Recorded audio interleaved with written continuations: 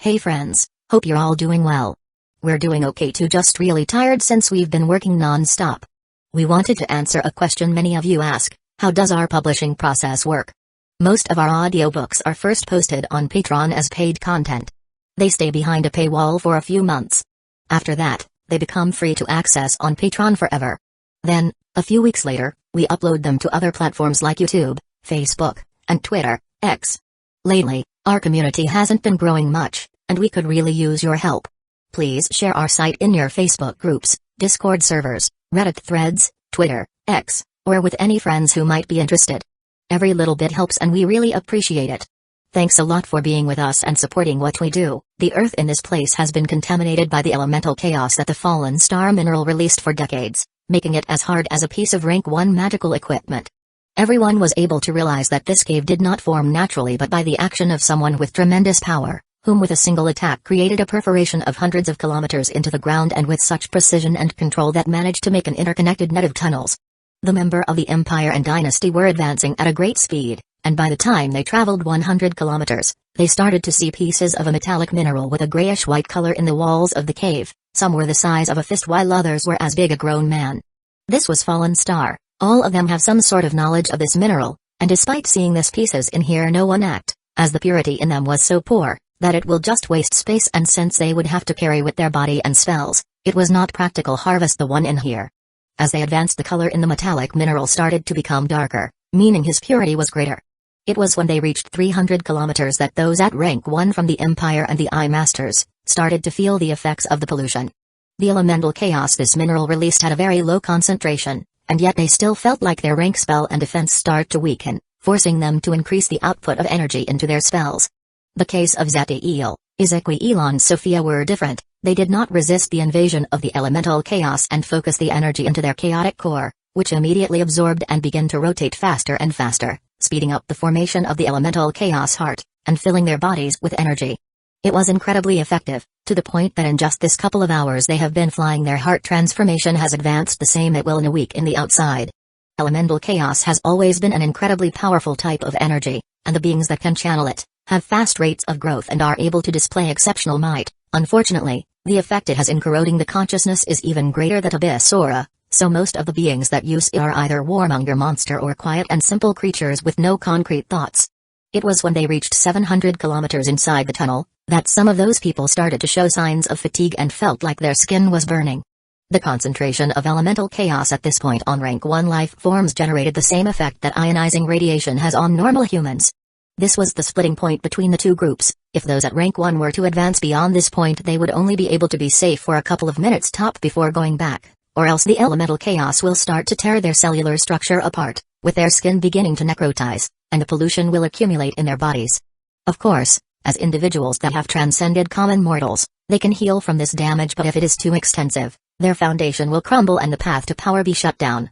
Ezequiel and Sophia also stay here. Even though elemental chaos doesn't have the same destructive effect in them than in the others, if they were to advance they would have to face those Eye Lords, and that will be equally dangerous that the pollution that the Fallen Star release. Those at rank 2 of the Empire and the Eye Lords of Dynasty proceed flying deeper into the tunnels. As for Zatiel, he looked back to Sophia and Ezequiel nodding to them. He continued traveling beside Kira. Seeing that someone at rank 1 dared to continuing forward with them, made the Eye Lords show all kind of expression, with the most prevalent being of mockery. The only exception was the young man at the lead, who looked at Zatiel with an analytic expression for a second before advancing. Although the members of the Empire knew that the reason Zatiel was able to display a monstrous fighting power was his runic set, no one of them is dumb enough to think a normal rank 1 could activate such runes. But there was one person that was constantly looking in his direction. It was Finer, and in his face was a vicious expression as he looked at Zatiel, hoping to see when he succumbs to the pollutions. Zatiel could not care less about the werewolf, and as he inspected the surface of the tunnel, he made his eye of life and creation appear to be able to see the accumulation of energy inside the earth. When Zatiel activates his bloodline, all the members of Dynasty immediately look in his directions, and there was surprise in their faces, not for the fact that he had an eye on his forehead since the number of races with eye power was immense, but by the fact that being individuals that were born with bloodlines, they were able to feel the purity and power of the one of Zatiel. Their eyes filled with envy and malice as they look at Zatiel. By the feeling they got, it was obvious that his prospects were endless. The members of Dynasty had always prided themselves from their bloodlines, and seeing someone with one better than theirs made them want to kill him, But in the end no one act and instead they look at him with the same expression that Finer has. Zadiel saw this, but just like with the werewolf, he ignores them. He knew the fact that his bloodlines could incite envy and anger on others, but hiding his power and stop his growth was not something he would do just for the sake of some potential threat. To him, it was better to use all the cards at his disposal and grow powerful as fast as possible. It was when they reached 1200 kilometers, that again some people began to such signs of discomfort and needed to increase the power of their defense. Among them was a member of Dynasty with red eyes on his forehead and Finer. It was expected since the two were the only members at the advanced level.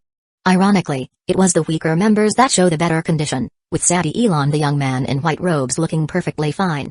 When Finer saw how Zadiel's condition was unchanging, meanwhile he felt his skin started to burn, made his face deform in hatred. Kira was also looking at Zadiel and was happy to see that he could keep up until this point, since if he were to stop in the same place where those at rank 1 had, then they would have to separate, and she would have to go with someone else. All of a sudden, Zadiel stops and begins to focus on the upper surface of the cave. When the rest saw this, some were indifferent while others sneered, especially Finer whose face had a mocking expression as he saw Zadiel. As for the fact that he will only be able to advance barely a couple of dozen kilometers more before stopping, he chose to ignore it. As for the action of Zadiel, they looked like if he did it to hide the fact he could not withstand the elemental chaos anymore, but the young man at the lead of the Eye Lords narrowed his eyes as he saw him, but in the end, they all continue leaving only Kira behind. As Kira saw the rest leaving, she was indeed a little disappointment, but the pollution was becoming more and more powerful, so excavating here was not a bad choice. Zadiel saw her expression but was indifferent. Before entering they accorded that he would be the leader and waiting for his command was obvious. Although telling her about the ability of his eye to see the energy inside the ground could expel her doubt, he would not reveal his secrets just for some temporary alliance. Kira continues waiting and she begins to get impatient with Zadiel's act. Zadiel looks at her and with a commanding attitude he spoke. "Keep an eye on the surroundings and let me know if anyone gets close to us." Having said that he blasted into the ceiling of the cave and begins to destroy the earth on his path until his entire body was inside it. When Kira saw this she could not help but sigh. Did I make a mistake? To her, Zadiel's actions could only be considered an embarrassing act. She had tried to use her consciousness to explore the surrounding but the elemental chaos stops her, so of course, she was sure he could not do it. I guess I should take this as a lesson. Kira's expression was one of great disappointment as she thought Zadiel's action was only a stupid charade to hide his weakness. But in the next moment, she becomes shocked, as she felt a great amount of elemental chaos flood the place, forcing her to increase her defenses and saw Zadiel coming out of the pit he excavated carrying a pile of fallen star 3 meter tall over his shoulders and by the properties of the metallic mineral it should weigh at least a couple of tons. Kira immediately goes to Zadiel's side, and by the gray color the metallic mineral has, its purity was obvious. How did you find it? Zadiel didn't respond and landed in the ground before looking in the distance with anger in his face. Why haven't you realized that they are people coming in our direction? Although being yelled by Zadiel made her angry, she wasn't a rank 2 magus for nothing and was able to realize that individuals were approaching at a great speed, and they turned to be Eye Lords. Previously she thought that Zadiel was just playing so she didn't maintain her consciousness extended causing this mistake. The 2 Eye Lord that headed in their direction were both middle-aged men. One had brown hair and the color of his eyes on his forehead was blue as for the other, his hair was black and the color of his eyes was red. The man with blue eyes was at the master level as for the one with red eyes, he was at the advanced level. These Eye Lords had stopped a dozen kilometers ahead since the one at the advanced level could not resist the pollution beyond this point, and they started to move back when they felt a great current of elemental chaos and came to investigate. When the man with blue eyes used his consciousness to explore ahead and saw the immense piece of fallen star, his expression was static. Young Master Tritus, we are truly lucky. It turns out the couple then remained behind find an immense piece of fallen star, at least 3 meters tall. When he heard those words, Tritus' face filled with greed and killing intent. Ha ha, excellent, we just begin and turn out to have such luck. We will take the mineral. As for the rank 1, I'll make sure he doesn't escape, I want him dead. When Tritus thought of the young man with such a powerful bloodline, and how his talent was greater than his, it made him remember another person and the killing intent in his body just increased, as a cruel expression appears on his face. The man with blue eyes only noted, to him no matter how great of a genius that person is, before that transformed to power it was nothing. And that person can only die at their hands. Zadiel's instincts were incredibly powerful and figure out the intent of the duo, making his eyes cold. Activate your energy to the maximum and prepare your most powerful spell. When I give you the order, concentrate all your power in the one at the advanced level. I need you to incapacitate him for 3 seconds. After giving the order, Zadiel activates the energy in his body and made his true name, rank, spell and runic set ready to act in the next moment, yet in the outside, it looks like he had no power left whatsoever and was beside Kira, with a subversive expression carrying the metallic mineral. When Kira hears the command, she thought they were making a mistake, since if she were to focus all of her power in one person, the Eye Lord at the master level could generate great damage to them. But it was obvious by Zadiel's tone that his command was unquestionable, and the anger for her slip was also present. So, in the end, she didn't speak and burst her power as she prepares her spell. Tritus was looking at Zadiel, and the cowardly attitude he was displaying made a vicious grin appear on his expression. As for Abyssal, he becomes serious as he felt the power in Kira's body. It seems like she intends to fight, young master. Tritus focus on the Magus and he forgets about Zadiel for complete, as the energy of Kira, indeed, makes him feel threatened, but after a second he clams down. There is no need to feel worried, she is alone and the two of us can defeat her quickly. After some thought, Abyssal expression also relaxed. As for Zadiel, the two completely ignore him, they were sure rank 1 could not pose any threat to them. When they were around 100 meters of distance, Tritus talked to Kira. Hand over the piece of fallen star, and leave or else W. But before Tritus ended his speech, both Eye Lords were shocked as they felt an immense spike in power coming from Zadiel as his skin turned golden and runes activated all over his body. As soon as Zadiel entered his maximum state of fighting power, he throws the incredible dense piece of fallen star to Abyssal, with such speed and power that resemble a cannonball. The launch carries all of Zadiel's body power, reaching such a high that the ground in his feet creaked for 30 meters around him. It was at this point, when the duo was shocked by the incredible events, that Zadiel gives the order. Now do it. Abyssal, due to his tardy response, realizes he could not dodge the piece of fallen star crashing in his direction, so he made the energy in his body burst and the blue eyes on his forehead glowed as a cape of ice cover him. Tritus for his part was assaulted by a splitting pain on his head, he felt his blood burning, his eyesight blurred, he felt the defenses on his body weakened, and the worst part was that when he realized he could no find Zadiel anywhere. Just as the piece of fallen star crashed with the many layers of ice armor made around Abyssal, something came out from under the shadow of the projectile. Tritus was immediately assaulted by a feeling of absolute danger, and he was barely able to discern a golden figure carrying a dark sword, as this one hacked at his head. Chapter 84, Blood Snake. As the flaming sword approached him, Tritus felt the threat of death more clearly than ever before in his life and knew that if he receives this attack unhindered, he will die. Using all of his power, he channels all the strength of his consciousness to withstand the curses and regain focus as his red eyes glowed and activated. In front of Tritus, a shield made of blood appeared. It was 3 meters tall and 2 meters wide and covers the path of the sword. As Zadiel's sword crashed against this shield, he becomes surprised by the toughness of it. Despite being made in the last moment and the fact that Tritus' energy was in disarray, this defense managed to momentarily stop his attack, proving the man talent. If the shield would have been made with Tritus' power unhindered, then it would have been enough, but unfortunately for him, he let his guard down, letting Kira's curses reach him during the moment of surprise due to Zadiel's power uprise.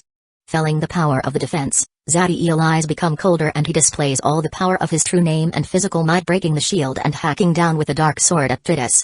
Thanks to the time the shield gave him, Tritus was able to move, saving his head from being split in two, but still, the sword descended in the right side of his body, breaking his breastbone, continuing with the ribs, and due to his deep also destroying his lung. Ah! Tritus screamed due to the monstrous pain. Not only the sword made a cut in his body so deep that almost split him in two, but also dark flames exploded inside him, damaging the rest of his body and burning his blood. Even to a rank 2 life form, this type of damage was deadly if it was not healed immediately. Although his opponent was already incapacitated, Zadiel didn't intend to stop, and he was preparing to make all the abyssal fire in the sword consume Tritus when an immense feeling of danger assaulted him, and without hesitation took the sword out of Tritus' body and put it in front of him like a shield. Just as Zadiel protects himself, from a necklace in Tritus' neck a sanguineous light appeared and the immense head of a snake made of blood appeared, crashing into the sword with so much strength that generated an explosion and sent Zadiel flying away, bury him in the ground. When the full body of the snake came out from the necklace, it reached 100 meters long and it was made entirely of blood. It displays an immense might, and if it wasn't for the fact that his eyes were shallow, one could think it was alive. Roar. After releasing that powerful roar that made the walls in the cave shake, instead of attacking, it opens his immense mouth and swallowed Tritus before flying to the surface. Although all of this takes a long time to explain, it was not even 20 seconds from the moment Zadiel threw the piece of fallen star to Abyssal until the blood snake appear and take Tritus away. Kira was truly surprised by the events that occurred, especially with the brutal attack from Zadiel, that from the beginning was meant to slaughter his opponent. To her, Although this expedition will have battles, individuals with their power would only fight to defeat their opponent and stop when the winner is decided, since killing will certainly infuriate the power behind the victim. After seeing Zadiel being attacked by the blood snake, she was worried as the power of the attack was equal to the damage a rank 3 spell could perform, albeit a very weak one. So she flies in the direction of the landing spot to see his condition. As she gets close, she saw how Zadiel came out from the crater and its body was full of injuries. His 2 arms were fully broken to the point pieces of bone could be seen coming out from the skin and they were completely deformed. There were bruises all over his skin due to the impact, and from the way he moves it seems like his ribs were also fractured, and this was after using his sword as a shield, or else the damage would have been much worse. I guess everyone who was able to come here must have some trump card. As Zadiel remembers the power of the blood snake, he assesses the condition of his body and it was worse than what it seems in the exterior. His internal organs were also damaged by the impact. But luckily both of his hearts were intact. Zadiel deactivates Overload, channeling all the power of his Golden Sun and True Name to heal his body, and the Golden Fire immediately starts to heal him at a speed visible to the eye, surprising the Magus that was 30 meters away from him. Kira knew that there is no true trust between them since they barely know each other, and approaching a weakened party could be considered an offense in the Magi world, so she remained with a safe distance between them. She has already seen the ability of Zadiel, but seeing how he was able to heal himself from such damage with that speed made her realize that she has underestimated his regeneration powers. Are you going to be okay? If you make a mistake like that again, then there is no need for us to work together anymore. Now focus, there is another opponent left. Zadiel looks in the direction from where Abyssal was rising after being hit by the fallen star. His attitude was cold to the woman, making clear his anger to her incompetence. Due to her mistake, they were forced to fight against a pretty powerful enemy, and if it wasn't for the fact that he took advantage of their carelessness and arrogance, this battle could have gone in a different direction. And in their next fights, their opponents would know what he is capable of, so they could not depend on deception again.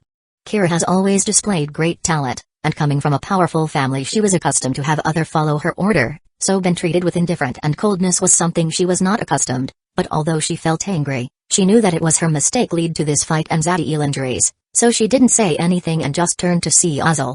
Abysal's expression was furious as he saw the blood snake vanishing in the distance. Although the power the piece of fallen star carried was great, it did little damage to him after he put his defenses, but still, it was able to incapacitate him long enough to make him unable of helping Dreas. Do you dare to try to take his life? He is a core member of the Blood Eye clan. You will die for this. Abyssal was looking at Zadiel full of killing intent, but there was also fear as he thought of the damage Dreas withstood. Zadiel sneered at the words of the man. From the moment they saw him, neither of them bothered to hide their intention, so he responded with an even greater brutality, attacking from the start with the intention of destroying his head, and if he had done it differently, then the damage he was able to do after Dreas move his body would have been greatly inferior. Besides, he could not care less about the background of someone who wasn't even under the same power he was. Abysal's hatred only grew as he saw Zadiel's expression, but in the end, seeing that Kira was perfectly fine and realizing that his chance of killing any of them was incredibly small, he didn't dare to act and fly away in the direction of the blood snake. Neither Zadiel or Kira tries to stop him. The first one was already weakened and the second could at most equal the man, but definitely could not stop him if he just focuses on escaping. Feeling his body condition was improving, Zadiel went for the piece of fallen star and pick it up. Let's go, make sure to stay 30 meters behind me and pay attention to the surroundings. Zadiel's attitude was still cold, not waiting for the woman to respond before flying away. Kira could only sigh to the dynamic they were displaying and followed behind. This piece of fallen star was worth a lot, and it was better to leave it at the platform before coming back, especially since Zadiel was hurt and another fight will mean they would have to escape. As they advanced they started to encounter some people from the Empire and Ozai Master that were left behind and remained in the main tunnel, not entering the side paths. The expression of everyone could be considered one of curiosity, especially those Ozai Master. Not long ago they saw a blood snake flying with such a speed that almost crushed some people on his path, followed by an Eye Lord whose expression was full of rage, and then appeared Zadiel and Kira carrying an immense piece of fallen star. It doesn't take a genius to figure out what happened, but to those Eye Master, it was impossible that a team consisting of a rank 1 and a rank 2 defeat 2 Eye Lords. As they advanced, Zadiel and Kira could detect the greed in some of the people present, but they didn't care as the threat they could represent was null. After a couple of hours flying, they reached the surface, and the moment they exited the cave, both felt a powerful hostility heading in their direction. The origin was the Eye King, who was looking with lightning in his eyes at the duo. Beside him were Abyssal and Dreas. The last one was unconscious on the platform and his injuries were already much better as a sanguineous light was covering him, but by the expression of the man, It seems he was still in deep pain. Kira was immediately frightened by the Eye King and didn't dare to look back. As for Zadiel, after glancing at the man for a moment, he ignores him and flies in direction to where Grigori and the black platform was. The Eye King saw the great piece of fallen star that they carried, but despite the hostility he was showing, he didn't act. Blood contracts were something someone of his rank could ignore. The Eye King looked back at Tritus' wound and he furrowed his brows and he inspected his body. Are you sure it was the man at rank 1, the one who inflicted these injuries on Tritus? Yes, Lord Mains. He used a runic set and a sword with flames to attack young master after he was weakened by the spells of the Magus. Abyssal didn't dare to look directly at the man as he responded. Main's eyes narrowed as he saw Zadiel, before turning to Abyssal and spoke with an indifferent expression. The damage done to Tritus was severe. Not only did his lung get destroyed by the sword, but the flames in the attack also reached his heart, and it seems there is a type of energy in them that has a corroding effect, making the injuries worse. Had it not been for the blood snake using the rest of his energy to heal him the moment he arrived here, he would have died, but still there will be sequels even if he heals completely. When Abyssal hears those words, his body shivers for a second, and his face becomes pale. As a bloodline race, the importance of the heart to an eye holder was immense, and any damage could mean a severe drop in his future prospects. Abysal's main job during this trip was not collecting fallen star but protect Tritus, as the man gains real battle experience. When he returns and the father of Tritus finds his son's condition, his future would be bleak and the only choice he has is delivering those responsible and beg for mercy. Zadiel did not know any of this, and even if he did, he would not care. The moment Tritus showed his intention of killing and torturing him, the fate of the man was sealed.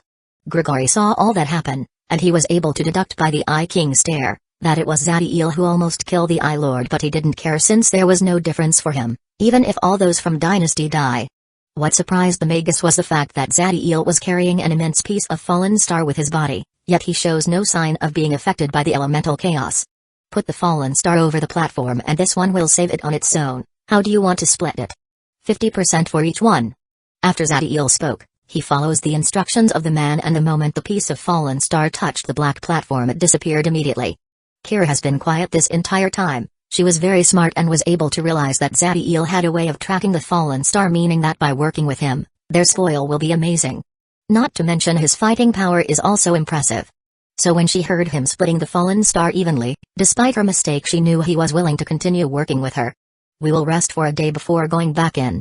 Chapter 85, Eve, the Holy Mother. As Zadiel rested, he focuses on the changes in his body, particularly the transformation of his original heart into an elemental chaos heart. To his delight, Zadiel finds out that during his stay inside the cave and by using the elemental chaos that those pieces of fallen star released, the transformation of his heart has advanced in 1%.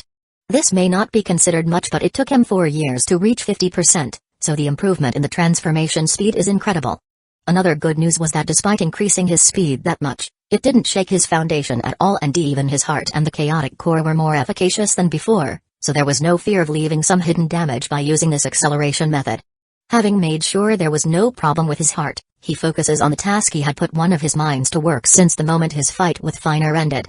2 individuals were coming out from the cave. They were Eye Lords, and floating beside them was a bag that appears to be made from shadow threads, which contained pieces of fallen star of all sizes, and by the color they have, their purity was very high. The duo was composed of a male and a female, both at the master level.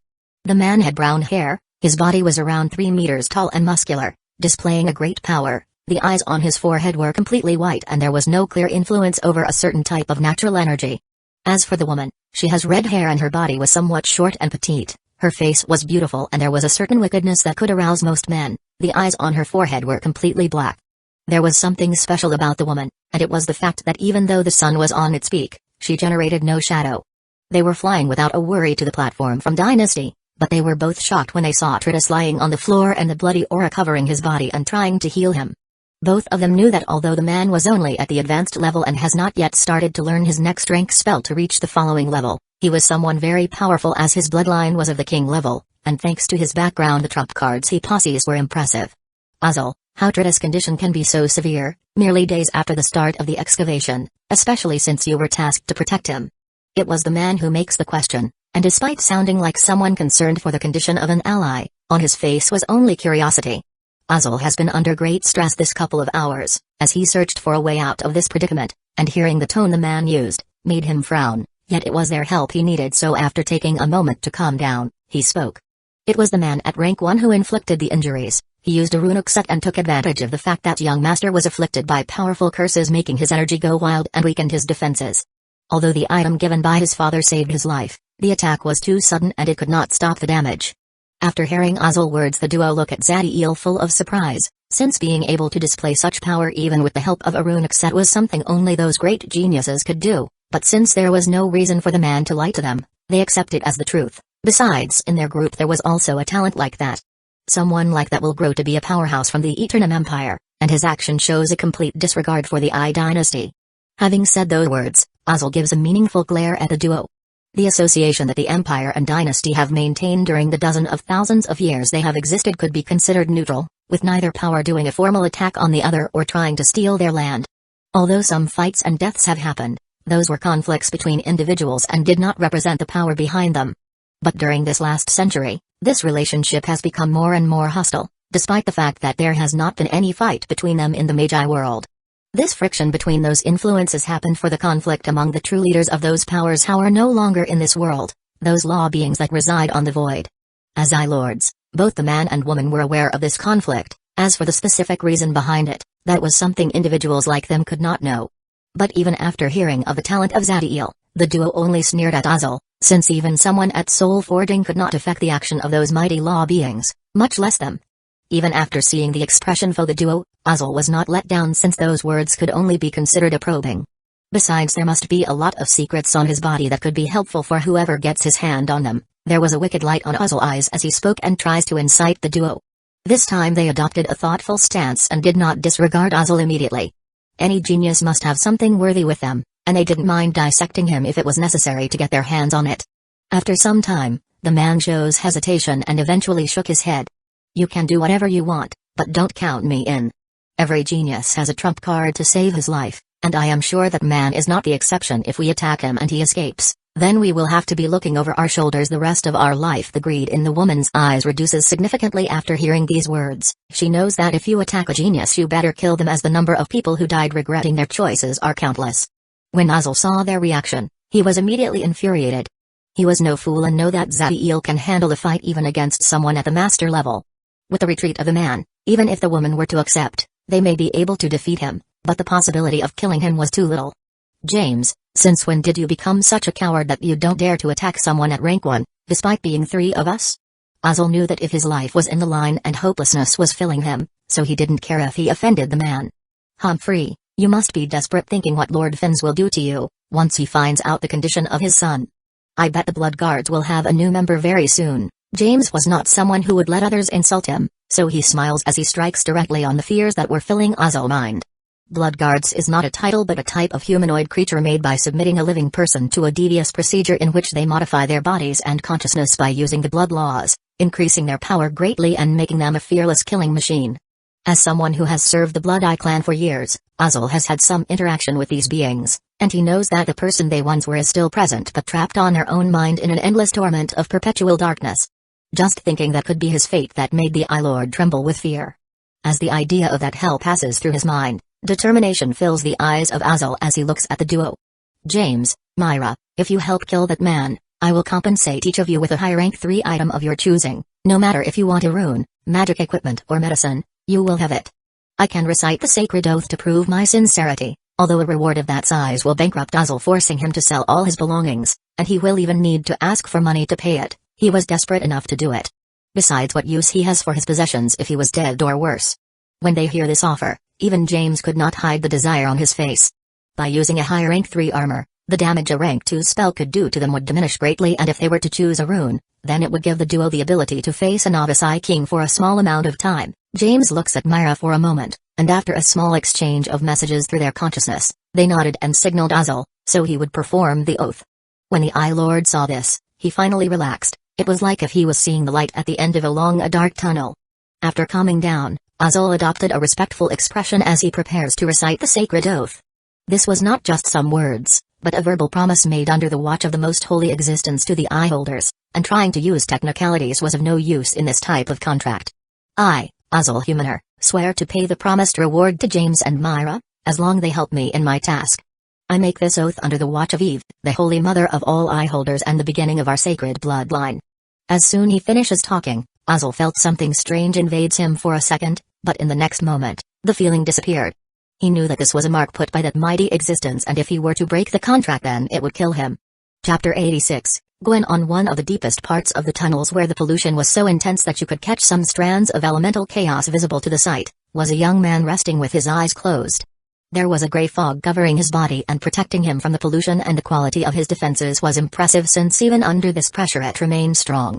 He looked very tired. There were burn marks all over his body as well, some laceration that reached so deep that the bone could be seen, but despite these injuries his face was calm, and not counting the fact he was a little pale, he seems to be perfectly fine with no pain at all. The grey fog was purging the harming energy that was present on him and healing his injuries. As he recovers, he frowned and took from his space ring a crystal. There was nothing special about this crystal, but it was glowing, and after a moment, a sound came out. "Hello Gwen, I have some interesting information that you may want to hear." The voice that came out from the crystal was that of Mains, the Eye King that was protecting the party from the dynasty. "Oh, I wonder what Lord Mains thinks it could call my attention." Gwen's eyes narrowed, and although he responded with a respectful tone, there was no compliant attitude that the other Eye Lords on the team showed to the man. Although his status on dynasty was complex, due to his immense talent and powerful bloodline, the number of individuals that wanted to form a relationship with him was not small, but he knew to be careful at the moment of forming a connection with anyone. "It's about an individual from the Empire, a young man that demonstrates amazing abilities and that was able to display an incredible fighting power. By what I can collect, his aptitudes are not inferior to your." There was a probing tone on Mains's words, and he didn't give any more information as he waited for Gwen's reaction. "Oh, do you mean the man named Zadiel? Someone at rank 1 but with powerful runes that complement his fighting style. You hear about him?" Ms could not hide the surprise on his voice. Gwen did not get out from the tunnels, and he was sure no one of the Eye Lords had communicated with him. "Someone mentioned his name a while ago, is that everything?" The disinterest of Gwen to this topic was obvious. The reason for Gwen's indifference wasn't that he finds everyone under his rank worthless, but that he doesn't care about what genius could be out there. Although he is very talented, he never thought that there was no one who could surpass him, and if he finds such a person, as long they do not oppose him, he did not see the need to antagonize them or trying to harm them just for spite. Actually, he finds people that do such things disgusting. "I would not have contacted you if that was everything I have to say." This information also has a connection with Tritus. When Gwen hears that name, his expression fluctuates a little before returning to normal, and although it seems like nothing happens, there was a hatred so monstrous that he could not hide it from his eyes. "If you have something to say, just say it. I don't like to waste my time." Gwen's tone was indifferent and his attitude cold. Although Mains could be offended, he was not afraid of the Eye King. Tritus had an encounter with Zadiel, and due to the carelessness and arrogance from both he and Abyssal, he ended up with severe injuries that reached his heart. Although the blood snake that his father left for him has stabilized his condition, some sequels will appear. Mains's tone was normal, and it seems he took no offense from Gwen's words. When Gwen heard these words, unknowing to him a smile formed on his face, but in the next moment he regained his focus and after a moment he sighed. "I thank you for the news, but although to a glorified guarding dog as Abyssal, a damaged heart could be considered an irreversible wound, both you and I know that to someone with enough resources and a decent mastery over the laws can heal any damage made to the body. And I am sure Tritus' father would not spare expenses to heal his son." "That is true, but there's something I didn't tell anyone, and it is that during my revision, I detected that the damage was able to extend to his consciousness, and the energy in the attack is special as it has a corrosive effect that as long it is not purged would continue expanding. So the more Tritus' treatment is delayed, the worse the outcome from his consciousness will be." Gwen's eyes opened completely due to the surprise when he heard the severity of Tritus' condition. Damage to the body, no matter how great it was, it could be healed if someone at the soul forging rank had the right medicines and was willing to work with all his power, but a harmed consciousness was a completely different matter. The consciousness is intimately connected with the soul, and it is what gives us our sense of individuality. Like anything related to the soul, it is extremely precious to living beings, and any damage to it was very serious. If the injury were to reach the core of the consciousness that inhabits within the soul, then developing severe cognitive impairment or a split personality will surely happen, and if the damage was too severe, then entering an irreversible coma was not out of the question. Trying to heal such damage was something even those peak existences that reside on the Magi world would find extremely difficult, and the only ones that could perform that task with confidence were law beings. Gwen calmed the excitement that was running through his body and focused as he knew that Ms wasn't over and only stopped so he could understand the current situation. Just like he expected, the crystal glowed and the voice of the Eye King was heard again. If someone of Tritus' status was hurt so badly, Then I should contact the members of his clan for them to bring him back to Dynasty so they can stabilize his condition before it becomes too severe. When he reached this point, Mains made a pause and after a moment he continued, but I may be making a mistake. After all, how could someone at rank 1 have spells that could generate such damage, even if they are using a runic set? As Gwen heard this, he could not stop the excitement he felt at the idea of Tritus passing the rest of his life as a mindless retard. But he knew that everything has a price on this world, so he took a moment to calm down and spoke to the Eye King. Lord Mains has been very busy during the last month, protecting us during our trip through the endless forest, so a mistake with your perception is understandable. After all, even with my bloodline, it is incredibly difficult for me to bring harm that severe to the consciousness of someone.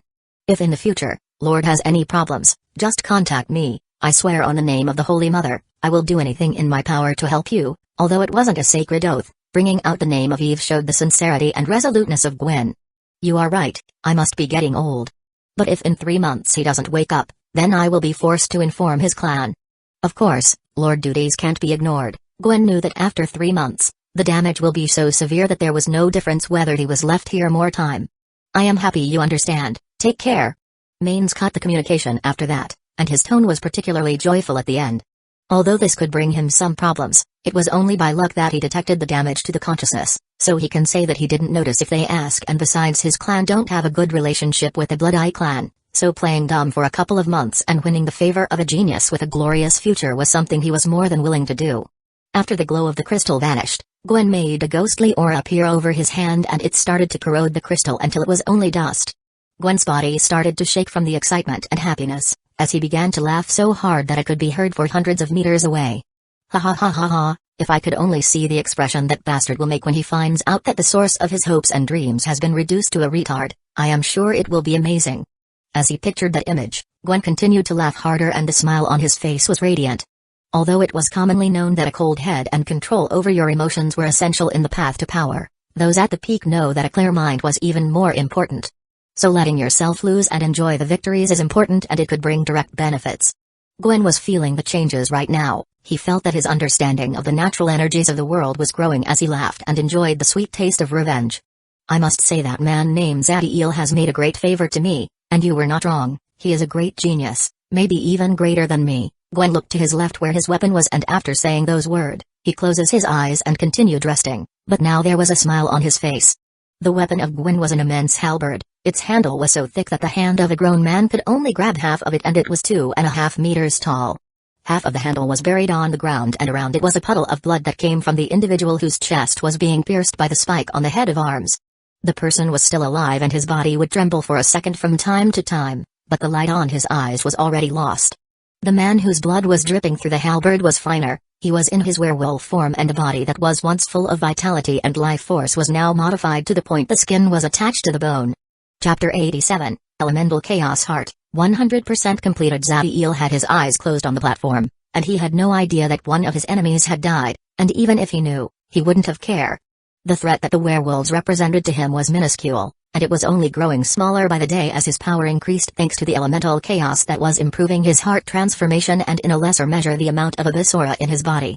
At this moment, all of his focus was on the new spell he developed and that it will improve his fighting power. Zadiel fighting style is through a combination of physical power and spells, the first one being potentiated by overload and the second by Dixitious, which not only increases the damage by 50% but also adds a corrosive effect.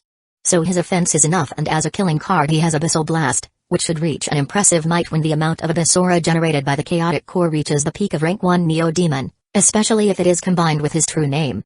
But even though sunlight speed helps him reach an impressive velocity, that is only among those at rank 1, and even after his enhancement by overload, Zadiel still felt that it could be improved, so the spell he developed was named Sun Push and it works by using the energy of the golden sun, concentrating a great amount in a part of his body which can be released to eject him in a determined direction. This spell will give him great propulsion and make him so fast that it would be able to catch anyone at rank 2. Unfortunately, the maneuverability is very limited, and if he doesn't control it well, he may end up crashing against a wall, and at that speed, even Zadiel would be injured. Creating a spell was very time-consuming, but thanks to the ample information that Zadiel had and by using his second mind together with the chip abilities, it only took him the month they spent traveling to reach the cave. Mastering the spell was a different matter, but with the talent of the Neo-Demon, it will be pretty easy for him, and it should not take more than a week. Although the spell could be considered at rank 1, due to it using the energy of the golden sun, As this last one improves, so will the might of the spell. Sun Push will be the first spell that will be part of the path technique that Zadiel chose to name Rising Sun, that will work specifically with his Golden Sun and the Sun Force that this one generated. Having taken care of that, and since the period of rest is over, Zadiel and Kira fly back to the cave to continue the excavation. The three Eye Lords were looking at the duo as they disappear on the tunnels, but they did not act and remain on the platform discussing among them. A couple of hours after the entrance of Zadiel to the tunnels, someone came out. It was Nimmer, and on his body there was all sort of wounds, most of them laceration covered by a grey energy which stopped the Magus from healing.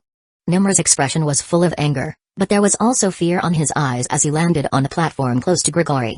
When the rank 3 Magus saw his condition and the absence of his partner, he immediately questions Nimmer. Although there was no difference for him if the member of this team died, he must know the events that surrounds those at rank 2 in case the soul forging that will came to take the black platform were to ask about it.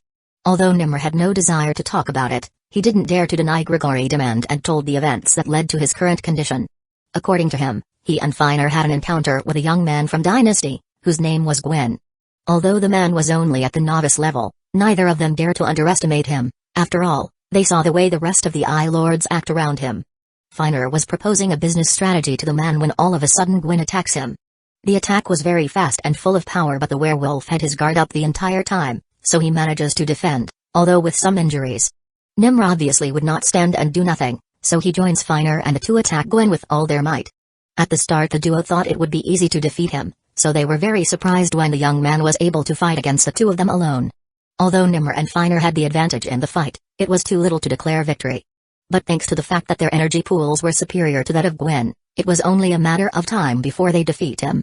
Unfortunately for the duo, the situation changes drastically when Gwen took out his trump card, augmenting his power greatly and overpowering Nimmer and Finer, inflicting grave injuries in the last one.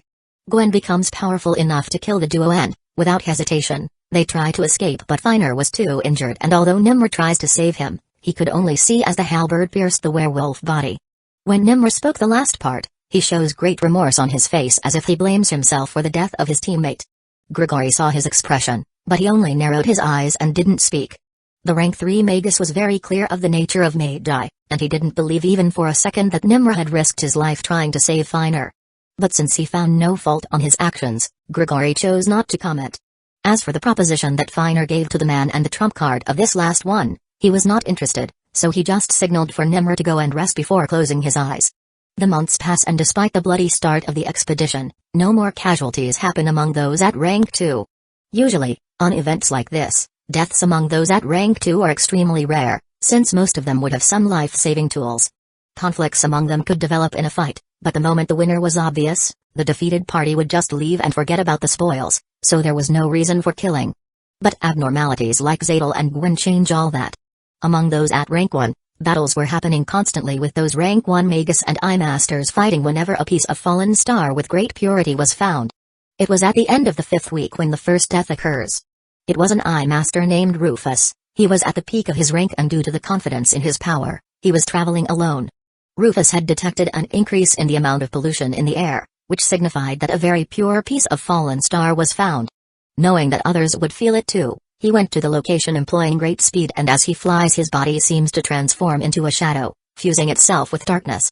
When Rufus reached the place where the pollution was being released, he saw a piece of fallen star that should weigh around a ton, and beside it was a young boy whose body was covered by lightning.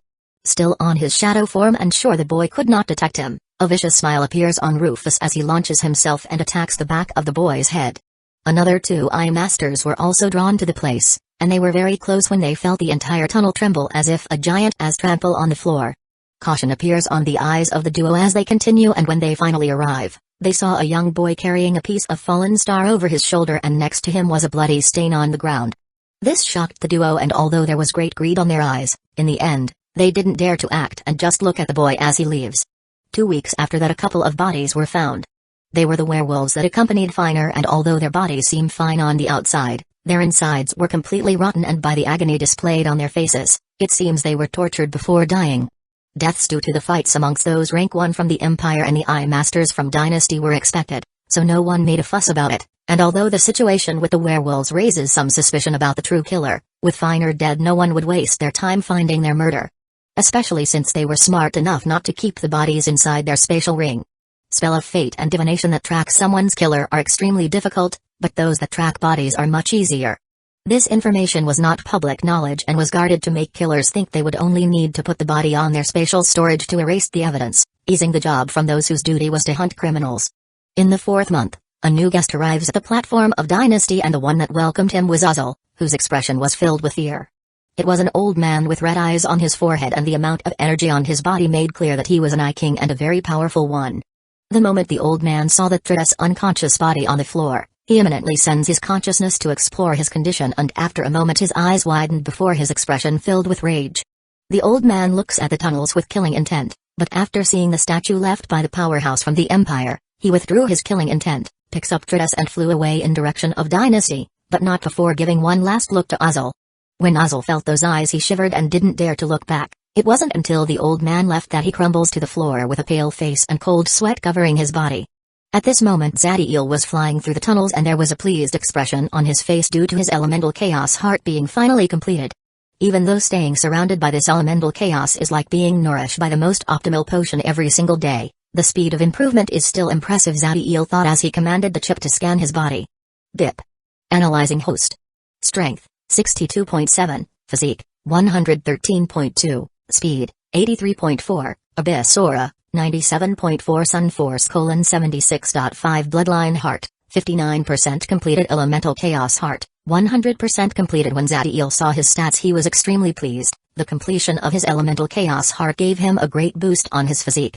Zadiel body right now would be the absolute envy of any magus that followed the body refinement path, since the maximum that they could reach in any category was around 60 to 70 points, and that was only if the main focus of their path technique was only in one aspect and leaves the other two with an average of 30 points.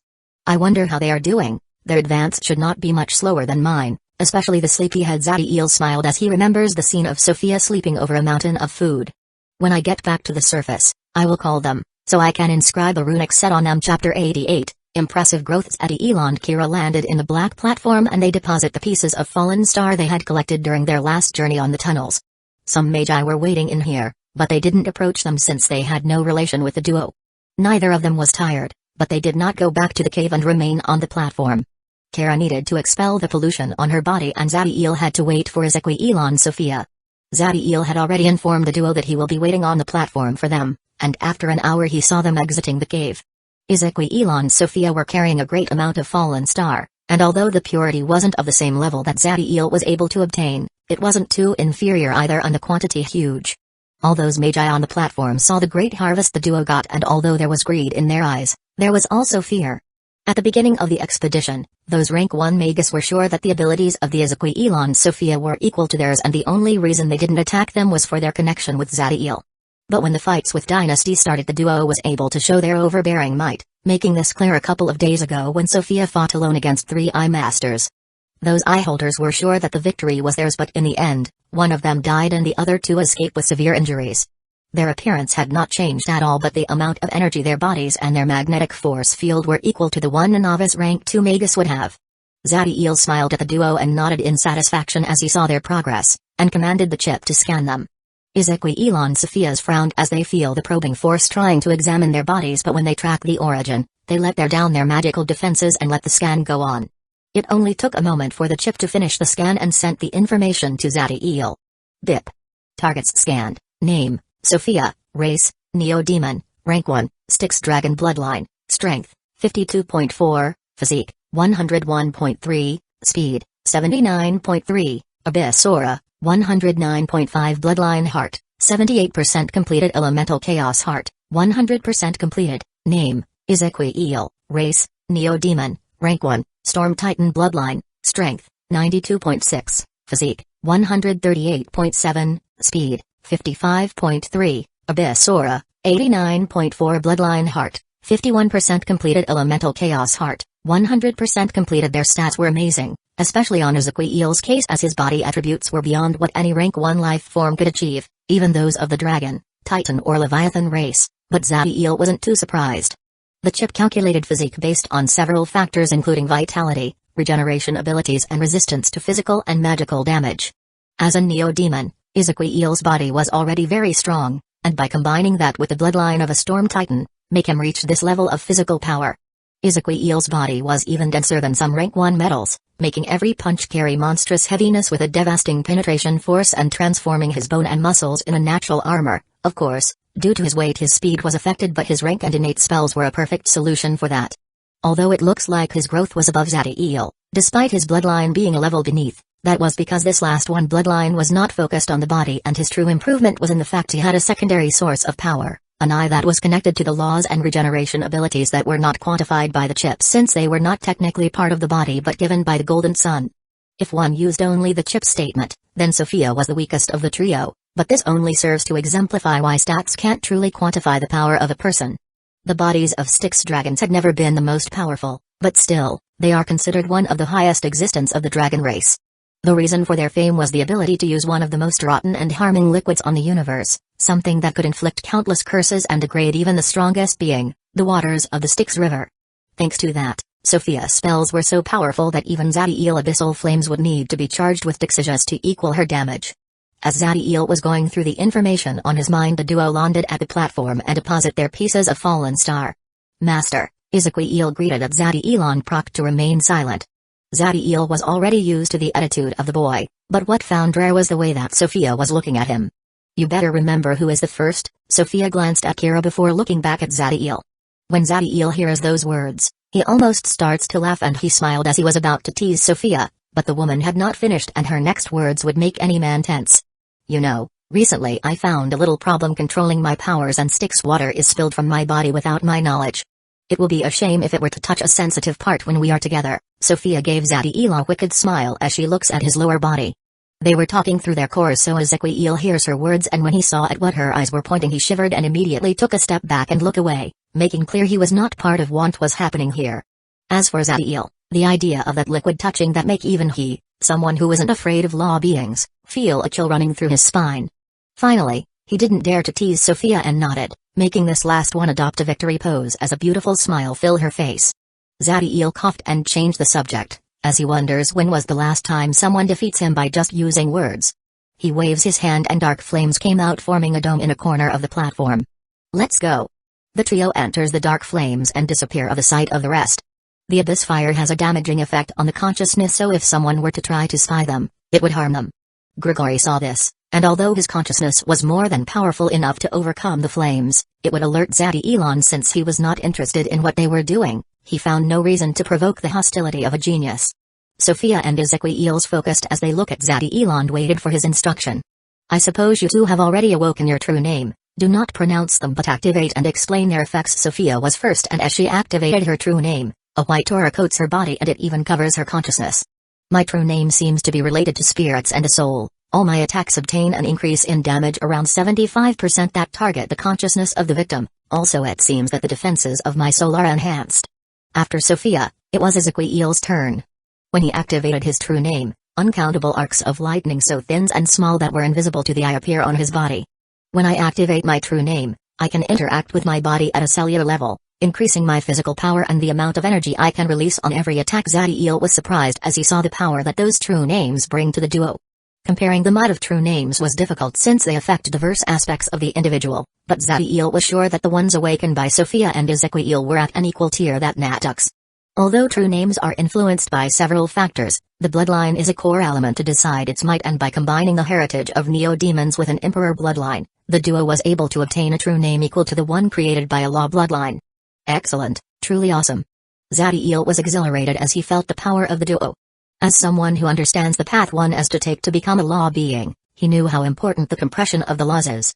A neo-demon, even with the worst possible assimilated bloodline, would be able to reach rank 3 without a problem. But to reach soul forging and beyond, the laws are essential. True names constantly nourish the soul and enhance his affinity to the laws they represent, so Zadiel knew that the duo will advance in the rank without a problem, and the moment they enhance their bloodline to the next level, they will be equal to him, and if he does not work hard they will surpass him. If this happened when he was an Abyssal Lord, and one of those demon subordinates had shown that talent, he would have devoured them, but now he was happy for having people like that accompanying him. When Sophia hears Zadiel's words, she was exhilarated, and even the always stoic Ezequiel could not help but smile. In the mind of the duo, their ultimate goal was to be useful to the person that got them out of the darkness and gave them a glorious path, so seeing his happiness bring them the greatest joy they could have. Having taken a moment to regain his focus, Zadiel looks at the duo with a serious expression. Pay attention, I will inscribe a runic set on each of you. They will be tailored to your fighting style and will enhance your power tremendously. During the next couple of days, try to get familiarized with them, because if my deductions are correct, very soon some Eye Lords will try to kill me. Zadiel had known for a while the intentions of those Eye Lords. After all, how stupid he would have to be to not realize that they were planning something. It was that only now when the two Neo-Demons finally obtaining the ability to use a powerful runic set that he was able to counterattack. When Ezequiel and Sophia hear his words they were shocked, but soon that surprise transform in rage. We should attack them first and kill all of them. Sophia's killing intent was as clear as water. Don't ever underestimate an opponent. Zadiel knitted his brow as he looks at the woman, and he was displeased by her attitude. Sophia's eyes widened as this was the first time she was reprimanded by Zadiel since she became a Neo-Demon, and she immediately lowers her head and sadness fills her face. Ezequiel was beside her, and his expression was also a downcast one because even though he didn't speak, his intention was the same as Sophia. When Zadiel saw their expressions, he could not help but sigh as he approached Sophia and starts to caress her head. I know you care for me, but I equally care for you, so I don't want to see you hurt because you were careless. The expression of the duo brightened immediately and they make sure to remember his words. The fact that we can jump an entire rank and fight against those at the master level is already beyond impressive. But just defeating them will be very hard, not to mention killing them, so I need you to follow my plan. Chapter 89, Swallowed by Shadows. After a day the dome of dark flames disappears, showing the figure of Zadiel, Ezequiel and Sophia. Zadiel was sitting on the floor with a pale face. He was exhausted to the point that his breathing was rough. The energy on his body was mostly depleted and his head hurt due to the prolonged period of intense concentration he had to keep. Ezequiel and Sophia were by his side. They seemed perfectly fine, and the only difference from before entering the dome of flames was the traces of incredibly thin rune inscriptions that could be seen in the exposed part of their bodies. When those rank 1 magus saw them, all of them felt an immense desire and envy. They did not know the rank of those runic sets, but even if it was only a rank 1 runic set, it was something most of them would find impossible to get. Despite that greed, all those magus look away immediately when they saw the duos staring back. Before they obtained those runic sets, Ezequiel and Sophia were already undefeatable among those at rank 1, so now that disparity only grew and no one wanted to follow the path of the werewolves. That scene also calls the attention of Grigori and Kira. Although neither of them was a runic master, thanks to their experience they were able to realize that the runes that formed those runic sets were of equal quality to the ones in Zadiel's body. To the duo, Zadiel was a supreme genius that should have trained a special path technique and whose body was altered with a bloodline or an especial source of vitality, letting him withstand the runic set that elevated his fighting power to the master rank 2 level. But beings like him were incredibly rare, and that other two would show up just like that should be impossible, but still, there was doubt in their eyes as they saw the man and woman covered by runes. Ezequiel and Sophia felt those stared but were indifferent to them and only give Zadiel a meaningful stare before flying away back to the cave. Zadiel remained sitting on the ground with his eyes closed and every certain time would take a piece of meat from his spatial ring and devour it, enhancing his recovering speed. He already gave indications to the duo, and they will be staying together from now on. For his part, he will continue working with Kira, so that the other party does not think that something has changed, but still, he didn't make the magus part of his plan. It wasn't that she did something that made him suspicious about her intentions or that he was unsatisfied with her power. The reason he didn't include her was simple: Zadiel could not fully trust her and she was strong enough to provoke great damage if she were to try to disrupt his plans. This project had all his parts covered by him, Sophia and Ezequiel. As for the magus, whether she would help or not was a mystery. After Zadiel condition returned to his peak, he signaled Kira and the two continued with their excavation work. The days pass and there was no sign of those Eye Lords, but Zadiel was sure that they will attack soon, and when they do, the situation will be very dangerous since they will obviously also have a plan. The excavation work was advancing at a faster speed than the one Grigori thought, and it won't be long before this expedition would be finished. Once that happens they would lose any opportunity of getting their revenge. It was in the 7th month that they finally acted. Zadiel and Kira were in the main tunnel, around 1200 meters deep, and as they advanced he saw it, from one of the side paths, a dot made of shadow so insignificantly small that was invisible to the eye and capable of hiding from their consciousness. The only reason Zadiel was able to detect it was because his eye of life and creation allowed him to see the large amount of energy it contained. Zadiel felt an immense threat from that seemingly insignificant dot that was approaching them at a ridiculous speed, but he didn't lose calm, and without hesitation, he activates Overload before pointing his palm at Kira and releases a beam of golden flames that reached her instantly and sent her flying away. They were very close to each other, and due to the swift action of Zadiel, Kira was barely able to react when the golden flames reached her, but as they did her eyes became cold. From an outside perspective, this was clearly a surprise attack from Zadiel, and these were Kira's thoughts until she realizes that the golden flames didn't bring her any damage and only worked as an impulsion force throwing her in direction to the entrance of the cave. Run. This was the only response Zadiel gave to her doubts before flying in the opposite direction, deeper into the tunnel. She had a lot of questions, but as a rank 2 magus she was not foolish, so taking advantage of the impulse, she fled with her maximum speed in direction to the surface. The dot of shadows seems to realize their actions and moves even faster, reaching in a mere instant their previous location. The energy on the dot augmented and it seems like it was about to explode, but then from Zadiel's feet a great amount of golden flames were released, pushing his body 100 meters deeper into the tunnel in an instant. When this happens, the energy in the dot made of shadows froze, and after a moment, it flies in the direction of Zadiel. It is too fast. Even after using his maximum speed and obtaining the help from Sun Push, Zadiel could only see how the dot was shorting the distance between them. In less than 3 seconds, the shadow dot was 100 meters away from Zadiel. Once there its energy once again grew and this time it finishes his charging, resulting in an explosion. Shadows were released from the dot and spread over a diameter of 300 meters, encompassing Zadiel in them. In less than a second after Zadiel was covered by those shadows, they started to compress until they leave nothing left. After a moment, Kira's figure could be seen approaching the place where the dot exploded. Although her eyes could see nothing, as a rank 2 magus her consciousness was powerful enough to detect the thing that was hiding in this place. So he was sent into a shadowed dimension. The price to do this type of spell with the powers of an Eye Lord is immense. They are set in killing him. Kira's expression was indecisive. She could attack this dimension and try to free Zadiel, but by the time the dimension is broken, whether or not he remains alive, she will have to face the individuals inside it and they are definitely strong. Finally, Kira's eyes become extremely cold. If you are targeting him alone, I may have left, but it appears that you are also considering me your prey, so for that, you must pay. Her energy exploded and a green pentagram made of flames was formed behind her, but just as she was about to begin her attack, she felt something approaching and the power it released made her eyes narrowed. When Zadiel opens his eyes after being swallowed by the shadows, he realizes that he was in a place of complete darkness that blocked his senses and consciousness. The only silver lining was the fact that his eye of life and creation still could see sources of energy, but even that was weakened. He didn't even have the time to explore the place when a spear covered by a white aura and a lightning bolt were fired in his direction. Normally Zadiel would have been able to detect them sooner, but by the time he felt them, they were already too close. Just as the attacks were about to reach him, an explosion of golden flames was released from his shoulder, moving his body away from the projectile trajectory. Before he could rest, another attack approaches him, but this time it was only the lightning bolt. Once again Zadiel was forced to use Sun Push to dodge the spell, but as his body was ejected, the spear appears on his path, forcing him to use his sword to block the attack. As the spear crashed against the sword, Zadiel could felt as his arm trembled and his bones cracked due to the immense power the attack carried. Damn it, they are truly careful. Despite my disadvantage they do not approach me. Luckily it was only me who ended up in this dimension. Had we attacked head-on, all of us would have been trapped here. Zadiel's expression is calm as he evaluates the situation and makes arrangements for his plan. The attack did not stop and every time he dodges one spell, another came crashing in his direction, forcing him to block with his sword. This continues for half a minute, but then a smile appears on Zadiel's face as he felt them. They have arrived.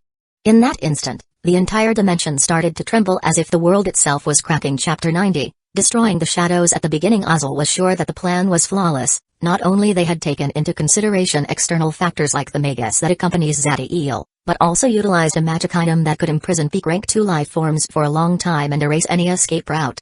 The 3 Eye Lord had discussed for a long time how to proceed, and in the end, they decided to use Myra's Shadow Cage as the battleground. Shadow Cage was a magic item that looks like a dot of shadows that could be used to momentarily trap an enemy inside the dimension it contained. This was Myra's life-saving card since originally it wasn't made to withstand the energy a fight between rank 2 individual will release, and his use was only to give the Eye Lord time to escape. Abyssal and James took out material from their storage and along the woman, worked together to transform the Shadow Cage into a stable battleground with tracking abilities. This took a long time, and since neither James or Myra could give themselves the luxury of ignoring the excavation of Fallen Star and infuriate the powerhouses behind them, they had to divide their time, and in the end, it took them 5 months to complete the transformation. The ideal scenario would have been that Zadiel attacks them. In that case capturing him and anyone who would have followed him will have been very easy, but unfortunately that didn't happen, and seeing that the end of the excavation was approaching, they were forced to act first. Although they failed to capture Kira, Abyssal was still confident in the success of the assassination. He was very old and knew of the infamous nature of Magi and the fact that they will never put themselves in danger for another individual, and even if she acted, the dimension defenses were strong enough to withstand until Zadiel was dead. But all that confidence was shattered when he felt the entire dimension trembling as if it was about to collapse. When James and Abyssal realized the precarious situation of the shadow cage, they look at Myra, who was in a meditative position with her eyes closed and a small sphere filled with all sorts of inscriptions floating 2 meters above her head. This was the core of the dimension, and by putting part of her consciousness in it, was how Myra controlled this space. The Eye Lord's face was ashen and a thin trail of blood came from the corner of her mouth as she used the consciousness inside the core to withstand the damage dealt to the dimension. Myra, what is going on? How can a rank 2 Magus release a power so high that surpassed the dimension defenses? Abysal's face was filled with distress. If by any chance Zadiel manages to escape, then his future was going to become a living hell. She is not alone, there are 2 other individuals with her. Myra's eyes remained closed as she moves her hand, creating a screen that showed what was happening outside. Abyssal saw 3 figures attacking the air, but all their attacks seemed to impact an invisible wall and cracks started to form due to the immense power they released. One figure corresponded to Kira, who had a green pentagram made of flames in her back and was constantly releasing fireball into the invisible wall. Next to her was a woman with black crystal wings. Her body was covered by runes that glowed with a dark light and her palms were pointing at the invisible wall, but although nothing seems to come out from them, more and more crack filled the air. The last one was a man. He was a 50-meter-tall lightning giant, and just like the woman, his entire body was covered by runes, but these had a metallic light. Logically, such an immense body should be slow, but the man's arms transformed into pure lightning and only returned to its physical form when they were about to land in the invisible wall, greatly increasing his speed and the amount of damage he generated. Although these Eye Lords were able to recognize both Ezequiel and Sophia as rank 1 individuals of the Empire, they didn't have the time to figure out how could they be so strong since the periphery of the dimension was already beginning to break. You have to hurry up, with the 3 attacking together, I can barely withstand another minute before having to shut down the dimension. Myra's face was pale and more blood came from her mouth and nose as she focuses all of her power in enduring the bombardment from outside. The faces of James and Abyssal were solemn as they understood that they have to kill Zadiel immediately, or else when the dimension is broken, they will have to face him and 3 other individuals equally powerful. The white aura covering James' body increased greatly before most of it being redirected to his right hand, where it started to rotate and transformed his entire arm into a gigantic drill.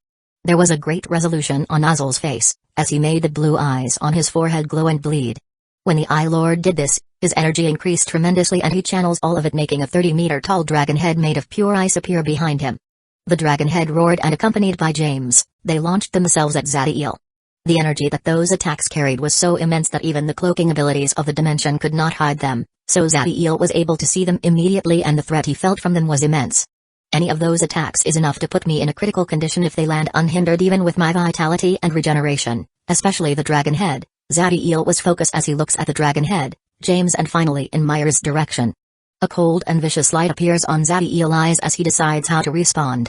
He raised his 2 palms pointing to the dragon head, and from each one, an immense beam of chaotic dark golden energy was released. Abyssal blast. The beams were incredibly fast, reaching the dragon head in an instant, but even together and being potentiated by all the power of Dixitius, they were only able to equal the dragon head, creating an immense explosion when they crashed against each other.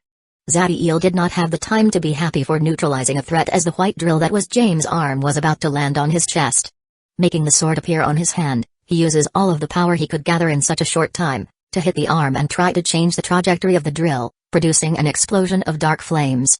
Unfortunately for Zadiel, James' attack was too powerful, and although he was able to save his chest from being perforated, the drill landed on the left side of his body, destroying his shoulder, arm, and harming greatly his lung before sending him flying away. James was surprised that Zadiel was able to redirect his attack in the last second and jump back to reduce the damage, taking advantage of the power in his attack to get away from him. He was about to chase after him when a great feeling of danger assaulted him. It took him less than a second to find the origin. It was a finger-sized humanoid figure covered by a gray armor filled with runes that had hidden in the flames. The runes on the automaton glowed with a blinding light before exploding. It happened so fast that James wasn't able to escape the explosion range and could only focus his with aura over his body to protect himself. The explosion of the automaton was the straw that broke the camel back, as it provoked the entire dimension collapse. Myra coughed blood as the dimension core started to tear and was about to extract her consciousness when she hears a voice and saw Zadiel's bloody figure that was less than 50 meters from her. "Take my last blast and die." Zadiel had a bloody smile and his eyes were full of madness as he pointed his palm at her. Myra's mind filled with fear as she remembers the beam of energy that was powerful enough to stop the spell that needed Abyssal life force to be created.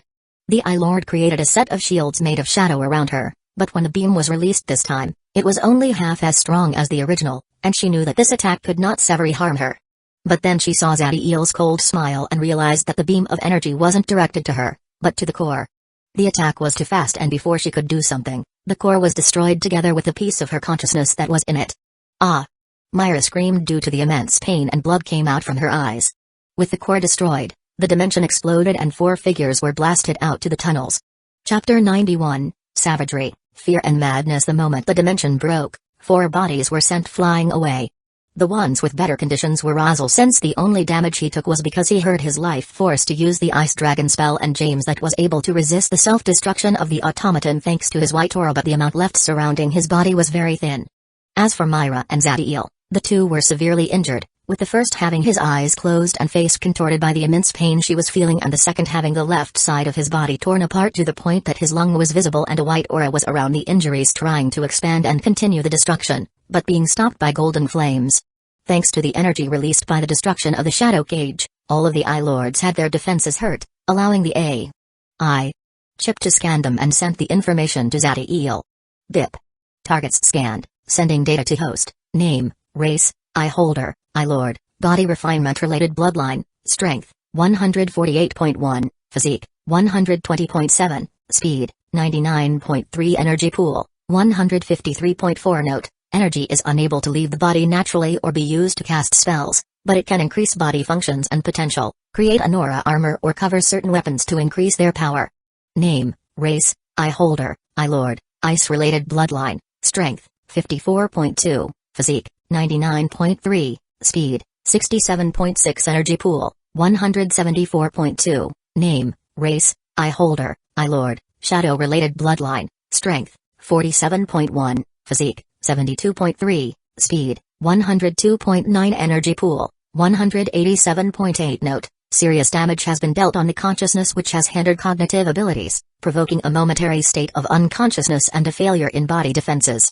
Despite his monstrous vitality and regeneration abilities, Zadiel's condition was extremely grave, and the best path would be to distance himself from the fight and focus on recovering, but after seeing the condition of the Eye Lords, his eyes become cold, and after sending a command to Ezequiel Sophia, he released a jet of golden flames from his feet.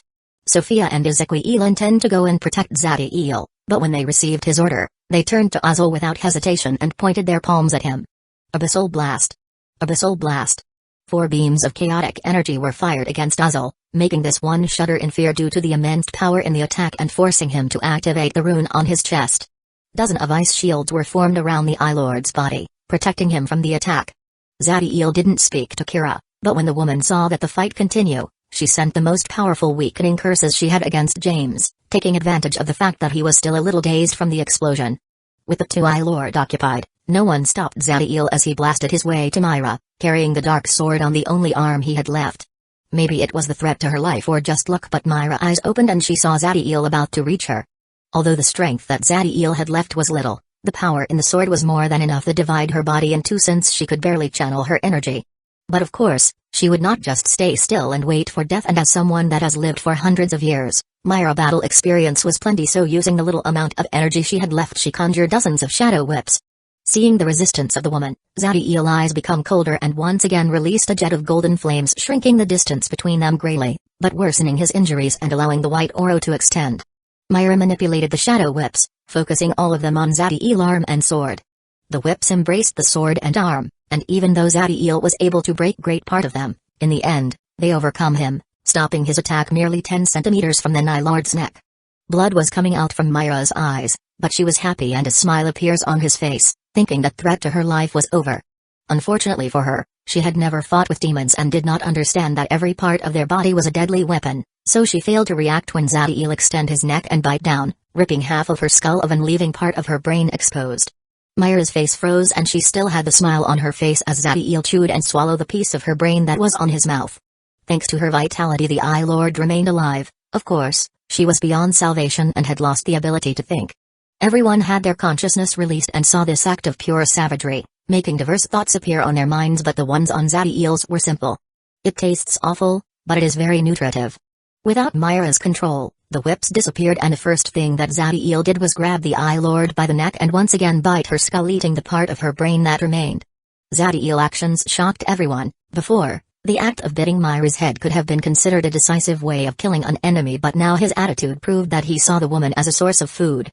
Although his behavior could be considered bestial, in the abyss demons devour among each other all the time, and although he was different now, he doesn't see a difference between the woman and those magical creatures he devoured in his way to this place. As for the fact that they had a similar humanoid appearance, that could not matter less to him. After all, lions and zebras both walk on 4 legs, but when have you seen the king of the jungle conflicted when he devours those black and white creatures? But it was the fact that he effectuated this action in a casual and relaxed manner that generated such horror on those who saw him. When James saw his ally being eaten alive, his body froze, and the moment Zadiel looked back at him, he started to tremble and fear crawled to his heart as the idea of sharing the same fate passed through his mind.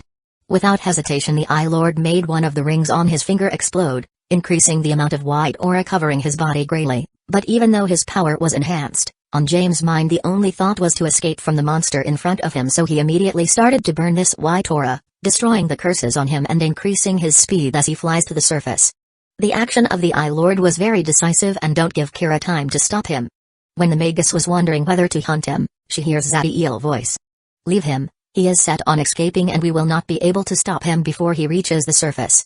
Focus your energy on the enemy left, we have to kill him." Kira looks to Zadiel and saw that he had just ripped Myra's heart from her chest and was eating it with an easygoing expression on his face. Although his actions stunned the woman a little, she nodded and focused on where Abyssal crashed after being blasted away by the attacks of Sophia and Ezequiel. Although the ice shields had impressive defensive abilities, 4 abyssal blasts were more than it could withstand, so although they managed to block most of the attack, there were still burns marks all over Abysal's body and his right leg was missing. And the worst part wasn't the damage to his body, but the chaotic voices that filled his mind and that provoked on Abyssal a mind-splitting pain. But he did not have the time to try to recover because Sophia had just landed above him and was pointing him with her hands. Although nothing seems to come out from them, he was able to perceive the dozens of small dark crystal spheres that were being fired in his direction with a speed so fast that they were invisible to the naked eye. Immediately the Eye Lord made a wall of ice appear in front of him, and although it was able to withstand the barrage for a mere moment, it was enough to let Abyssal escape. But unfortunately for him, he wasn't able to dodge the curses that slowed his body, and the next thing he felt was how his bones broke when a gigantic leg crashed on his chest and sent him into the ceiling of the tunnel, making him spit mouthfuls of blood that had pieces of his organs inside. Ezequiel, Sophia, and Kira don't stop and charge her to the Eye Lord, to give the finishing blow. With the threat of death so close, instead of fear what appears on Abysal's eyes was pure madness as he roared and made his blue eyes explode. Chapter 92, True Genius. The moment Abysal's blue eyes exploded, his power spiked, and currents of ice covering a 30-meter diameter were formed around him due to the effect the immense amount of energy on his body had on the natural energy on his surroundings. Sophia, Ezequiel, and Kira stopped immediately when they felt this power and the immense threat that carried. The power in Abysal's body was so strong that even Ezequiel feared being reached by it, so without hesitation, they moved backward. But unfortunately, due to the charge from before, now they were too close to Abyssal, and before they could back up enough, the energy on the Eye Lord was released and one immensely powerful ice storm blasted out in all directions. The speed of the storm was as impressive as his power, and it reached the trio in an instant. The moment Ezequiel realized they could not run away, he acted decisively. The Neo-Demon grabbed Sophia and then Kira with his hands and put them close to his chest, before adopting a fetal position with the 2 women in the center. The energy on his body exploded, as he activated his true name and runic set to the maximum and released an immense amount of lightning before compressing them around his body like a cocoon. The lightning cocoon was so dense that it adopted a plasma-like state as it covers the trio. The earth was left covered by a thick layer of ice as the storm passes by, and when it reached the lightning cocoon, it assaulted it with its raw power, and a great amount of the lightning vanished before a layer of ice formed around the trio, creating a 50-meter tall ice sphere before continuing its path of freeze and destruction. The storm of ice extended as it froze the tunnel for more than 100 meters. It did not take long for the storm to reach where Zadiel was. Luckily for him, he was far enough from its epicenter and had time to release a sun push from his chest, moving his body dozens of meters in an instant. Still, the storm continues his trajectory, but now its power was beginning to lessen, and Zadiel made golden and dark flames appear over his body to protect him, greatly reducing his power so the amount it reaches him wasn't enough to truly harm him.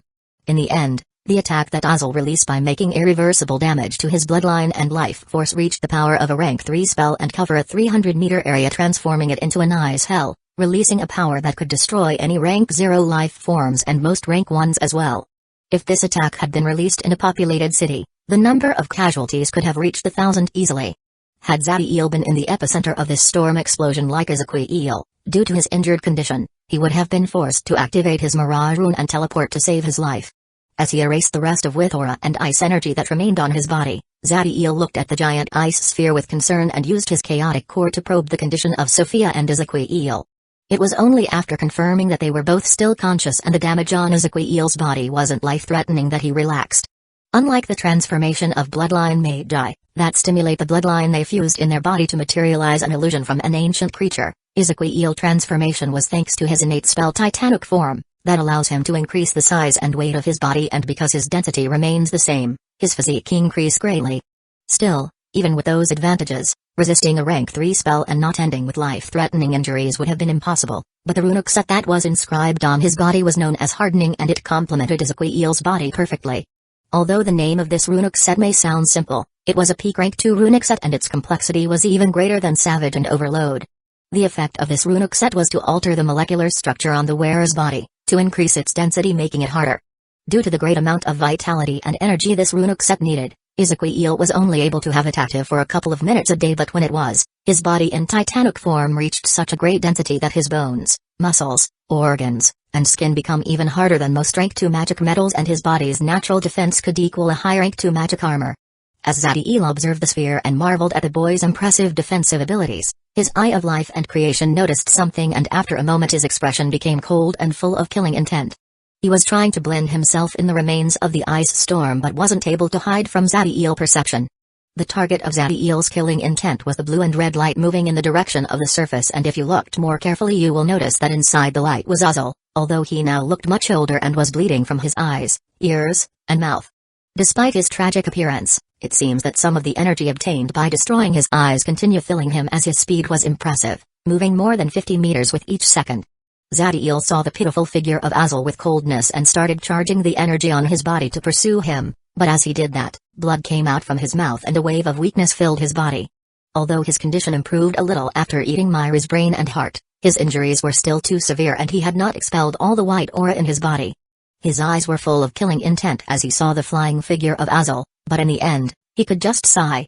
Killing one and forcing the other to shatter his bloodline and escape is enough. After all, we are still at rank 1 and the members of the other party were already close to reaching the peak of rank 2. But as he was accepting the fact that Abyssal would escape, he saw how a soft blue glow was coming from the tunnel deeper part. Abyssal was escaping with all his speed, but when he felt the soft glow approaching, his expression filled with terror. If he were to grab hold of mine now then. Resolution filled Abysal's face as he increased his speed, even more, increasing the amount of blood leaking from his body and making him age even more. The soft blue glow was a humanoid figure with golden lines all over his body, and its speed was beyond impressive, as despite Abysal's intent of escaping, the figure was able to shorten the distance rapidly. Before Abyssal could react, the soft blue humanoid was beside him, and the Eye Lord wasn't able to do anything as the humanoid grabbed hold of his neck, choking him, and stopped his movements, frustrating his escape. Gwen. What the hell do you think you are doing? Abyssal could barely speak as Gwen's hand was squeezing his neck so tight it suffocated him, and even worse was that his touch started to rot his skin and drain the little amount of energy that remained on his body. It's not obvious, I am killing you. Gwen's face was full of satisfaction as he saw the fear and regret on Abysal's face. If you kill me, Lord Finns will hunt you down. Abyssal was hoping to use the name of the mighty soul-forging being behind him to intimidate Gwen. But unfortunately, the only thing he managed to obtain by mentioning Finns' name was to make Gwen's killing intent increase together with the strength and rotting applied to his neck. The fate of that old bastard will be the same as yours, Gwen says with immense hatred, but after a moment he calms down and coldness fills his face. But you are right, if I were to kill you, he will have an excuse to attack me. When Abyssal heard that, he started to feel hopeful, but the killing intent on Gwen remained the same and his next words shattered his illusion of escaping. Luckily, I am not the one killing you. As soon as he finished speaking, Gwen launched a blow with all the power of his body to Abysal's chest, breaking several bones and sending him flying away. Abysal's body was very fragile after burning so much life force and destroying his bloodline eyes to carry that immensely powerful spell, so Gwen's attack almost made him faint. But the pain did not stop there, as felt how a hand pierced his back and buried itself in his gut before releasing an immense amount of fire that started to burn his body from the inside out. Ah!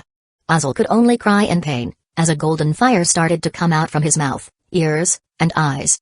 As Abyssal screams filled the tunnel, another sound was heard when the ice sphere started to break and huge pieces of it crumbled into the ground, revealing the three figures inside.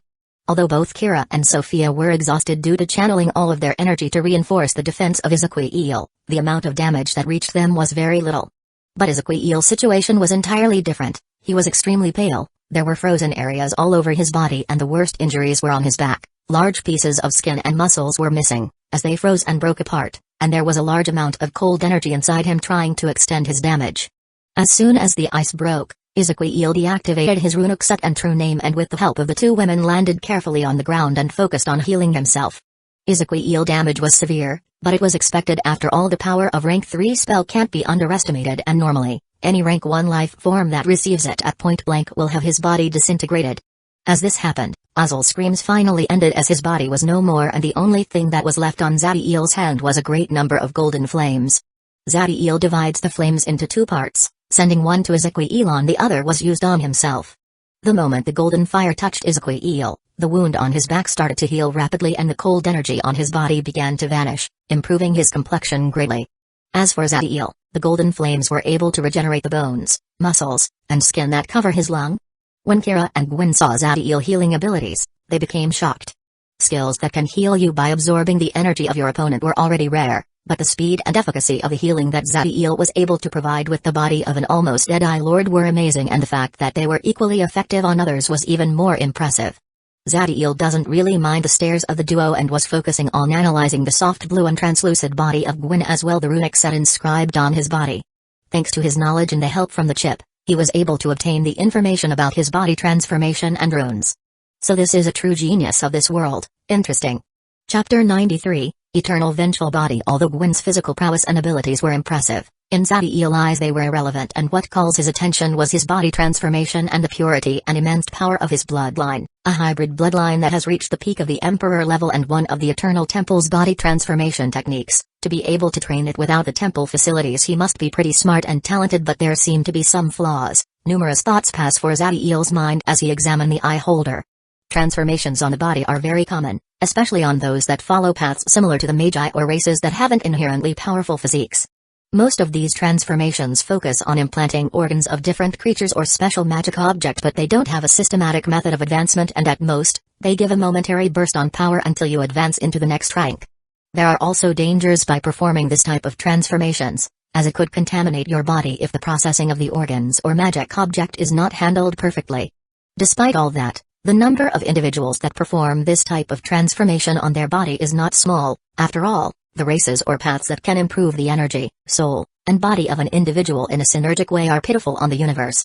Of course, there are body transformation techniques that can systematically alter the body, and the improvement they give do not enter in conflict with your bloodline or main path, but even if you don't take into account the difficulty to obtain them, most of them require the use of the laws in the transformation of the body. No matter how much of a genius you are, it is only at the peak of rank 3 when a life form's soul is powerful enough to start understanding the laws. So to train this type of body transformation techniques you will normally have to use special facilities or the help of a powerhouse that specializes in the use of the laws that the technique uses. But there are other ways of using the laws without the need of a powerful soul, such as the help provided by a law bloodline or your true name, and Gwen seems to be able to use the latter to advance. The body transformation technique that Gwen uses is part of the techniques created by the Eternal Temple. The Eternal Temple was a powerful and extremely old organization in the universe, with several beings of laws as members and an even more powerful existence as the leader. Zadiel had an encounter with this organization when he was an Abyss Lord, although calling it an encounter was wrong, since what happened was that he found a stronghold of the Eternal Temple and killed everybody in it, stole their spells, techniques, and treasures before escaping. Although the Eternal Temple was known for their vengeful ways, when that happened Zadiel had already achieved a rank higher than normal being of laws, and by staying in the layers of the abyss dominated by him, there was nothing the temple could do. What Gwen was training was the Eternal Vengeful Body, one of the temple core techniques, and although it don't provide stunning offensive capabilities, its survival abilities were impressive, and if one was able to train it to the 6th level, you could achieve eternal life, even if you don't become a being of laws.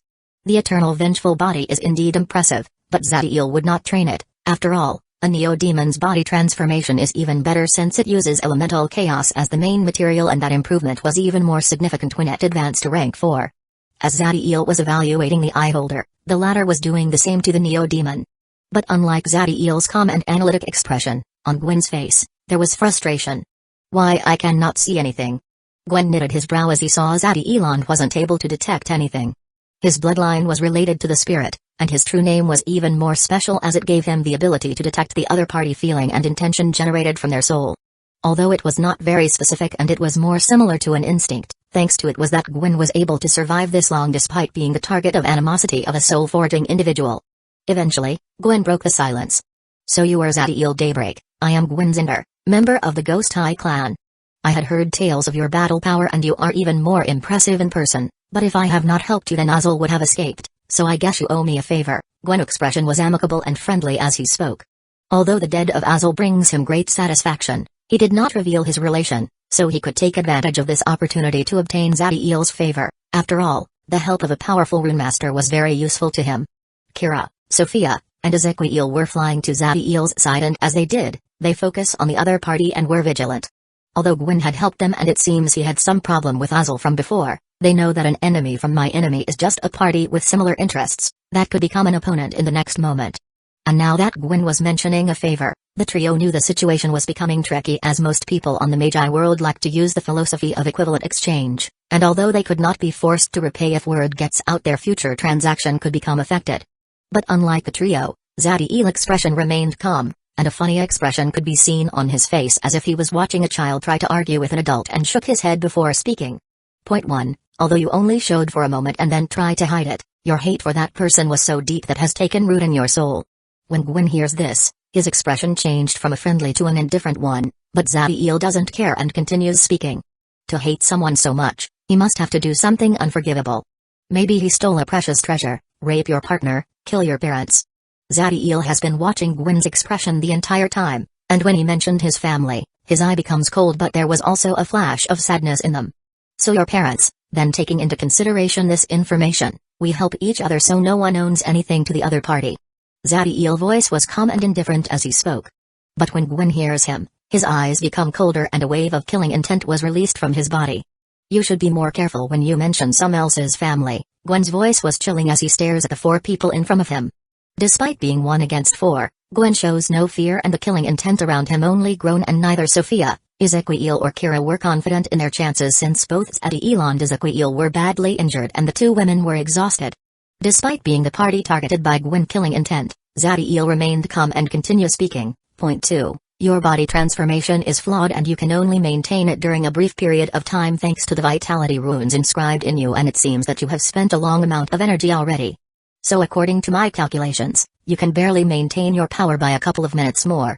So you better behave or else, we will retain you here until you are exhausted and then I will eat your brain while you are alive just like I did with that woman. Zadiel's expression remained indifferent but his eyes become cold, and as he spoke a monstrous killing intent was released from his body.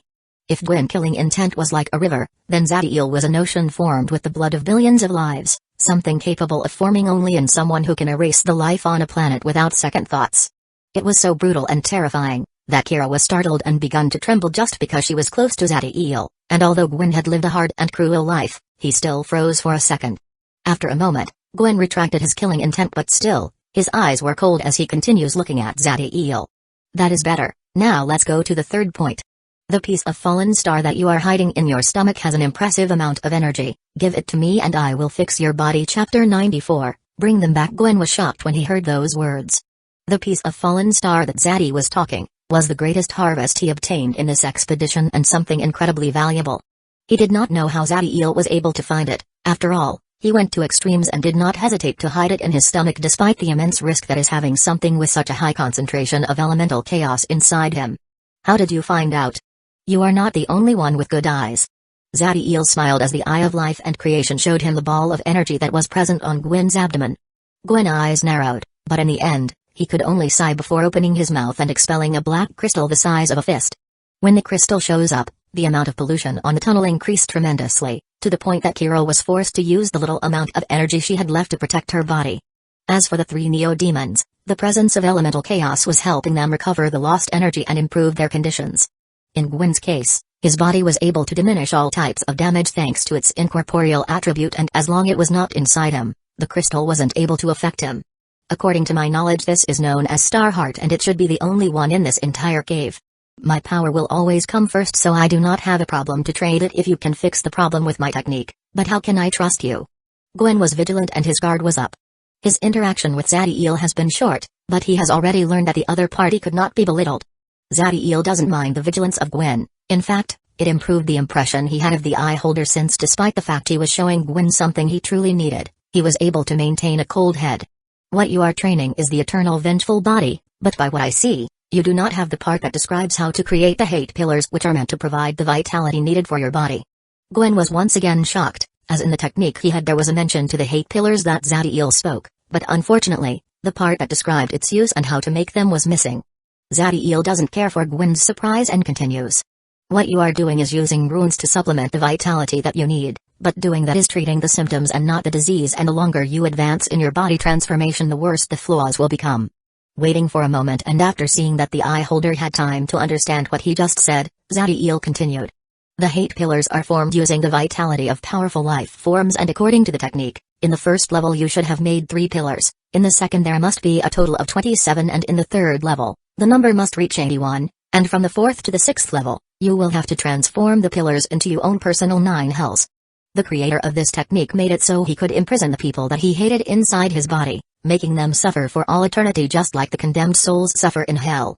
Give me the Star Heart and I will hand over the technique up to the 4th level, in which it is explained how you must create the first circle of hell.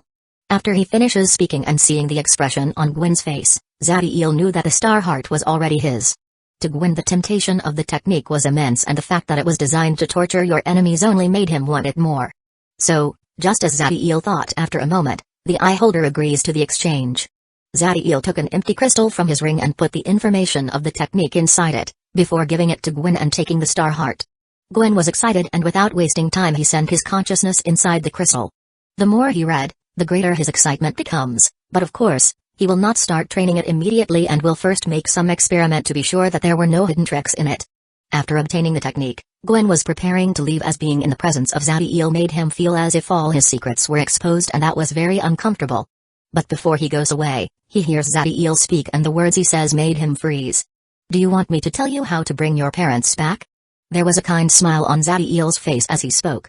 When Gwen heard those words, a glint of hope formed in his heart, as he had already realized that the person in front of him was not normal and his knowledge was incredibly vast, but after a moment, pain and sorrow filled his face. Ah, their souls were shattered using the laws, it is impossible to resurrect them. The sadness that Gwen's voice carried was immense, and it was obvious that the wound that the loss created was not something it could ever heal. As long they were not erased from existence by a being of laws, I have 2 ways of resurrecting them. So I ask you again, do you want me to tell them to you? The kind smile on Zadiel's face was still present. Gwen's entire body starts to tremble when he hears Zadiel's voice, and although he understood the meaning of that smile, there wasn't a price he wasn't willing to pay to see their faces again, so he immediately nodded. The resolution of Gwen's faces made Zadiel smile even wider as he started to speak. The first option is by using the power of a being of laws, to break the rules of the universe and reform their souls. By doing this, they will have to withstand the anger of the universe will, and the damage to their soul will force them to enter deep sleep during a couple of 1,000 years minimum. Although to a being of laws, the passage of time has already lost their meaning since they can live forever, to make them act is incredibly difficult, as the things they need is almost impossible for those weaker to obtain. As someone who has already reached that level once, Zadiel knows that what most powerhouses of the great organizations in the Magi world find valuable, are nothing more than trash in the eyes of a being of laws. Although Gwen's vision wasn't as big as Zadiel, he also understood that hoping to obtain the help of a being of laws was almost impossible, but there was a spark in his eyes as he heard the information. If I can't hope to obtain their help, then I will reach that level myself.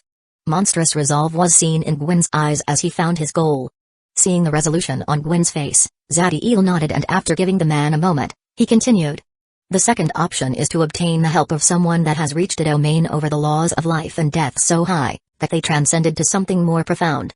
But what option is easier, I could not say for sure. When the second option was presented, there was a thoughtful expression on Gwen's face, but after a moment he shook his head. He knows that the laws that his true name will help him to understand we're not going in that direction. After a moment, and having processed the information he received, Gwen looked back at Zadiel. This time there was gratitude in his eyes. Thank you very much for your help, I understand the price of the knowledge I have received. As soon as he finished speaking, Gwen left for the surface and now his eyes were glowing with determination and hope. As Zadiel saw the genius from the Magi world leave, some expectancy was on his face. Let's see if you either become a shining star in the sky or are erased by the sand of time. We will also go to the surface. The expedition is over. Chapter 95, Choice. As the four were flying to the surface, Kira's mind was a mess. Although she could be considered young, as rank 2 Magi can live up to 800 years, she has experienced a lot and the wisdom that comes with the Magi path was accompanying her, but during these short couple of months, she has questioned a lot of things.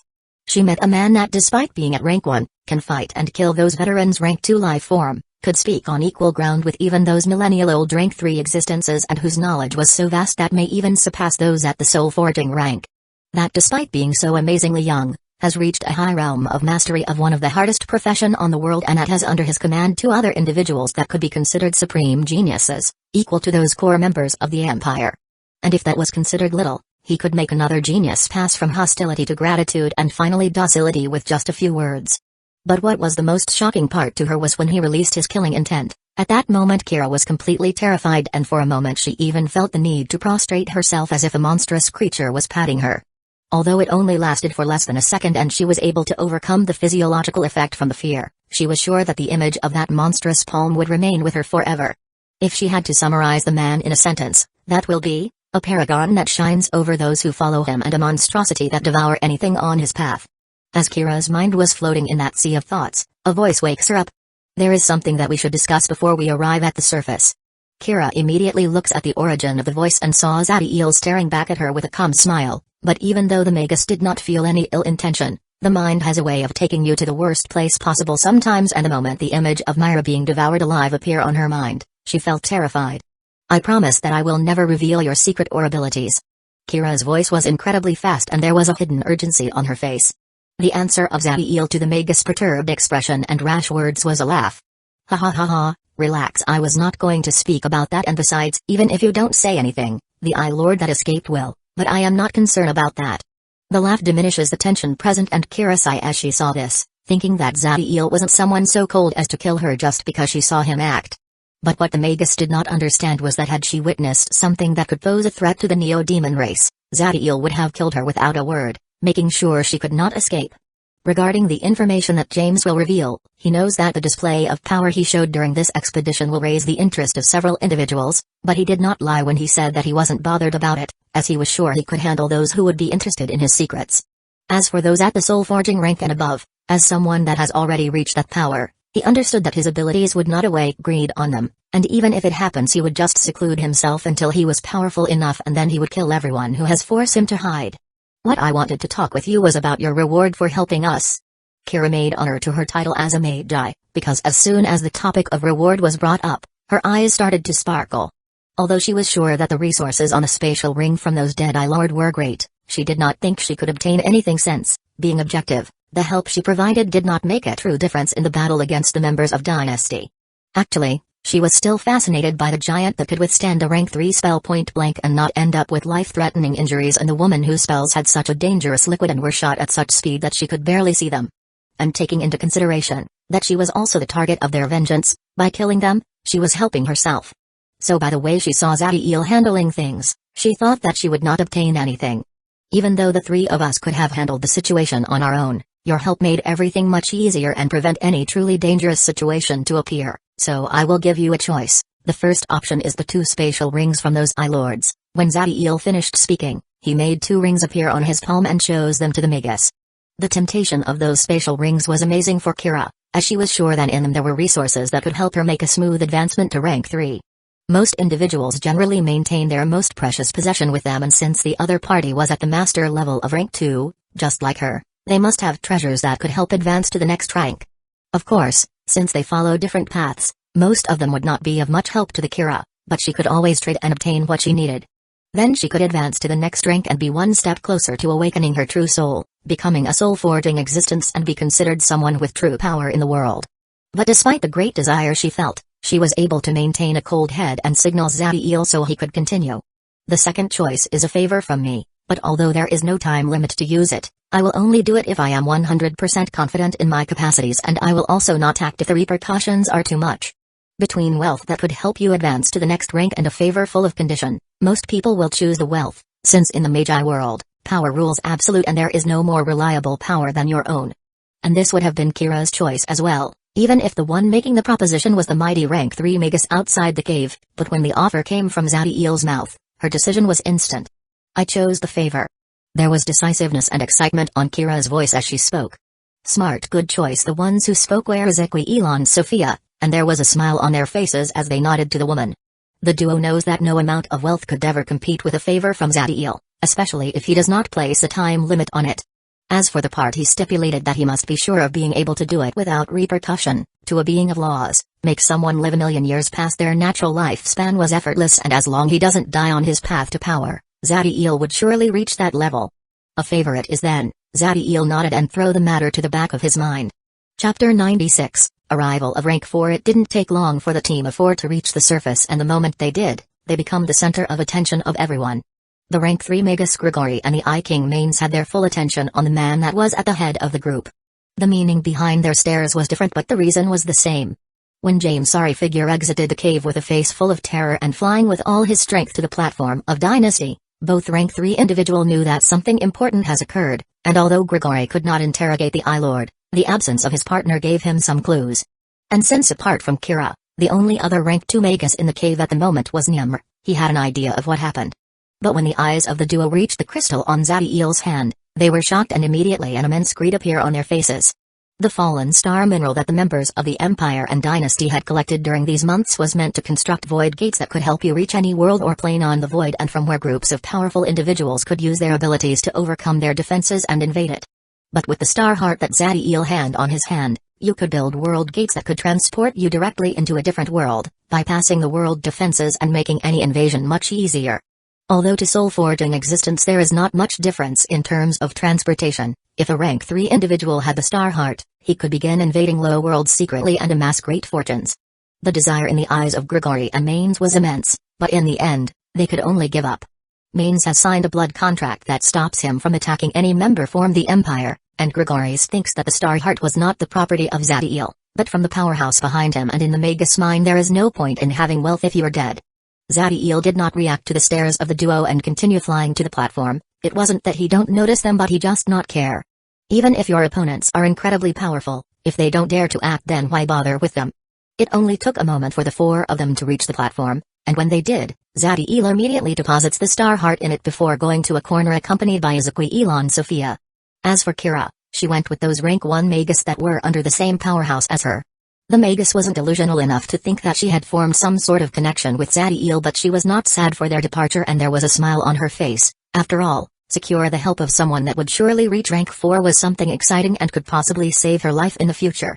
We will not enter again in the cave since the fallen star that remains is pitiful, so let's focus on recovering, and we will wait for the soul forging that will come for the platform. Seeing that there was no objection from the duo, Zadiel made a dome of black flames cover them. As they waited, both Zadiel and Ezequiel were devouring a great amount of meat from some magical creatures and focusing on regenerating their bodies. Thanks to the help of the golden flames, Zadiel was able to regenerate his arm and heal Ezequiel wounds in less than a day. And after resting, he started to fix the runic sets that were damaged as the part on their bodies where they were inscribed was lost. The trio continued resting and enhancing their pool of energy as they waited, and on the 13th day was when the members of the Empire feel it. He has arrived. Zadiel made the flames disappear and looks at the distance, to the direction that all the rest were looking. He did not come from the direction of the exit of the endless forest but from its core. It seems that the individual that the Empire sent had arrived a long time ago but has been staying on the deepest parts of the forest. This action already tells a lot of his power, since entering the core of the forest without the power of a soul forging was suicide, and even if he reached rank 4 it was still a dangerous place. He was flying at an impressive speed and did not take long for the rest to be able to see his appearance. The man was extremely old, to the point that he had a decrepit appearance and was wearing a brown robe. His face was dull, there was gray hair on his head, and his nose and ears were big. Although looking old would not be a clear depiction of the time you have left to live, since there were a lot of people that are fond of an older appearance, the death aura that surrounded the man was a clear indication that he was in the last years of his life. But when the members of the Empire saw this, no one thought that the man could be belittled, and there was actually apprehension on their faces. Someone that has reached soul forging could normally live up to 10,000 years, and the moment their life starts to vanish, They usually adopt bizarre personalities and they are unpredictable since there is little that can make them feel fear. Although they hide it immediately, their expressions were perceived by the old man, and as he saw their fear, a smile appear on his face, but instead of making him seem more approachable, there was a vicious and cruel feeling on it. The man's eyes seemed to not focus on anyone, but there was a person that was able to perceive that danger was approaching him. As a neo-demon, Zadiel's instincts were extremely keen, so he was able to feel the evil intentions of the man, which make his eyes narrowed. They can make someone at rank 4 act. It seems that I didn't underestimate them. Zadiel's eyes were cold as he turned to Nimr, who was looking back at him with a smile. From the moment he was attacked by Finer, he knew there was someone truly powerful was targeting him. The action of the werewolf could be motivated by different goals, and it may have been possible that he just wished to possess Sophia, but the fact that Nimr contradicted Heinz's orders indicated that things were not so simple. Although Heinz was friendly when he interacted with Zadiel, anyone that has reached such a mastery over the law of killing was not a forgiving person, so for an insignificant rank 2 magus to disobey him, it means that he had someone to rely on. At first, they must have wanted to just humiliate me and affect my state of mind, but now that they realized what I am capable of, it seems that they are going for the killing. Zadiel ignored Nimr's smile and looks at the old man who was approaching. Despite having to contend against an individual at rank 4, a soul-forging existence, someone so powerful that could kill a rank 2 life form without having to move a finger, on Zadiel's eyes there was calm, but behind that, there was a coldness and savagery that could only be born from one of the most chaotic and evil races on the universe. Chapter 97, The Highest Truth of the Universe. As the old man got closer, the members of the Empire started to feel uncomfortable. The closer he gets, the heavier the feeling was, and they saw how the air around him was tainted by a brown glow. The discomfort that they were feeling was not a psychological response to the nefarious and intimidating aura of the man, but a physiological one generated by their bodies due to the immensely high amount of energy to which they were being exposed.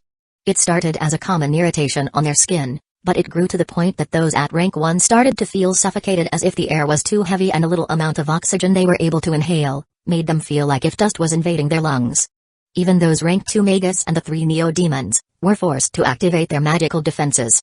The cause was simple. The old man wasn't containing his magnetic force field, and all the power in his body was being released to the outside. The immense amount of energy on the old man's body is enough to change the environment, and seeing the effect on those rank 1 magus, one could imagine the effect that he would generate in a highly populated city full of rank 0 individual. This was the terror of soul-forging existence. They do not have to do anything, and their mere presence could kill tens of thousands. Of course, the old man would not dare to do this in a city under the control of a powerful organization, like the Empire or Dynasty, unless he wants to have his soul extracted and tortured until it dissipates. Seeing the pain and struggle on the faces of those rank 1 magus, made the old man's smile grow bigger and sinister. And when he saw how Zadiel was having an easier time overcoming the energy of his body compared to the rank 2 magus on the platform, his eyes sparkled. So this is the one. He was not lying when he said that there was an extremely young and talented man in here. Excellent. The smile on the old man continued to grow, and it reached the point it becomes unnatural. Although Lun was able to reach rank 4, it was only thanks to the fact he had a powerful background and obscene amount of resources were poured on him, otherwise reaching rank 3 would have been the peak of his life. But even though he achieved soul forging, it was only thanks to a lucky encounter, and even then, he was one of the weakest, and if it wasn't for the thousands of years of accumulation, he could not speak on equal grounds with those in his same rank. When he started to reach the end of his path, Lun began to feel life tasteless. Physical placer was now insignificant to him, but there was one thing that brings him the wicked satisfaction even now, and that was to use his power to crush geniuses and rising stars, make them feel despair and destroy their hopes. Unfortunately for him, most geniuses are smart enough to put themselves under a powerful organization or obtain some sort of backer, so when he was contacted with the mission of killing a supreme genius, he happily accepted. As for the statue of the powerhouse of the Empire, he will only need to bring a decent excuse and was sure that the man will not offend him just for someone at rank 1. Lun reached the sky over the platform, and it was only when he saw those rank 1 individuals suffocating and fighting to breathe, that he retracted his magnetic force field. To him, those rank 1 magus were no different from Mance, and killing them brings him no pleasure, and the only thing he would obtain would be a debt to the ones they serve. When Grigori saw the old man floating in the sky, he silently cursed his bad luck for having him have to interact with such a crazy soul forging. Of course, he didn't dare to show those emotions, and after adopting a complacent smile and polite posture, he flew to the man and bowed. Grigori fear, humbly greet the mighty soul-forging existence. Can I know the Lord's name? Grigori's speech and performance was implacable, leaving no excuse to move against him. As someone who has lived thousands of years, Lun was able to notice Grigori acting immediately, But even though it annoys him, killing a rank 3 individual without cause was a great crime on the Empire, so he only sneered and proceeded to speak.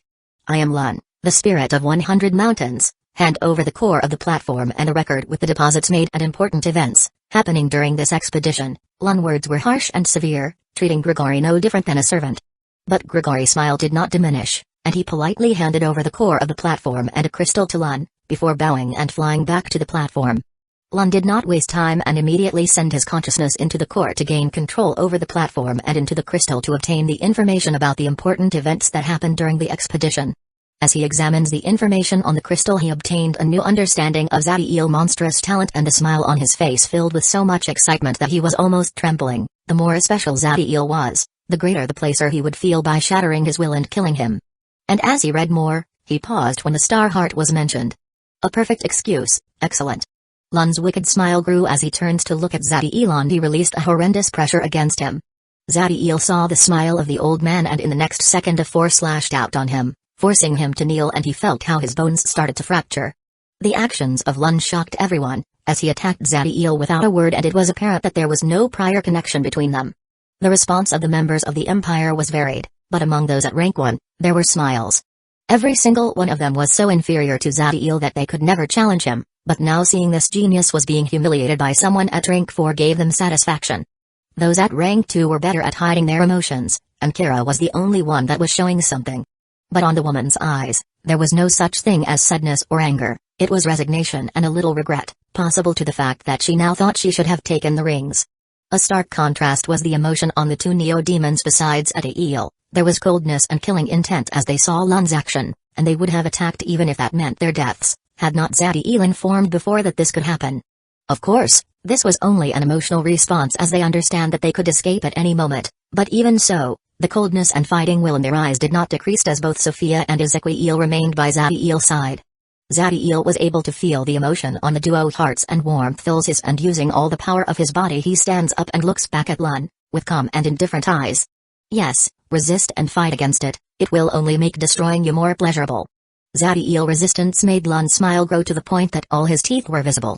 Zadiel Daybreak, you obtained a star heart during your time inside the cave. Due to the immense value of the object, I will search your mind to make sure you are not hiding another piece. There was expectancy on Lun's eyes as he waited to Zadiel's despair. Although Lun says he will just read his mind, what the old man will do is send his consciousness into Zadiel's soul and forcefully extract his memories, something him to horrendous torture and destroying the soul in the process. But Lun's wishes were not granted, as Zadiel was looking at him with complete calmness, even though the pressure the soul forging was releasing was making him bleed from every orifice on his head. There can only be one star heart in any astral body, since they are the core of this one. You are just using the power obtained by your age to bully me. There was no indignance in Zadiel's words, it was like if he was explaining something irrelevant to him. Seeing Zadiel's calmness started to make Lun feel anger. Yes, I am bullying you, I am using my age to overcome you. You may be talented but you are weak, so I can do whatever I want with you. This is the unfairness of the universe. With these words, Lun hoped to at least affect Zadiel, but the answer he got was nowhere near close to what he hoped. Ha ha ha, you are right, fairness does not exist. Just as you are using the power obtained by living thousands of years to bully me, I am using my talent and knowledge to dominate those garbage. Zadiel's calmness broke as he spoke and pointed to those rank 1 magus that were looking at him. The universe is unfair, there is no such thing as good and evil. If you are an embodiment of death and destruction killing trillions of lives, so what? You are right and they are wrong because you are the strongest. When they hear those words, everyone was shocked, and even Lun was not an exception. What Zadiel just spoke was the highest truth of the universe. Power reigns above all. What Lun felt when he obtained this new knowledge wasn't gratitude but hate. How dares an insignificant ant like you try to teach me something? I will consume your soul and use my law to shatter it. Lun's face was filled with anger, and the power he released was increasing. But even in the presence of that, Zadiel don't feel threatened, and the smile was still on his face. You don't let me finish, I have another advantage, and that is my brother. The moment Zadiel's words ended, Lun feels as if an ocean of blood assaulted him and paralyzed his body, and before he could do anything a black sword pierced him from the back, allowing him to see how the sword tip appear from his chest. Chapter 98, Law Avatar. Release. When the sword pierced Lun's body, it started to release a type of energy so deadly that terrified the old man, as he was sure his soul will be destroyed by this power. But as someone that has fought for thousands of years, he was able to overcome that paralyzing fear in an instant. Ah! Accompanied by that shout, Lun's body exploded, transforming itself into specks of dust, and if like it was conscious it fly away with impressive speed, separating itself 3,000 meters from the swordman in less than a second. Once it reached a safe distance, the dust particles bonded together, and in the next moment, Lun's body was reconstructed. His complexion was pale and his breathing rough, and if you look carefully you could see that there was a gaping hole in his chest. It seems that even after his body was disintegrated and rebuilt, the power that created that wound did not disappear. Lun's face contorted by the pain and hate he was feeling, and without wasting time he put both palms on the hole in his chest and channels his energy to purge the power that stops him from healing. As he does that, he looks at the person responsible for the attack that almost cost him his life. The swordman was a young man with short golden hair and blue eyes. His face was extremely handsome and his entire being radiated great will and pride. He was wearing a red martial attire and there was a black sword on his hand that shined with all sorts of inscriptions. Although the energy on his body stated that he was a soul-forging existence just like Lun, the old man makes others feel as if they are watching dying moon, but this young man was like a mighty sun that was only beginning his glorious path. The swordman was obviously Heinz and there was a killing intent around him so thick, that it took the form of a mantle, covering his body. The cultivator's eyes were cold as he stares at Lun, but when he turns to look at Zadiel, a friendly smile appears on his face. Heinz's sword vibrated and absorbed a great part of the killing mantle, turning it into a sword light and sending it to Zadiel's direction with an impressive speed. This sword light had enough power to disintegrate everyone in the platform without exceptions, but when Zadiel saw it, a smile also appeared on his face. When the sword light was 3 meters away from Zadiel, it stopped and it transformed into a dome that shielded the 3 neo-demons inside it. When the rest saw this, after a moment's surprise, clarity fills their mind. The reason why the young soul-forging swordman appeared and attacked Lun with such murdering intent was because of Zadiel. Of course, Lun was also able to figure this out, but now that the dome made from killing intent was protecting Zadiel, there was nothing he could do. After all, even if he could focus only in attacking the dome, he will need at least 10 seconds to break it. And if he were to remain 10 seconds focusing his entire energy in attacking the dome, Heinz will be able to kill him easily, long before he even touches Zadiel. Lun's eyes turned back to Heinz and seeing such an immense genius, full of life and power, made an uncontrollable envy appear along with his hate. Heinz, how dare you attempt to kill me, a soul-forging member of the Eternum Empire? Lun's face was filled with indignation when he remembers how close he was to dying. Heinz turned back to look at the old man, and he did not try to hide the coldness and killing intent in his eyes. A thoughtful expression appeared on Heinz's face and after a second he shook his head and sighed, and the moment he did that the energy on his body started to rise, reaching such shocking levels that the ground started to tremble and break apart. Anyone who touches my friends deserve to die. There was a chilling coldness on Heinz's voice as he spoke. Lun's eyes narrowed when he heard those words and glanced at Zadiel before looking back at Heinz. By what he could see, it seems that the relationship between Heinz and Zadiel wasn't something so simple as master and subordinate.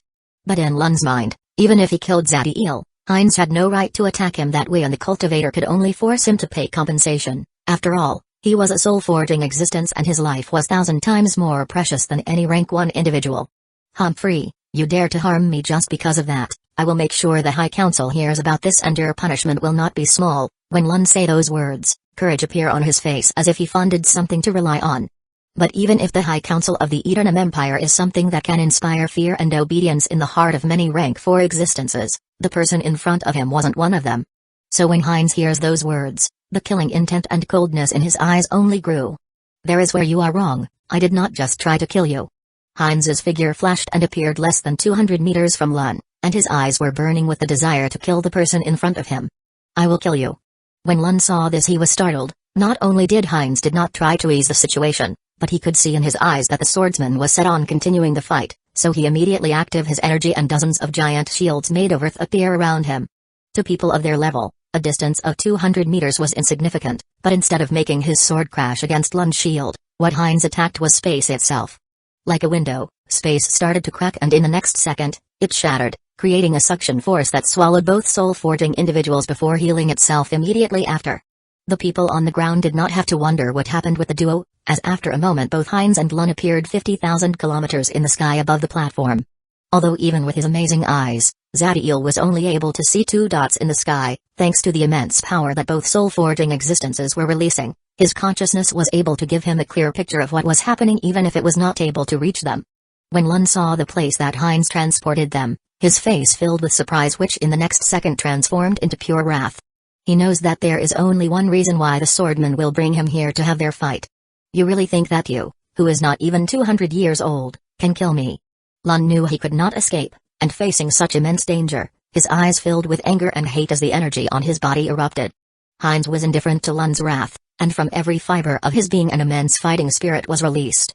Both men proceeded to activate the power that makes soul-forging existences virtually undefeatable, against those in an inferior rank. Law Avatar, release. Law Avatar, release.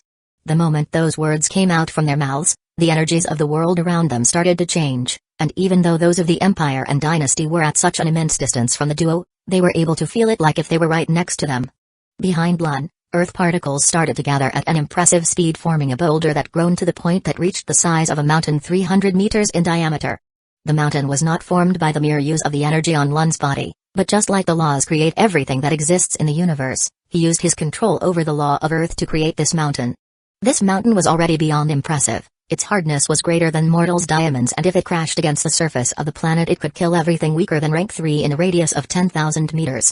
One of these mountains was already a killing machine, but behind Lun there was not only one, but 100 of them. Behind Heinz's back, the laws were also forging his avatar, but unlike Lun's mountains that only had the law of Earth constructing them, he had 3 laws operating under his command. The avatar that was forming behind Heinz was a sword of apocalyptic proportions.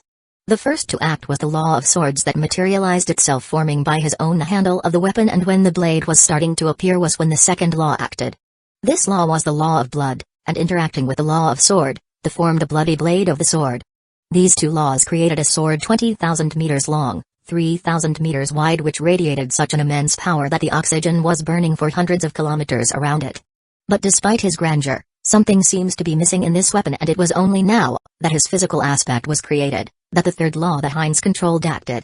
The law of killing materialized as a small red dot, and although its appearance was simple, the power it released was greater than the other 2 laws working together.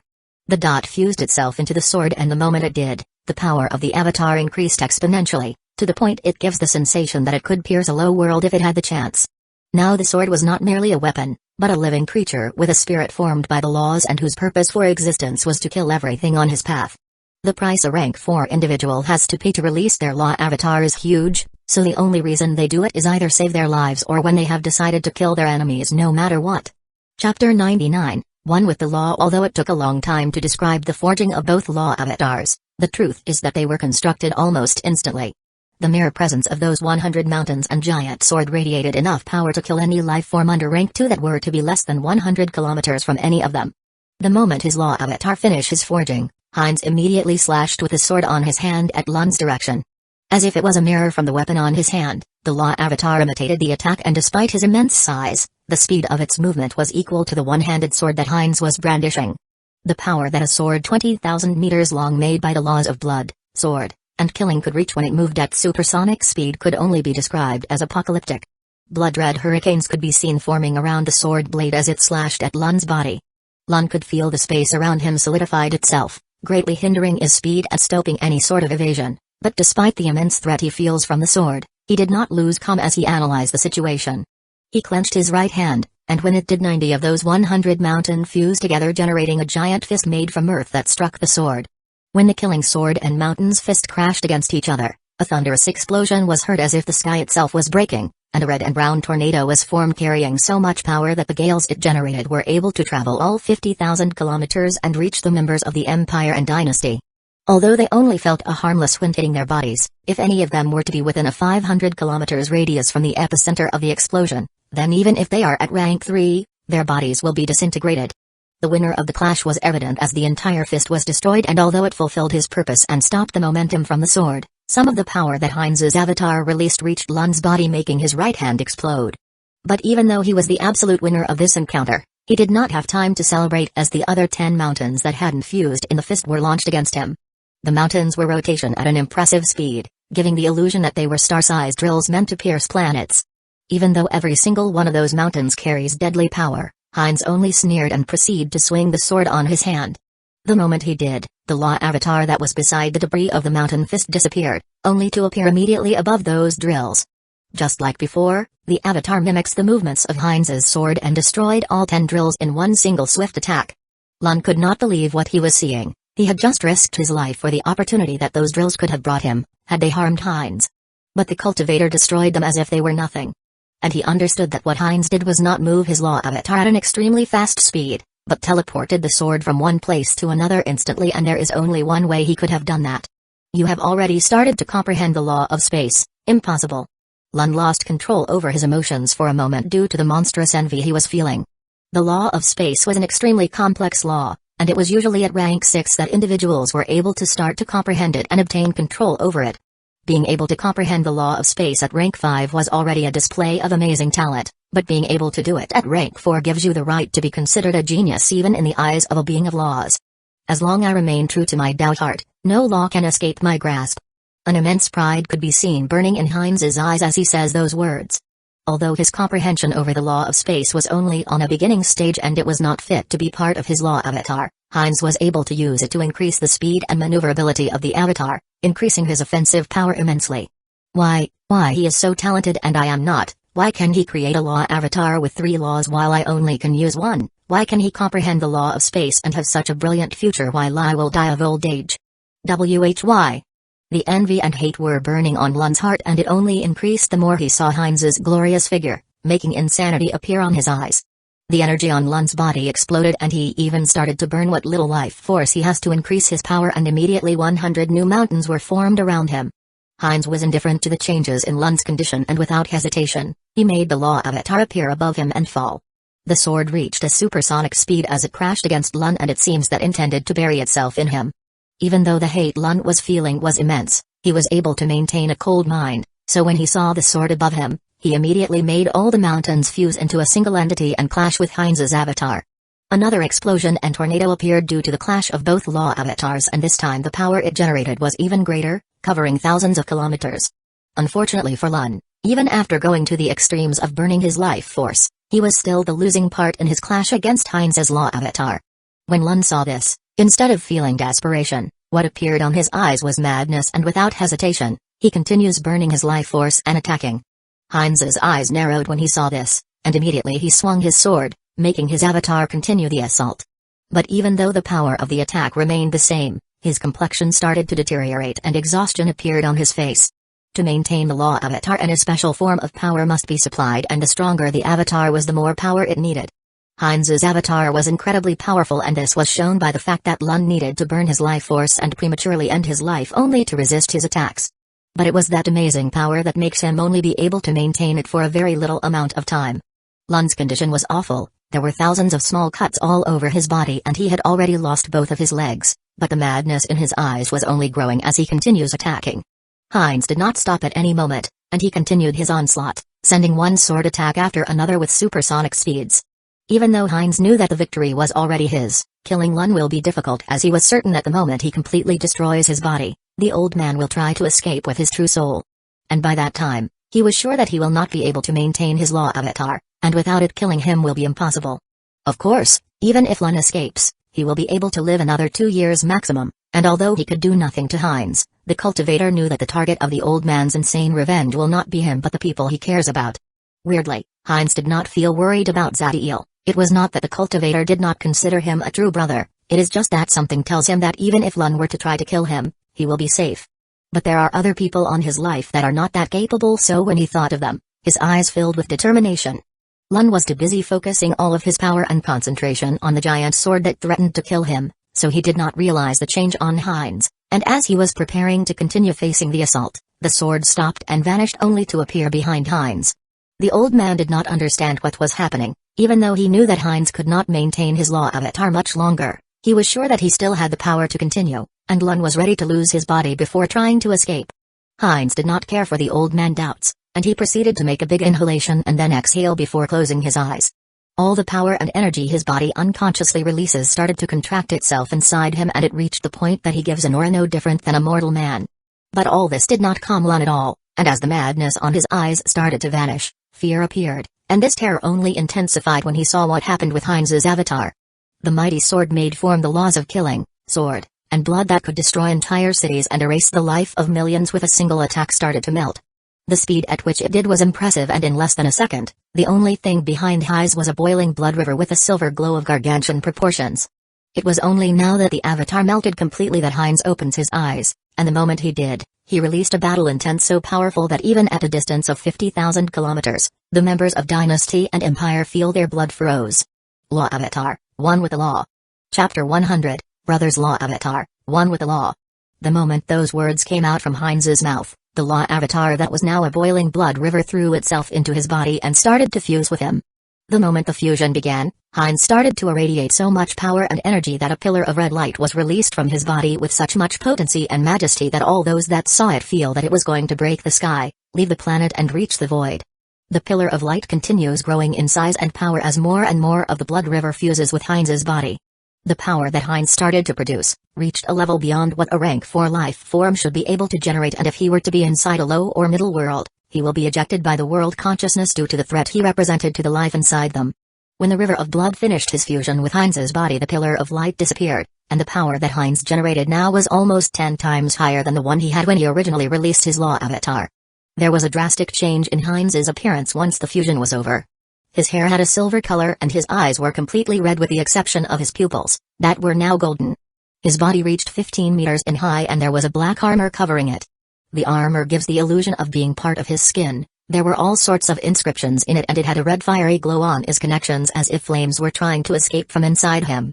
Although he could be considered minuscule when compared with the 20,000-meter sword form that his law avatar took originally, the might he generated now was countless times stronger.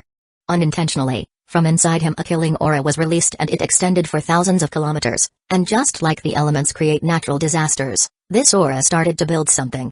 Right behind Heinz, the killing aura generated a giant skull that seemed to be the personification of the law of killing. Although this was just a natural phenomenon due to the power and laws now contained inside Heinz, when Lun saw that horrible skull, his entire body starts to shake and absolute terror reaches his heart. The terror that Lun was feeling was so much that although every fiber of his being was telling him to escape, he could not do it due to his entire body being paralyzed by the petrifying fear that squeezed his heart and soul. Once the transformation was over, Heinz took a moment to appreciate the power that was running through every cell of his body, and only when he understood how strong he was, did he turn to look at Lun. The condition of the old man was beyond pathetic and the fear has already destroyed his will, but when Heinz saw this there was no happiness on his face but only absolute indifference. Heinz extended his palm and above it, a drop of blood was created, shining with a beautiful crimson color, giving the illusion that it was a heavenly gem. The moment the drop of blood appeared, all the killing intent that Heinz generated started to compress and fuse inside it. As the killing intent disappeared inside the drop of blood, this one started to change and in the end, it took the form of a crystal sword blade. Once the blade was finished, Heinz grabbed it and raises it into the air. One blood sword to kill all existence. After saying those words, he swung the sword blade down, and from it, an immense beam of red sword light was released carrying power of apocalyptic proportions against Lun. Seeing the attack that threatened to pulverize his entire being, Lun's survival instincts acted, helping him overcome the fear that paralyzed his body. Ah! Along with his shout, Lun channels every single drop of power he has left inside his 100 mountains and made them appear in front of him, to shield him from Heinz's attack. The beam reached the mountains immediately, and despite being object created by the laws of Earth and having a hardness way above diamonds, when the sword light touched them, they disintegrated without resistance. Lun could only see as the beam of sword light crashed against him, instantly destroying his body at a molecular level, and when that happened a bluish figure appeared. This was his true soul, and when it appeared, it tried to break space and escape, but just like his body, it was disintegrated by the sword light and vanished. Even after destroying those 100 mountains and Lun's body and soul, the beam did not stop and it continues his trajectory for another 5,000 kilometers before disappearing. If this attack were to land on the surface of a low world, then although it would not have been able to destroy it, it would have made the planet uninhabitable. When Heinz saw Lun's true soul be destroyed, he teleported right where it happened, and proceeded to deliver a punch. When he did, space broke creating a window to a small dimension, and in it, there were all sorts of treasures. Heinz waved his hand and made all of them disappear before immediately deactivate his law avatar and teleport. He appeared inside the dome made from killing intent where the 3 neo-demons were. He was extremely pale and blood was leaking from his eyes, his breathing was irregular and was coughing blood. It seems that the repercussion from using a star-destroying power was extremely heavy. The rest of the members of the Empire saw this, but the power that Heinz displayed terrified them to the bone, and even if they dared to do something, the dome from killing intent was something they could not overcome. As Heinz focused all of his power into stabilizing his condition, he felt someone approaching.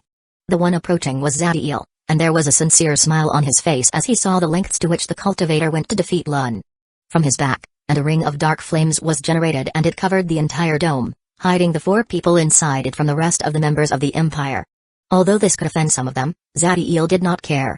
Being able to fuse with a law avatar composed of 3 laws before reaching rank 5 is something truly amazing, but also extremely dangerous. Your body and soul are not strong enough to withstand that much power. There was a deep admiration on Zadiel's eyes as he saw Heinz. To fuse with your law avatar you must have reached the initial level of comprehension over the laws that form this one. And it was also this the level of comprehension needed to advance to rank 5.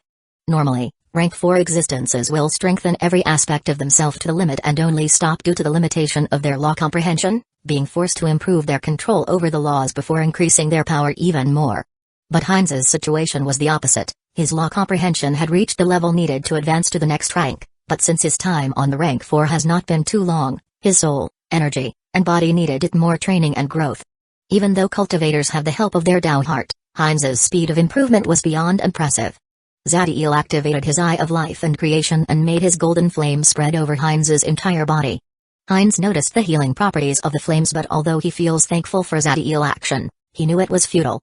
As a rank 4 life form, the help that healing spells of someone at rank 1 could bring him was null, but just as he was about to tell Zadiel to stop, he felt his condition improving. To someone like him, a panacea that could bring a rank 2 life form from the brink of death to his top condition, could at most heal some superficial wounds. But although the speed at which this golden flames acted was very slow, it was able to heal every wound on his body, even the ones related to his vital organs. But his wonder did not stop here, and Heinz could hardly believe what he hears next. Lower the defenses around your soul and let my flames touch it.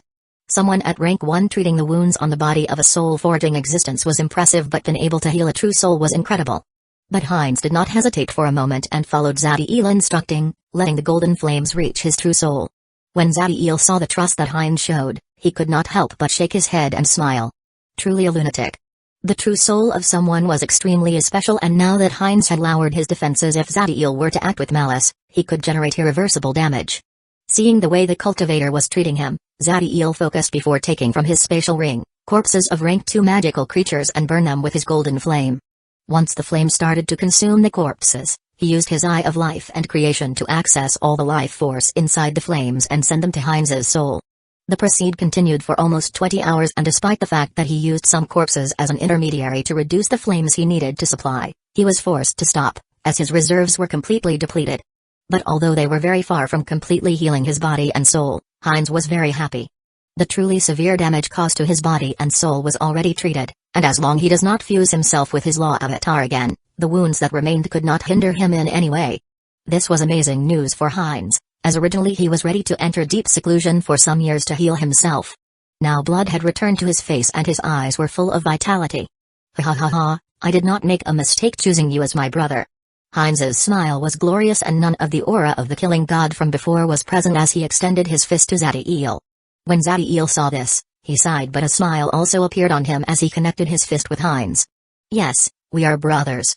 Before, the only people that Zadiel truly trusted was his race, and that was easy because he could always know their feelings, but the man in front of him was different. He could not control him or see what his heart hides, but despite all that, from this moment on he truly considered him a brother.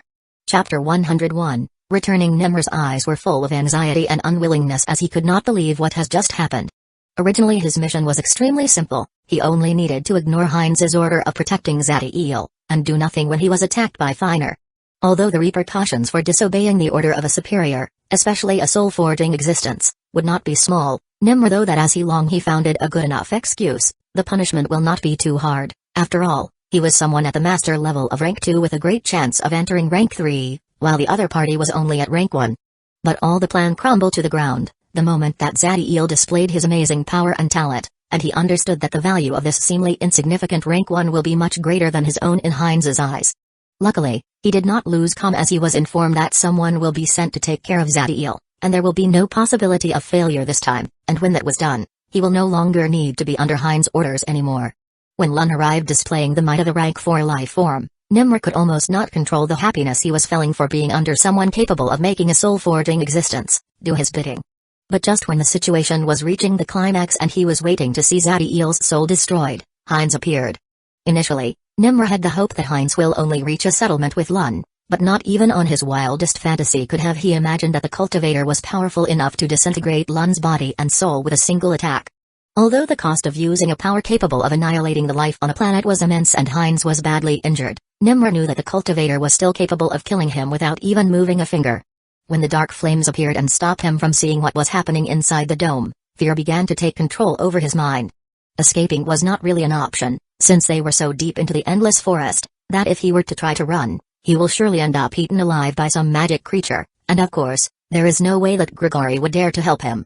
As the hours passed, the fear in Nimmer's heart grew without control, and the moment the flames disappeared he immediately focused on the dome, but to his surprise the only ones present in it were Zadiel, Sophia and Ezequiel.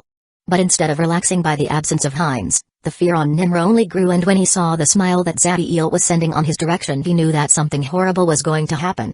The next thing Nimmer felt was a palm grabbing his shoulder, freezing his energy and even his consciousness. "Are you looking for me, little rat?" Although he could not see him, Nimmer recognized the voice and knew that the individual responsible for his current condition was Heinz.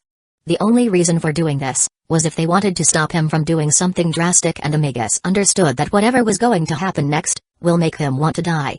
But now that he was under Heinz's control, even killing himself will be impossible, and the last feeling on Nimmer's mind was absolute terror before he passes out. There wasn't a member of the Empire that did not understand how horrible the fate of those that offended soul-forging existences could be, as they were powerful enough to literally extract someone's soul and subdue it to the worst imaginable pain. The Magi world may give the illusion of a lawful place, but the truth was that it was a cruel and dangerous land, and no one would say a word against Heinz no matter what he may do to Nimmer. And of course, the ones present in the platform were not an exception, so despite whatever they thought of what was happening, not a single one of them dared to look directly at the cultivator.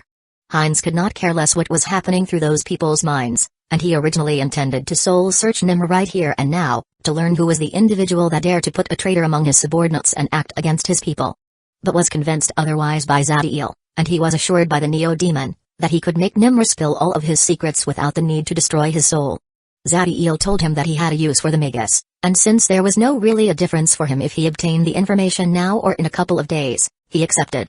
Heinz made Nimmer's unconscious body disappear, before waving his hand and taking from his personal storage space the core of the platform.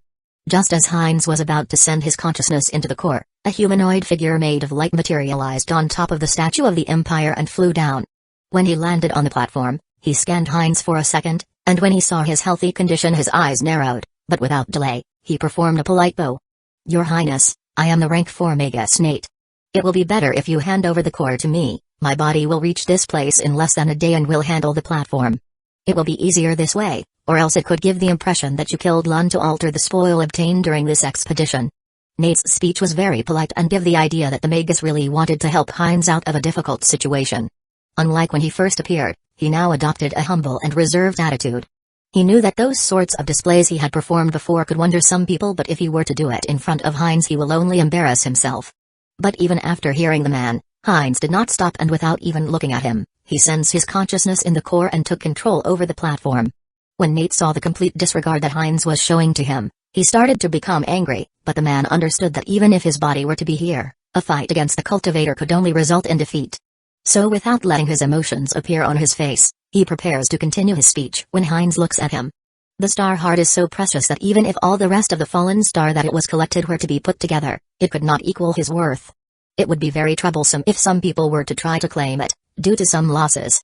When he heard this, Nate immediately tried to explain his intentions, but before he could speak, Heinz spoke again, and this time his eyes were cold. "I do not care about your goal. I will take this platform, and those that want to collect the fallen star they own can go to my tower and reclaim what the register says the people under them obtained. As for Lun's death, he would not have acted the way he did if you had done your job." Technically Nate's responsibility was to secure the safety of the members of the Empire, but that was against magic creatures, not a rank 4 Magus, so if one were to look at the situation with an objective mind, one would find that he didn't do anything wrong. But since when people were objective, they judge other actions according to what they believe is right, and Heinz was not different. A trace of anger was shown on Nate's face, but he did not say anything, and his body of energy transformed into dots of light before flying away. Heinz did not bother with the Magus, and once he got control over the platform, he shrinks it until it was the size of a fist before making it disappear. Since everything he needed to do here was done, Heinz did not delay any longer his departure. He released his consciousness and started to embrace every member of the Empire inside it. Brace yourself. An amused expression appeared on the face of Heinz as he pictures what was going to happen next. Once all the people were covered by his consciousness, Heinz used his control over the law of space and teleport along the rest. Chapter 102, Interrogation. Less than a millisecond after Heinz performed the group teleportation, the members of the Empire found themselves thousands of kilometers away from the excavation zone, and every single of them was displaying symptoms of nausea. Even Zadiel wasn't an exception, and the one with the best condition wasn't Grigori, who was the strongest, but Ezequiel due to his great physique. The feeling the members of the Empire experienced when Heinz teleported them was like if they were moving at an unimaginable speed only to stop suddenly, going from 100 to 0 before they could even figure out what was happening. This made the content of their digestive system and blood flow go crazy for an instant. Heinz almost started to laugh when he saw some of the rank 1 magus about to puke, and after giving them a moment to recover, he once again made everyone teleport. As they were reaching the exit of the endless forest, almost all those rank 1 magus had emptied their stomachs. Of course, this wasn't something that could really affect them, being life forms superior to normal mortals. As long they rested a couple of minutes they will be perfectly fine. So Heinz did not stop their advancement and only laughed quietly. It took more than a month for the members of the Empire to reach the excavation zone from the meeting point, and they had to fight against hundreds of magic creatures during the journey despite being protected by a rank 3 magus. But in less than 2 hours, Heinz was able to bring them to the exit of the endless forest without even seeing a magic creature. This simple display of speed and capabilities was proof that even if Heinz were to be so injured that he could be killed by a rank 3 spell, he could just focus on escaping, and there was nothing that those beneath rank 4 could do to stop him. Of course, an individual like him that could use the law of space at rank 4 was almost inexistent, but there was no soul forging that did not have the ability to display high-speed movements or some special tricks that could help them escape. From here you can safely arrive at wherever your residence is. With regards to the platform and the fallen star in it, relate my previous statement to your superiors. Heinz did not wait for the rest to respond and proceed to teleport again, with only the 3 neo-demons this time. All the members of the Empire that remained here could not help but look at the place where those 4 people were just now before leaving. Whether it was envy, admiration, or another complex emotion, the one filling their hearts, all of them knew that they were individuals that will make their names known in the Empire. Especially the one that was already approaching the limits of power that the world allowed, and whose killing aura they will remember for the rest of their lives. It was midnight, and inside the Sinnoh's magic tower, in a room with white walls, there were 3 men. 2 of them were standing and the other was sitting in a chair unconscious, and his body seems to be glued to it, maintaining his chest and head perfectly straight. Right next to the chair, there was a small table with all sorts of surgical equipment above it. Is this your plan, brother? Physical torture? One of the men had a doubtful expression on his face as he pictured what was going to happen to the person in the chair. Heinz did not doubt Zadiel's capabilities to inflict pain, and his instincts tell him that the young man in front of him could make anyone talk, no matter how powerful their will was. What bothers him was not whether he could make Nimr talk, but the problems that all information obtained by this means carry. Zadiel understood from where the cultivator's concerns were originated, so he proceeded to explain what he was going to do. Of course I won't use such a flawed method of interrogation as torture. After all, when a man is subdued to enough pain, he will say anything you want, but most of it or maybe all could be false. And in the worst case, you could be the victim of counterintelligence and end up with the wrong target. After Zadiel finished speaking, he moved to Nimr's side and put his hand on his shoulder before sending a wave of dark aura inside his body. The aura did not hurt or awaken the magus, and it makes his expression become calmer. What Zadiel did was using a simple spell with anesthetics properties, completely numbing Nimr's body and turning off his pain sensor. You know, the Magi path is certainly powerful and generates all sort of transformations in the body of those that use it, but before reaching rank 4, they are still considered biological being and their brain's anatomy did not truly change. Zadiel proceeds to take a scalpel from the table and play with it, and as he did a smile appears on his face and he even started to whistle a strange melody. Despite what may seem, there was no wickedness on Zadiel's actions, and his attitude was more similar to those people that like to work with wood in their free time, as it relaxed them and helped them release some stress. He positioned himself behind Nimr and made a small but concentrated golden flame appear on the scalpel's blade, before continuing his narration. So since they are biological beings, their bodies are susceptible to physiological stimulus like the one created when certain areas of the brain are subdued to small and concentrated electric shocks. With the right knowledge, even a mortal could make a magus reveal information with complete honesty. Once he was finished speaking, Zadiel made an incision on Nimr's head, and with great precision continued cutting the bone without harming the brain, before removing the top of the skull. Even though this scene looks like something out of a nightmare, Zadiel had done it uncountable times on his past life, and Heinz was someone that paved his way to power over the bones of his many enemies, so neither of them show any aversion to what was happening. Despite having his brain exposed, thanks to the powerful anesthetic running through his body, Nimr remained unconscious and there was no sign that he was feeling any sort of discomfort. With Nimr's brain in his sight, Zadiel used the artificial intelligence chip to scan it and made a model of it, performing hundreds of tests, and only when he had mapped every important region did he begin. He took dozens of small needles out of the table and proceeded to insert it on diverse parts of the brain, with perfect accuracy and control over his movements. Once all of the needles were in the correct position, Zadiel generated small arcs of lightning on his hand and then sent them into some of the needles. The moment the electric shock touched the needles, Nimr's eyes opened. But you could see that he remained unconscious by the fact that his sight was out of focus. Okay then, let's see if I did not lose my touch. There was a little excitement on Zadiel's face, as he proceeded to question Nimr. Tell me your full name and age. Once he made the question, Zadiel releases stimulus into some of the needles and activates Nimr's ability to speak and some motor functions. The Magus body trembled for a second and his eyes twitched, but after a moment he started to speak. My name is Nimr Hamel Jainer Krinkand. I am 280 years old. Although his voice was a little rough, Nimr's words made perfect sense. Zadiel continued asking random questions to which he had the answer already, to calibrate the Magus responses and the way he needed to stimulate his brain. Although he did tremble from time to time and blood was coming out of his eyes, nose, and ears, Zadiel had a perfect grasp over Nimr's condition and knew that there was no real damage done to him. Once all the base questions were over, Zadiel proceeds to ask what he really wanted to know. When did you betray Heinz and what were your orders? Unlike with the previous questions, Nimr did not answer immediately, but Zadiel increased the potency of the electric shocks, and although his entire body shivered, answers came out from his mouths. From the beginning. I was approached by someone way before I enter his service. My order was to collect all the information possible about him and report his every moment, no matter how insignificant it was. When Heinz hears this, his eyes narrowed and fury appeared on his face. Someone has been surveilling him for decades and it was only now that he found out. Zadiel knitted his brows when he hears this. Whoever controls Nimr, it was someone that did not hesitate to put a spy on his soul-forging existence and that was able to maintain it hidden for a very long time. But what really bothers him was that this person was willing to burn important assets just to kill him and even go to the point of making a rank 4 Magus act. Tell me the name of the individual who gives you your orders. Chapter 103, Divination. The two men were waiting for Nimr's answer, hoping that it will reveal the responsible for his and Lun's actions. But unfortunately what they obtained was highly disappointing. I do not know his real name.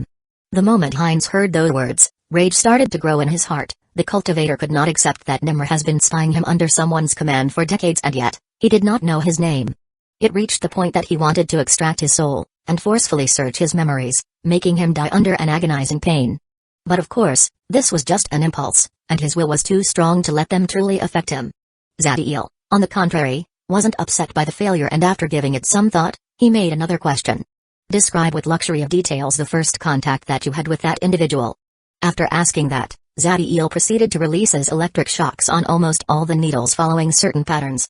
Arcs of lightning appeared over Nimr's brain as if a miniature storm was generated on his head. And before long he started to speak. It was when I reached the peak of rank 1, due to an accident in one of my experiments, my consciousness was damaged, leaving me with horrible pain and destroying my path to rank 2. I spent a long time trying to fix the damage but there was nothing I could do, and when I was about to give up a man appeared. He was covered completely in a grey fog so I could not recognize him and told me that he was sent by the sage. As he hears Nimr's tale, a strange light appears on Zadiel's eyes. He told me that if I accepted to be under the sage command, they will send me on a journey where I will be able to change my fate. Although it sounded like a joke, the man in the fog was incredibly powerful and I doubted that someone like that would waste his time playing pranks, so I accepted. Although Nimr was still unconscious, the respect and admiration that felt by that person he knows as the sage was so deep, that it was reflected in his words. The journey was full of danger and the number of times I was close to death was uncountable, but by a reason I could not explain, I always end up fine, and when I finish it, not only my consciousness was healed, but I also reached rank 2. After that, I followed his instruction and started to serve under Heinz, collecting all the information I could about him. After hearing about Nimr's epic journey and how he was able to overcome all sorts of dangers and finally rise out of a desperate situation with the help of this sage, some memories appeared on Zadiel's mind, and along with them a great coldness and killing intent. Did you ever had direct contact with this sage or other people under his command beside the man in the fog? Never. All my reports were sent by disposable communications crystals to a location I do not know. And in every physical interaction, the only individual present was the man in the fog, who never revealed his identity to me. Even after following his orders for decades and spy the actions of a rank 4 life form, Nimmer was never trusted with any sort of useful information about this sage, or any other people working under him. This fact revealed to both Zadiel and Hines that the sage was someone beyond careful and that he maintained a layer of secrecy over his identity even to those under his command. But despite the apparent dead end, Zadiel knew that even if Nimmer wasn't trusted with the identity of the sage, that does mean that he did not find out by himself. Tell me, did you ever investigated the sage? Working for decades under someone with such a mysterious identity could raise curiosity on anyone, and Nimmer certainly was not an exception. But strangely, there was some sort of resistance by Nimmer part to access those memories. Unfortunately for him, he was unconscious and the only thing that Zadiel needed to do was increase the potency of those electric shocks to make him talk and break his defenses. Due to the potency of the stimulus, a lot of blood vessels broke in Nimmer's eyes, but this did not stop him from talking. Yes, I did, but the shadow covering the sage identity was impervious to any sort of investigation, and no matter how much I try, it was futile. Both Hines and Zadiel were disappointed when they hear this. Luckily for them, Nimmer hasn't finished talking yet. But during the decades of research I was able to obtain a lot of information about the man in the fog, and I am sure that his name is Frederick de Einer. That name did not mean anything to Zadiel, but it was different with Hines, as he frowned when he hears it. Brother, how sure are you that what he says is true? Seeing Hines's expression, Zadiel knew that the identity of the man named Frederick was not simple. Since it is something Nimmer was able to deduce of decades of research, I can't say for sure that he did not make a mistake, but what he just say to us now is what he believes it is true. By your expression, I take it that you know him. Ah, yes, I know him. Frederick de Einer is the number 2 man of Salazar Rasputin, a prince of the empire like me. Hines could not help but sigh when he spoke those words. His original plan was to find out the person behind Nimmer, and then go and kill him. This was an extremely direct way of doing things, but it is what the cultivator was going to do, even if that means fighting more than one soul-forging existence at once. Unfortunately, Salazar Rasputin wasn't someone that Hines could just go and kill. Are you related to him? Zadiel notices that troubled expression on Hines' face and knew that he will find extremely difficult to attack this person. No, really, our royal lines are different. Not because they shared the title of Prince of the Empire meant that Salazar and Hines were related by blood. The title of Prince was given to any person that has reached rank 4 and whose direct family had generated a being of laws. Although we are both at rank 4, I am sure I could kill him if I can fight against him without obstruction, and do not care for the damage done to my body. What makes it difficult to handle him is his identity as an Origin Rune Master. When Zadiel heard that, he understood that this situation was becoming more and more complicated. An Origin Rune Master was someone that could inscribe rank 4 runes, and although they were only one level above rank 3 runes, the difference was immense, and they are able to grant abilities that even rank 5 and 6 life form could find useful. The Eternum Empire has hundreds of billions of people living in their domains, with a military force of several thousand soul-forging existences, but the number of Origin Rune Masters does not reach the 3 digits. This was a perfect statement of how difficult becoming an Origin Rune Master was and the importance of Salazar to the Empire and how deep his connections could be. But Zadiel was sure that he was not the one giving Nimmer his commands. The sage was someone that lived in anonymity and whose abilities gives the illusion that he could see the future. Hines, did Salazar was once only an insignificant person, and then one day started to obtain one lucky encounter after the another, and display amazing talent out of nowhere? When Hines heard that, he was surprised, and with an inquisitive expression he answered. There is indeed a rumor about it, that he was someone without any sort of talent during his youth. But that was hundreds of years in the past. How did you know? After hearing Hines's statement, Zadiel becomes sure of what sort of enemy they were facing, but it doesn't bring him any happiness and he could feel a headache approaching. Whether Salazar was involved in the plan for killing me, is something we do not know. Our true enemy is the individual known as the Sage, and if I am correct, he is the type of person that likes to hide in the darkness and pull the strings of their puppets to see them dance. He is someone that has mastered the art of divination, a user of the law of fate. Chapter 104, Fusion of Magic and Science. When Hines heard Zadiel words, coldness and killing intent begun to appear on his eyes, and due to the intensity of his emotions and the immense power carrying inside him, a dark red aura was released from his body. The law of fate is an extremely complex law to comprehend and improve, and yet the battle power it granted is average at best. The reason for that is due to the law of fate not being meant to be used in battle but to perform divinations, to seek fortune, and scrying into the future, see the possible outcome of your decisions and those of your enemies. And if your control and mastery over this law were great enough, you could use it to alter the destiny of other people and your own. Of course, doing that carries a heavy price, and it reached the point that if your target or the individuals around him were too powerful, the backlash could kill you. The law of fate affected the path of every mortal, and it is only by becoming stronger that you could free yourself from its influence. It is only when someone reaches rank 4, that they are truly free from the law of fate interference. By then, even if you kill one of his chosen ones, there will be no repercussions at all. Although there are exceptions, most of those that seek control over this law are manipulative individuals that enjoy the sensation of control over other people live. That plus their paranoid personality makes them a very difficult opponent. After all, what is the use of being hundreds of times stronger than your opponent and be able to kill him by just looking at them, if you don't even know their appearance? Heinz was an extremely proud person, and it was in his right sense his talent could be considered top tier even by the standards of high worlds. So the fact that someone has been trying to manipulate him, generated an immense fury in him. Unfortunately, he had no concrete information about the sage, and the only person he suspected that has contact with him, was not someone he could just go and forcefully interrogate. In the end, he looked at the man beside him and he could see that he had already started to formulate a plan to handle the situation. What do you think we should do, brother? We cannot reveal the information that we have obtained to anyone.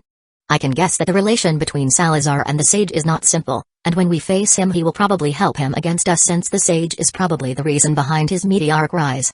The voice of Zadiel carried an immense coldness and it was obvious that his anger was not inferior to the one of Heinz. So from now on, he is our enemy as well. If you ever find yourself in the position to kill him with complete certainty, do it, and the same goes for his guard Frederick. Even if he had no certainty that Salazar and Frederick had ever done anything against him, they were connected to his enemy and since they were powerful enough to become a hindrance, Zadiel did not think twice about eliminating them. He may have changed during his time in this world and have found people he was willing to risk his life for, but he was still the Abyssal Lord that once destroyed an entire world only because his enemy was trying to hide in it. Heinz was a little surprised by Zadiel's bloodthirsty way of handling things, but the cultivator was not someone indecisive and after a moment he nodded, and as he did a murdering light was reflected on his eyes. You should send all your intelligence assets, to keep watch on both Salazar and Frederick, and collect all the information they can about the people they interact. Make sure that they understand that by absolutely no reason they can directly interact with either of them and if possible maintain a distance of at least 50 meters from them. Zadiel's tone was heavy and the expression in his face showed how serious he was. If the people sent to gather intel were to interact with any of them, Zadiel was sure that the sage will notice something was happening, and he could use the law of fate to trace the spies back to Heinz. Once that occurred, trying to find out his identity will become 100 times harder. Heinz was not as well informed about the users of the law of fate as Zadiel, but he was able to guess the reason for his instructions so he made a mental note to make sure that his people understand the importance of their mission and that there is no room for mistakes. Although the cultivator did not say a word and it was no show in his face, Zadiel could see the doubt that was filling his mind. Do not question yourself why he is doing it. Maybe he has seen into the future and saw that we become obstacles on his path, or that we will become a sort of destructive force and tries to stop us before we reach our full potential, but that does not matter. You only have to know this, he is our enemy, and when you have the chance, attack without hesitation and do not let his words reach you.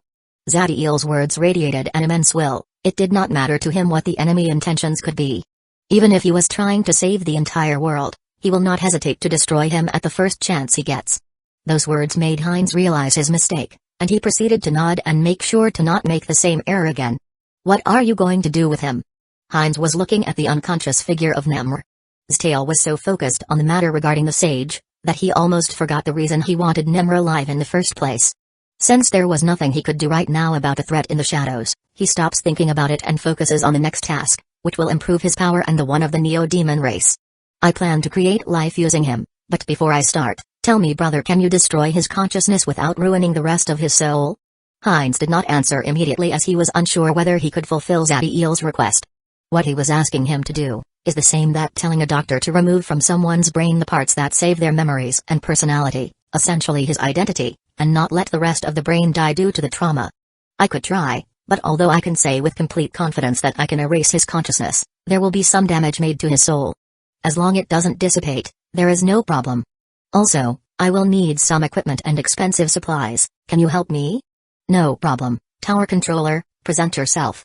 After Heinz spoke those words, a sphere of light appeared inside the room. This was the Tower Control, an artificial consciousness meant to manage the tower and help the owner during its work. It is similar to Zadiel's artificial intelligence chip, but this one was made with magic and did not have the ability to fuse with a host and increase its ability along with him. Tell it whatever you need, as long it is inside the tower vault, it will be transported here. I will start working on Nimmer's consciousness now. Heinz's consciousness materialized carrying a deep red color due to being filled with the law of killing. He made his consciousness generate thousands of small threads and sent them into Nimmer's head.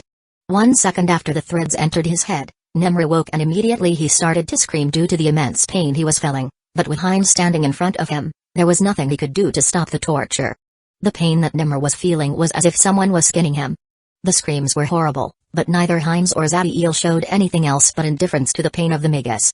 As Heinz continued destroying Nimmer's consciousness, Zadiel was preparing the materials needed for his experiment.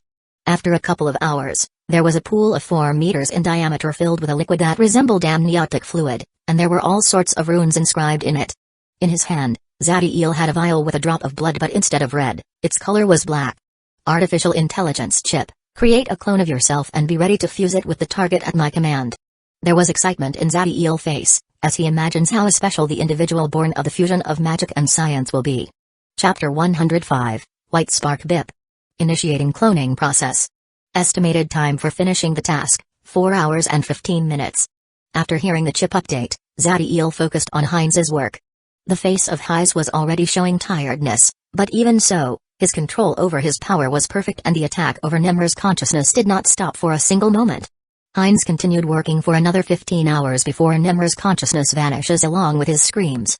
As someone at rank 4, Heinz could have destroyed Nimmer's consciousness in one swift attack, but that would have meant destroying the rest of his soul as well, so he was forced to do it in a very slow and careful way.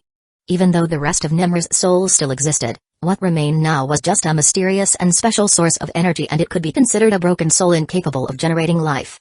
By all intent and purposes Nimmer was dead, since even if the soul were to be healed with the most heavenly power that could exist, it will not bring him back.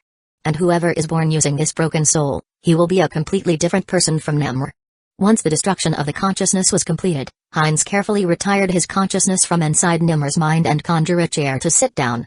He was exhausted since he had to maintain full concentration over every single thread of his consciousness for almost 20 hours, use the law of killing all the time and make sure that the damage did not extend to the rest of the soul. That was very hard, but I managed to destroy it, and although there was some damage made to the rest of the soul, it will not dissipate anytime soon. Tell me, brother, what are you going to do with it? Heinz was very curious about Zadiel's plan. He was someone smart and his knowledge wasn't shallow at all, but there was nothing that came to his mind that will need a soul without a consciousness. Zadiel inspected the broken soul that remained, and since he was very happy with Heinz's performance, the less he could do is explain to the cultivator what his purpose was. I am going to create a life, and the first step is to transform Nimmer's body into one of a different trace. Zadiel grabbed the body and throws it inside the pool, before activating the runes inscribed in it, which made the liquid start to soak Nimmer's brain and nurture it. I suppose that you have heard of the mind rulers. Zadiel was controlling the runes as he asks Heinz. Yes, they are a sadistic race that inhabit the Underdark plane and whose power is known through the universe. Heinz was someone that has explored the void and participate in world wars. It was normal for him to have knowledge about the races and dangers he could encounter. The leaders of the Mind Rulers Society are creatures known as Elder Brains. They are special life forms, and every time a Mind Ruler is reaching the end of his lifespan, they will choose to fuse with them, increasing the Elder Brain intelligence and power. Zadiel took the container with the dark blood inside and activates his Eye of Life and Creation and Golden Flames to increase its purity. It's fortunate that you had this bloodline in your vault, or else I will have been forced to alter the transformation process, and that would have certainly made the outcome inferior. So how I was saying, an Elder Brain handles several aspects on the Mind Rules civilization. They are considered the guardian of the knowledge, history, and technology in their society. Once the blood purity was in his peak, Zadiel sent the drop of blood into the pool and made it fuse with Nimmer's brain. Immediately after, the brain starts to tremble, and Zadiel proceeds to activate the rest of the runes. The brain started to grow slowly, and as it did, the rest of the body was degrading and transforming into nutrients that were stored in the pool and then sent into the brain. An Elder Brain's role in the battlefield is of a strategist, and thanks to their godlike intellect, they are perfect for the job. When the brain finished his growth, it was 3 meters in diameter with some black tendrils coming out from it, and most of the amniotic fluid was gone. Zadiel flies and remained floating above the pool, before releasing his golden flames and made them encompass the brain. The golden fire was healing any damage that the brain had suffered during this transformation and also nurturing the broken soul that was inside it. After a couple of hours and making sure that the elder brain was on his top condition, he carries on with the next step. By using his consciousness as a bridge, Zadiel creates a connection between his soul and the broken one inside the brain. A.I. Chip, carry on the implantation of the clone inside the soul. Zadiel concentration was absolute, since from this point on any error could cause the broken soul dissipation and waste all of his efforts. BIP. Target located, beginning implantation of the clone chip inside the soul. Task finished, the clone has been implanted inside the soul. A complete fusion between them has not been reached, and the broken soul is still not capable of generating live. Zadiel wasn't disappointed when he heard this news, as he was sure from the beginning that the fusion could not be reached this seas. It was only after he died and his soul reached the eternal river of the afterlife, where it was affected by some of the most profound and complex laws of the universe, that the chip was able to become a part of him forever. It was impossible for Zadiel to hope to recreate that, but as someone that made the transition to a being of laws by using the law of death and the law of destruction, his knowledge about the soul is extremely deep, and he had other ways of achieving a similar result. Zadiel made an infinitesimally small thread generate from his soul, and using the bridge formed by his consciousness, he connected this thread to the broken soul inside the elder brain. He will use his own soul to generate a chain reaction that will fuse the broken soul and the artificial intelligence chip, creating a soul stable enough to give birth to life and consciousness. Although it will no be a complete soul and its abilities will be hindered for a long time, it was the best that Zadiel could do for now, since his power was too small. Just as Zadiel was preparing to start the chain reaction, he hears two different palpitations. It only took a moment for him to track its origin. It came from his true names. Both Dixijus and Nadux were throbbing with so much power that he could hear them as if they were right next to him. The palpitations only grew stronger, and finally, from Nadux a golden spark that seems to represent Genesis was created. As for Dixijus, it also created a spark, but this one was dark and it gave the feeling of nothingness. The moment they appeared, both sparks crashed against the other instantly, and from it, a white spark was birthed. Even Zadiel, with all his memories and the wondrous phenomenons he has seen, could not help but be marveled by what was happening. Him trying to create life, made his true names react and form this white spark. Although he did not know what it could do, when he looks at it, it gave him the feeling that he was witnessing the beginning and end of everything that has ever existed. Before Zadiel could even react, the white spark crashed against the thread that was connecting the two souls. The moment this happened, the thread that gave the impression it could break at any second, was transformed into a tunnel that extracted from Zadiel's soul a small dot of light and sent it to the broken soul in the elder brain. When that happened, Zadiel's body fell on top of the elder brain and started convulse due to him experiencing pain so monstrously great that even with his will, make him feel that he will die. When Hein saw this, he was shocked and immediately teleported to Zadiel's side, but no matter what the cultivator did, he could not find the source of the damage. When the dot of light reached the broken soul and artificial intelligence chip, it causes a reaction and the three of them disintegrated into particles that started to fuse in the next moment. The pain that Zadiel was feeling did not allow him to even think, much less focus on the changes that were happening as the A.I chip, broken soul, and dot of light fused. The laws involved in the fusion were so profound and mystical, that if someone powerful enough to stand on equal ground with the laws of the universe were to be present, they could see how all sorts of phenomenons were being produced inside the elder brain soul. It was only when the soul finished its creation that Zadiel felt the pain go away. Chapter 106, Memories from the First Life. When the pain disappeared and Zadiel got control over his body again, he immediately jumps out from the elder brain and starts to assess his condition. As he was moving, Zadiel realizes something. His body and everything around him were moving extremely slow, reaching the point that he was feeling that time was stopping. Thanks to his knowledge, he understood immediately that the reason for this illusion was that his speed of thought had obtained such an impressive rise that generated a desynchronization with his body. This sensation wasn't unfamiliar for those that made a great increase in power in very little time, so it only took him a moment to fix it. He knows that the reason for this upgrade was the connection that the With spark created between him and the soul inside the elder brain. Zadiel was sure that the increase in his speed of thought it's not the only thing he obtained with this connection, but he did not have time to focus on that. What truly matters to him right now was the thing the spark removed from his soul. Losing that dot of light did not affect his body or consciousness in any way, and it did not damage his soul at all. The reason was due to this dot being something that almost all life forms can lose without repercussion, since it will regenerate itself in a couple of days. Zadiel pain wasn't generated for losing the dot of light, but by the forced extraction of this one by the white spark. Since he knew exactly what that dot of light was, he could not help but feel conflicted as he saw the elder brain. Before, when it was only a broken soul and a cloned A.I chip inside the elder brain, This one did not radiate any sort of life or aura, and it only seemed like a giant brain with some tendrils coming out from it, but now that a true and complete soul was born, it changed immensely. The energy that irradiated was equal to the one of a new rank 3 life form, but this was not the most amazing thing. Golden flames just like the ones made by Zadiel were being generated from inside the brain. Its exterior started to change and a golden color was covering its surface, increasing his physical defense tremendously. As the flames were inundating the brain, in the front part of it, something started to form, and before long a golden eye appeared. And the greatest change was in his interior, where a small but very powerful golden sun was created, and just like the one inside Zadiel, it was like a physical manifestation of the law of life and the law of creation. Seeing those changes, Zadiel could not help but feel his emotions were getting out of control. He has experienced scenarios that could be unthinkable to some people, and even when he was an Abyssal Lord and his life was reaching its end, he never felt this conflicted. One moment after the changes in the elder brain stopped, an immense consciousness was released from him, covering the magic tower and extending for thousands of kilometers, reaching faraway distances and touching millions of people. His consciousness could not equal those of a rank 4 individual in power, but its size was almost 100 times greater than of a soul-forging existence, something truly impressive for a rank 3 life form. This was not the only thing special, since no one beneath rank 4 was able to detect it, and even those at that rank only feel a strange sensation when it was passing through them. Zadiel and Heinz were able to felt the great confusion in the soul that was just born and that was inhabiting the elder brain. But less than 10 seconds later that confusion disappeared and he retracts his consciousness before looking intently at Zadiel with his golden eye. The moment Zadiel looks at that golden eye, his emotions go haywire and his always calm and collected expression was replaced by one of uncertainty. Even though he did not have a mouth, it was easy for a life form at his rank to create sounds, and the word he spoke shocked Heinz. "Father?" The voice was very childish and there was some anxiety in it. When Zadiel hears him call him father, he did not know how to react.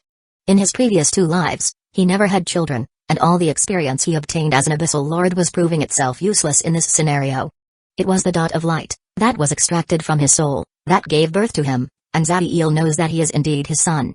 When someone dies, their souls disappear from the material plane of the universe and are pulled into the eternal river of the afterlife, where they will begin an extremely long process in which their souls will blend with the river and become pure energy. This process could take the soul of an individual at rank 0 millions of years, and it takes longer the more powerful the soul is. But eventually, all of them fuse into the river, and when that happens they virtually cease to exist and even resurrection spells would become useless on them. When mammals breed, the first thing that happens regarding the conception is not the physical aspect concerning the union between the spermatozoid and the oocyte, but the fusion between the primordial essence of the parents' souls, that will work as the core of the new life and will give him his identity. It is only when this core is formed, that the laws of the universe will act, supplying him with energy from the eternal river of the afterlife, making the soul complete, and letting the physical aspect of the individual being created.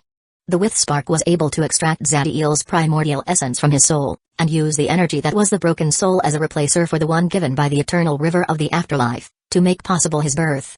After a moment, seeing Zadiel lack of response and as if noticing the state of his mind, he spoke again. "Master." Although there was no change in the voice, Zadiel was able to feel the immense sadness that he was feeling.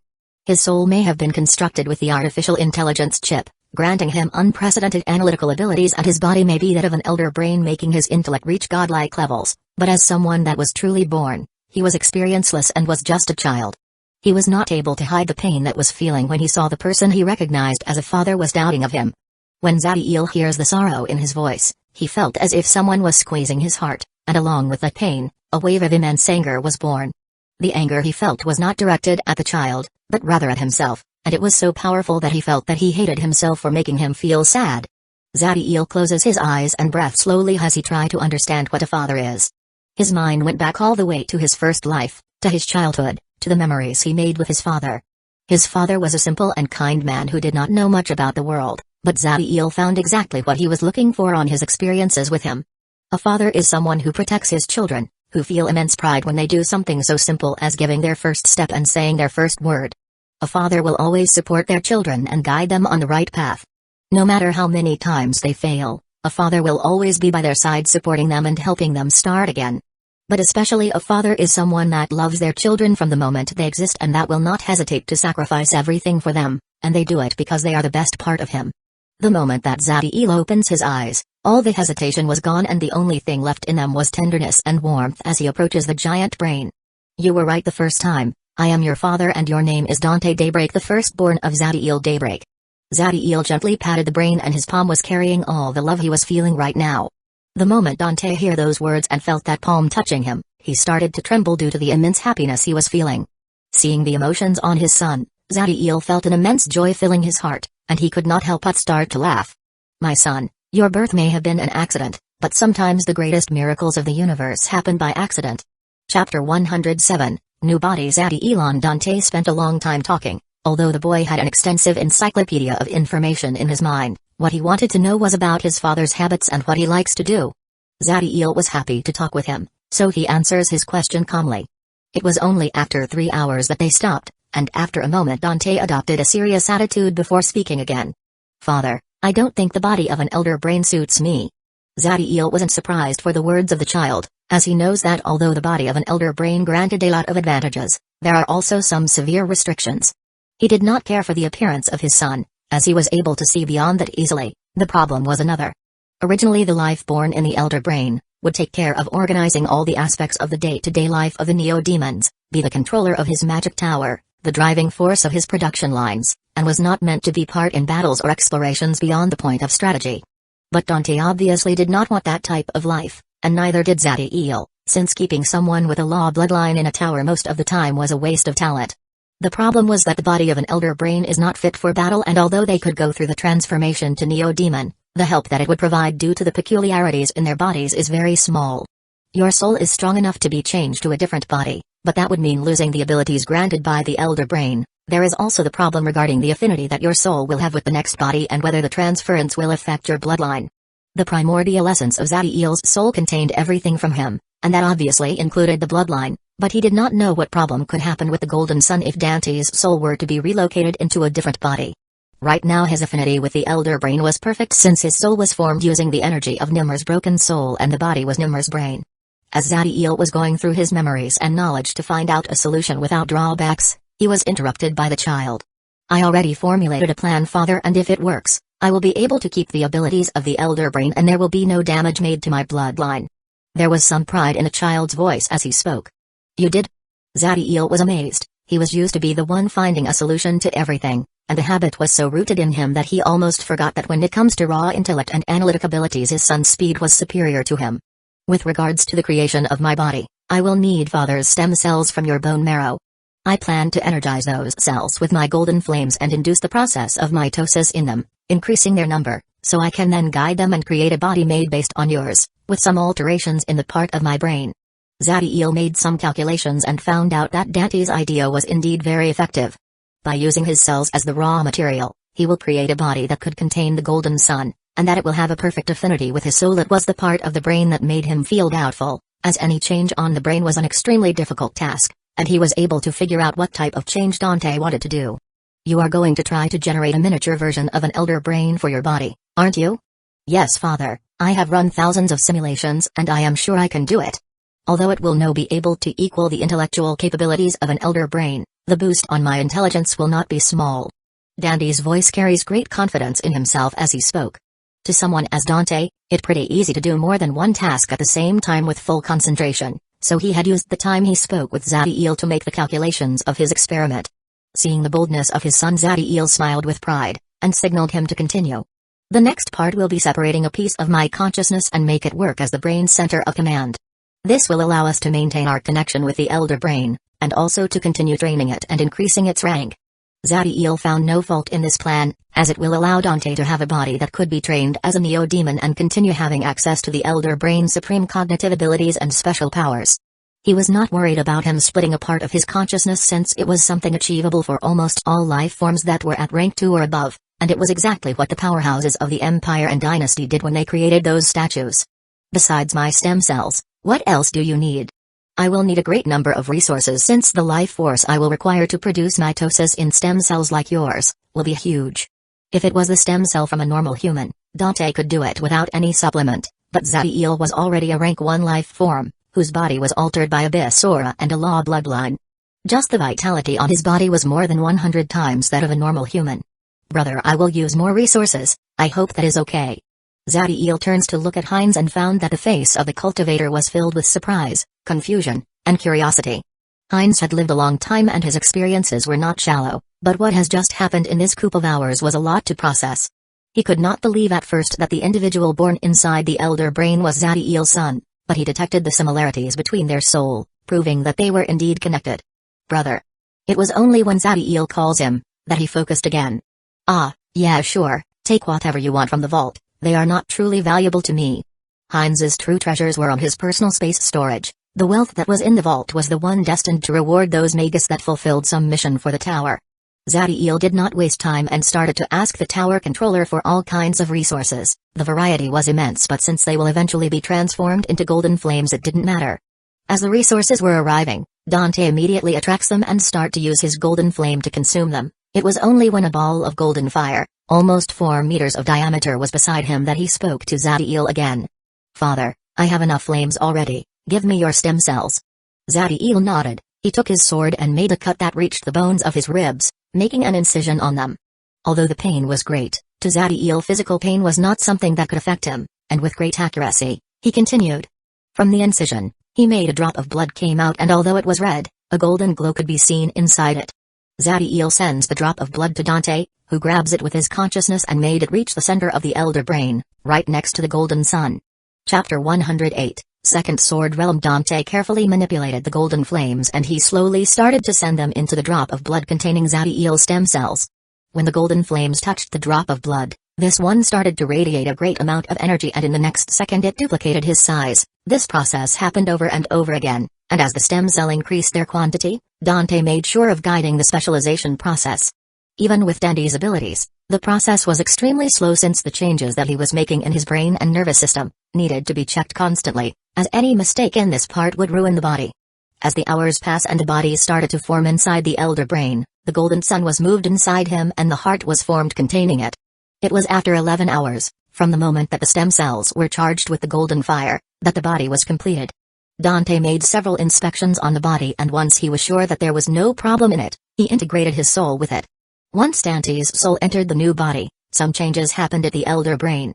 The eye of life and creation disappeared and it was no longer producing any golden flame, but his golden exterior remained, and the vitality that you could feel in it was certainly greater than the one a normal rank 3 elder brain should have. It seems that although the time it was nourished by the golden sun and in possession of the eye of life and creation was small, it still was affected by the laws that they represented. A minute after the soul of Dante integrated with the body, this one opened his eyes and come out from the elder brain, landing outside the pool, showing his appearance to Zadiel Heinz. The body was that of a child around 10 years old. His facial features were very similar to the one of Zadiel, and although some small differences separated their looks, it was obvious for anyone who sees the two of them, that they were father and son. His hair was black, the irises of his normal eyes were white, and there was the distinctive eye of life and creation on his forehead that displayed his bloodline heritage. The boy was very handsome, just like his father, and his eyes radiated an aura of great intelligence. Heinz moved his finger and a red aura reached Dante, covering his body with a red robe. Dante walked to Zadiel Heinz's side and gave a small bow. Father, uncle. Why did you choose that age? Zadiel was curious about his son's choice since he could have made his body adult immediately. Of course, how old the body appearance was, did not affect his battle power at all. I feel that this age better reflect my emotional maturity. Dante knows that even though he may be able to process information 100 or even thousands of times faster than those in his same rank, his life experiences were non-existent, and the control he had over his emotion when it comes to important matters was weak. Zadiel knows of the boy's shortcomings when it comes to his feeling, but he did not found it a problem. After all, he literally born today, and the fact that he was able to recognize his weakness was already a great display of maturity. Ha ha, so young and already speaking with such wisdom. He is definitely your son, brother. Heinz could not help but laugh at the child's words. When Dante hears those words, he straightened up his pose, and pride appeared on his face. As for Zadiel, he only proceeds to laugh along with Heinz. I was going to give this to you, brother, but I think you would be happier if it goes to your son. Heinz made a drop of blood appear and sent it to Dante's chest, where it landed right above the place where his heart was and transformed in a tattoo of a sword.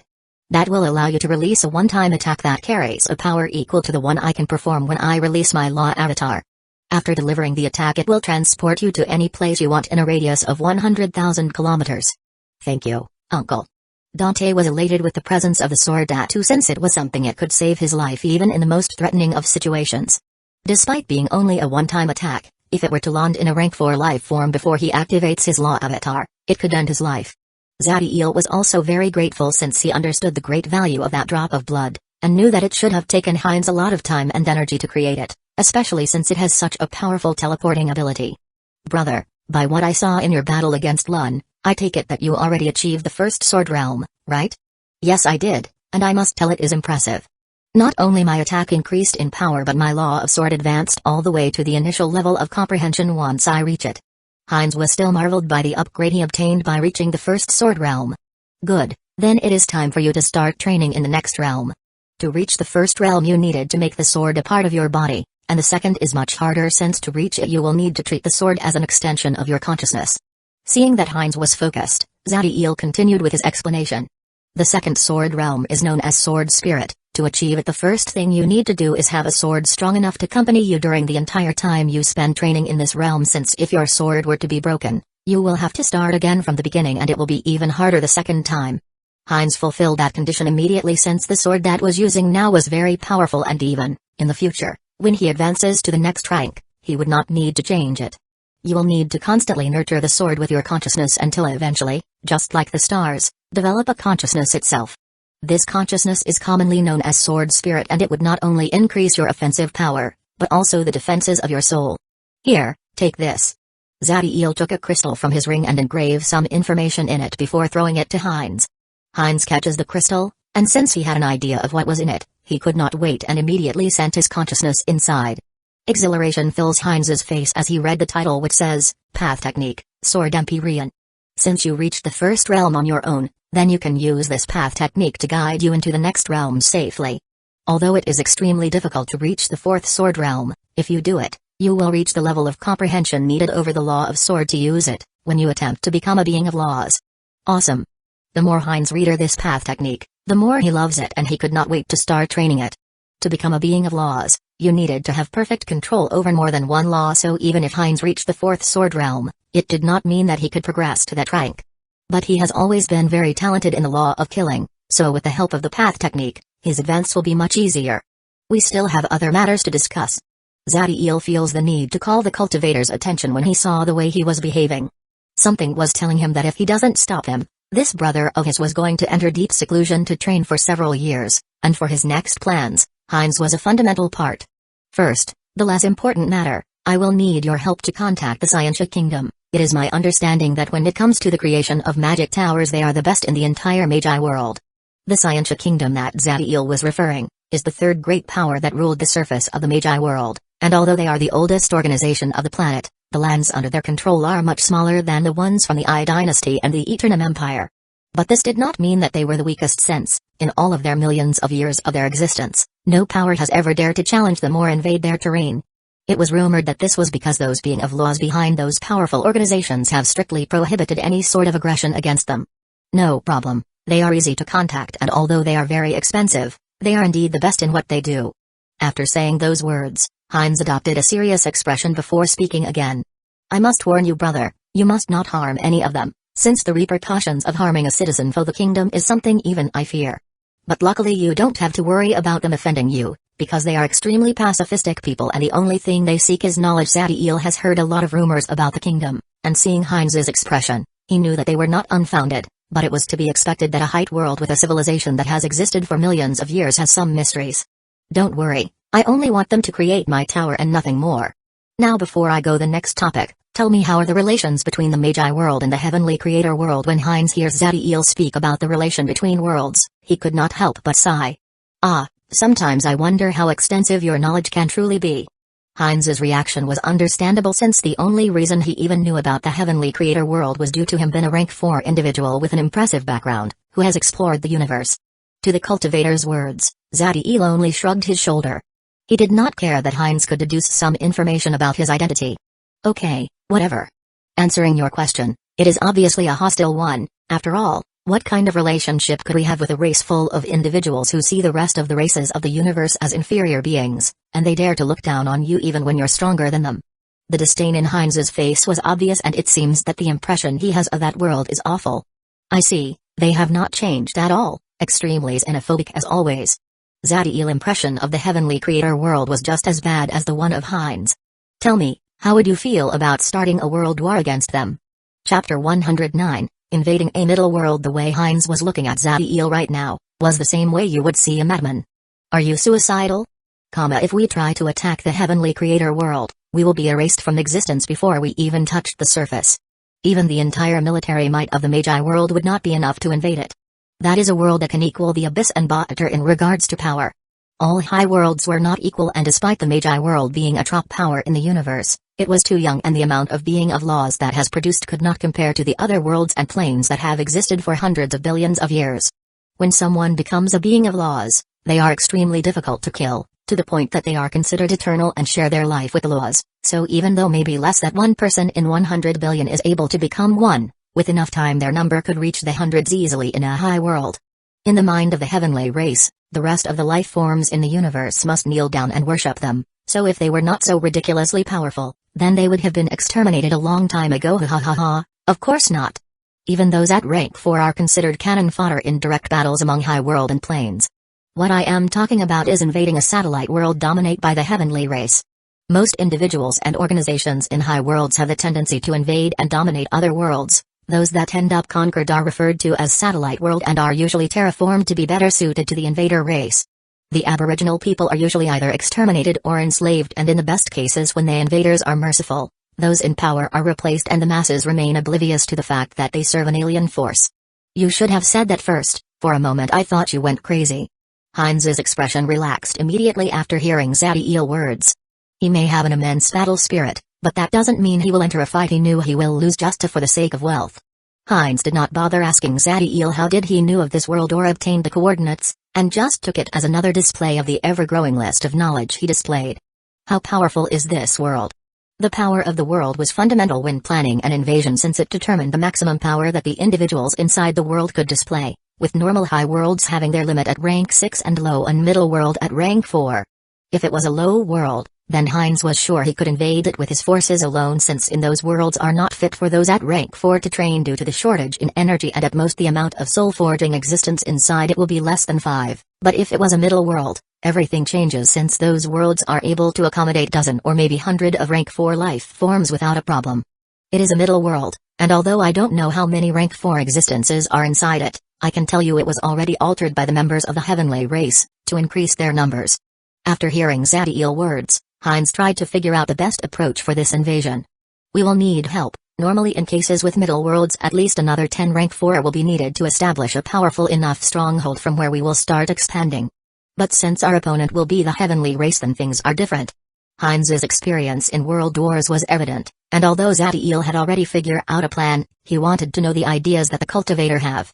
The heavenly race has very strong bloodlines, and although due to my comprehension over the laws I can display a power equal to rank 5 for some time, if one of those with a law bloodline were to appear I could at most equal him in battle, so the amount of rank 4 that we will need participating in this invasion is around 20 to 30. Zadiel was satisfied with the way Heinz's analysis of this invasion and the forces he thinks he needed. Most people on his situation would rather have less rank 4 members involved, even if that means a higher risk and the possibility that the entire forces under them command die. But even so, Zadiel's experience was way greater than the cultivator when it comes to invasion, and his plan was different from the one of Heinz. The amount of soul-forging existences participating in this invasion will only be 10, including you. Although Heinz was surprised by Zadiel's words, he knew that his brother was not foolish, so he just waited for him to continue speaking. With regards to the law bloodline of the heavenly race, you don't have to worry too much, since it normally takes millions of years for one of them to be born, and the possibility that they will meddle in the invasion of a middle world is extremely low. When he says this, there was a little disappointment in Zadiel's face, giving the aura of a hunter that could not find his prey. I will enter with the first batch into the world, and I will do something that will submerge the entire planet in complete chaos. By then, even if they know that we are invading, there will be impossible for them to use the entire power of the world against us, so with 10 rank 4 will be enough to protect the stronghold and advance our conquest. In Zadiel's eyes, confidence born from his soul could be seen. He was sure that even with his current power, the effect that his actions could produce in a world war will be apocalyptic. Although those at rank 1 and 2 are merely scouts in the invasions of middle world, Heinz was sure that his brother's actions will have a bigger effect than all the other rank 4 individuals together. Can you explain to me your plan? Maybe I can apport something? Heinz knew that the possibility of him improving Zadiel's plan was small, but this was an opportunity to learn, so the cultivator feels no problem in asking. Of course, I was going to explain it to you anyway. Stale started to explain what he will do, and the more Heinz discovers, the greater his surprise was. To accomplish his plan, the only thing Zadiel needed was the use of his knowledge and some resources that could be found on any planet. In the end, it was not Heinz that helped Zadiel with his plan, but Dante. The boy gave some advice from now and then, altering certain detail, and although the changes were very small, in the end the help they provided was significant and the probability of success increases greatly. If we follow your plan, then 10 rank 4 existence will be more than enough. Heinz was confident in the plan that the two of them created. Be careful with who you pick, also just reveal a little about the plan so they understand what we are going to do and tell them that it was your idea. I don't have the time or the desire to convince them to follow my instructions. Stale knows that most rank 4 existences are so arrogant that even if they know that his plan is the best path to follow, they will dismiss it just because of his power. Of course, if he were able to convince them to follow his plan and then he was to achieve it perfectly, he will gain the admiration of those rank 4 existence. But why will he bother to impress some people that not long in the future will only be able to look up to him? A couple of hours later in Zadiel's room, both Sophia and Ezequiel were looking attentively at Dante. When the boy first shows up, the duo was beyond shocked. After all, Zadiel was away for less than a day and he came back with a 10-year-old son. It was only when Zadiel explained the circumstances behind his birth that the duo calms down. Sophia's eyes were sparkling as she played with the boy's face, and despite Ezequiel displaying his quiet personality, there was warmth and fondness in his eyes as he looks at Dante. Dante was happy at first when he meets his father's trusted people, but he was becoming frustrated as the woman that identifies herself as his father's first wife did not stop playing with his face. The love that they were showing made him feel extremely happy, but as someone with great intellect, the boy didn't like to be treated like a baby. Unfortunately, there was nothing he could do to stop Sophia, and when he looked at Zadiel for help, he only pretended he was not seeing. As Sophia played with Dante, she looked at Zadiel's direction and her eyes expressed an immense longing and desire. Zadiel understood immediately the feelings of the woman and what she was trying to express. Eventually it will happen. Zadiel smiled as he spoke those words. The strongest the parents were, the harder for the primordial essence of their souls to fuse and create a life, so although they were both at rank 1, their bloodlines were incredibly powerful, especially in Zadiel's case, and that made it difficult to conceive a child. But Zadiel knows that as his true names advance so will his reproductive abilities, and he was sure that his offspring will not be small. Chapter 110, Mind Force. In the cave where the kobolds were residing, Zadiel was arranging some pieces of a fallen star above a giant rune formation on the ground, and a few meters away from him was Rax, waiting for his command. He and Dante arrived 3 days ago to have a secure place where to perform the boy transformation into a neo-demon and improve the kobolds' training grounds. The process of creating the chaotic core went without a problem, and thanks to the fact that his body was made at the peak of rank 0, the rate of growth of his abyss aura was impressive. And due to his intelligence, bloodline, and strength of his soul, his affinity with the world's natural energy was top tier, and it could even prove its superiority above that of elementals. Right now, the boy was sitting along with some other kobolds, focusing on increasing his abyss aura and mastering his rank spell so that he could advance to rank 1. Ezequiel and Sophia had remained in the magic tower and were focusing on developing their bloodline heart to reach peak rank 1 and learn their new rank spell to advance to rank 2. Initially, the duo was in no rush to improve their rank, and they were preparing to enter a long period of experimentation to increase their profession's skills. Still, when Zadiel informed them about the world war they will be participating in, they immediately focused on improving their power. To advance to rank 2, a neo-demon needs to have developed to 100% both of his hearts and have an abyss aura of 120 points. Once those requirements are completed, the neo-demons must store their abyss aura inside their consciousness and then use it to perform a spell. The spell learned will be very difficult to handle and too expensive to use in battle, but once they advance to rank 2, this spell will become their new rank spell. The formation that Zadiel was creating now was meant to build a space where the elemental chaos inside the pieces of fallen star will be contained, so those at rank 1 could remain here and improve the speed of transformation of their elemental chaos heart and increase their abyss aura.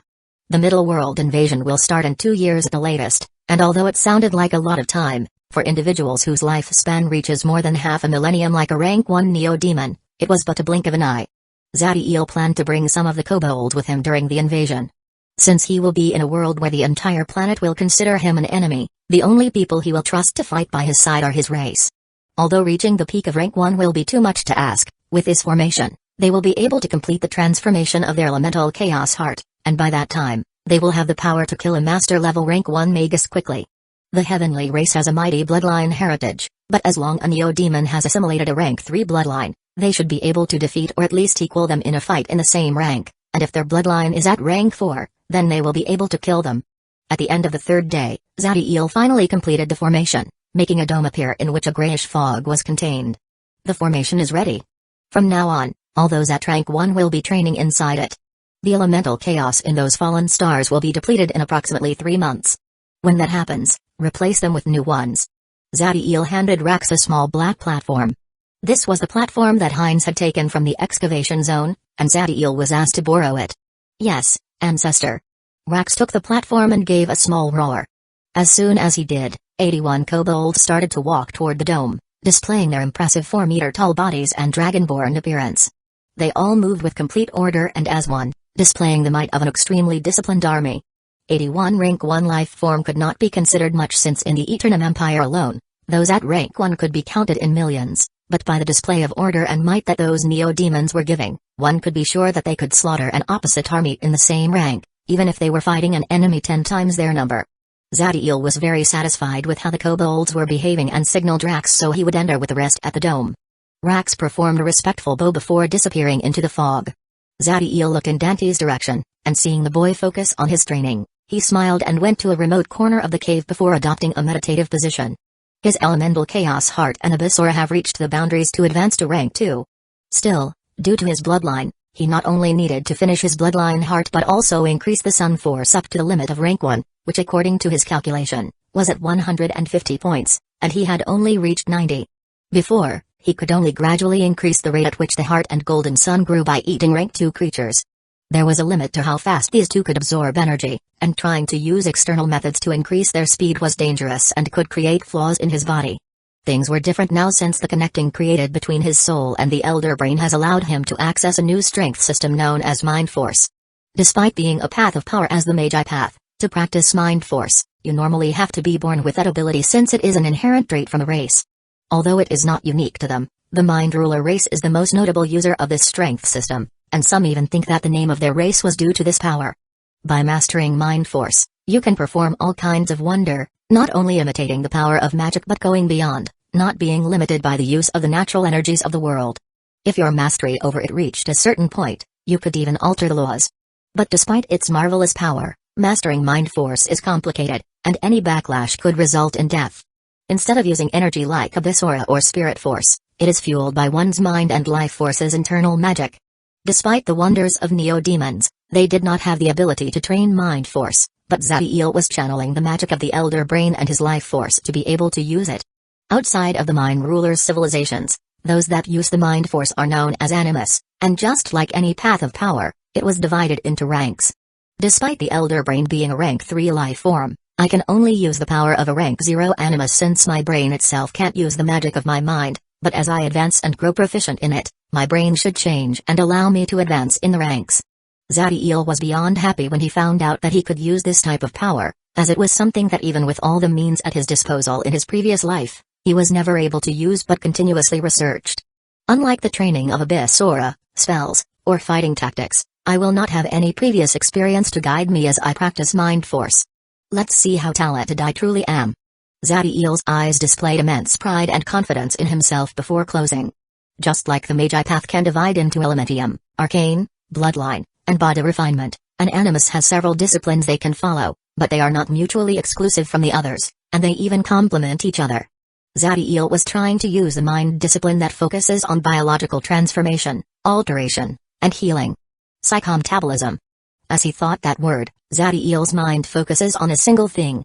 The minutes passed, and nothing seemed to be happening, but if you could see Zadiel's body at a cellular level, you could see that it was acting almost 10 times faster, and the speed continued growing.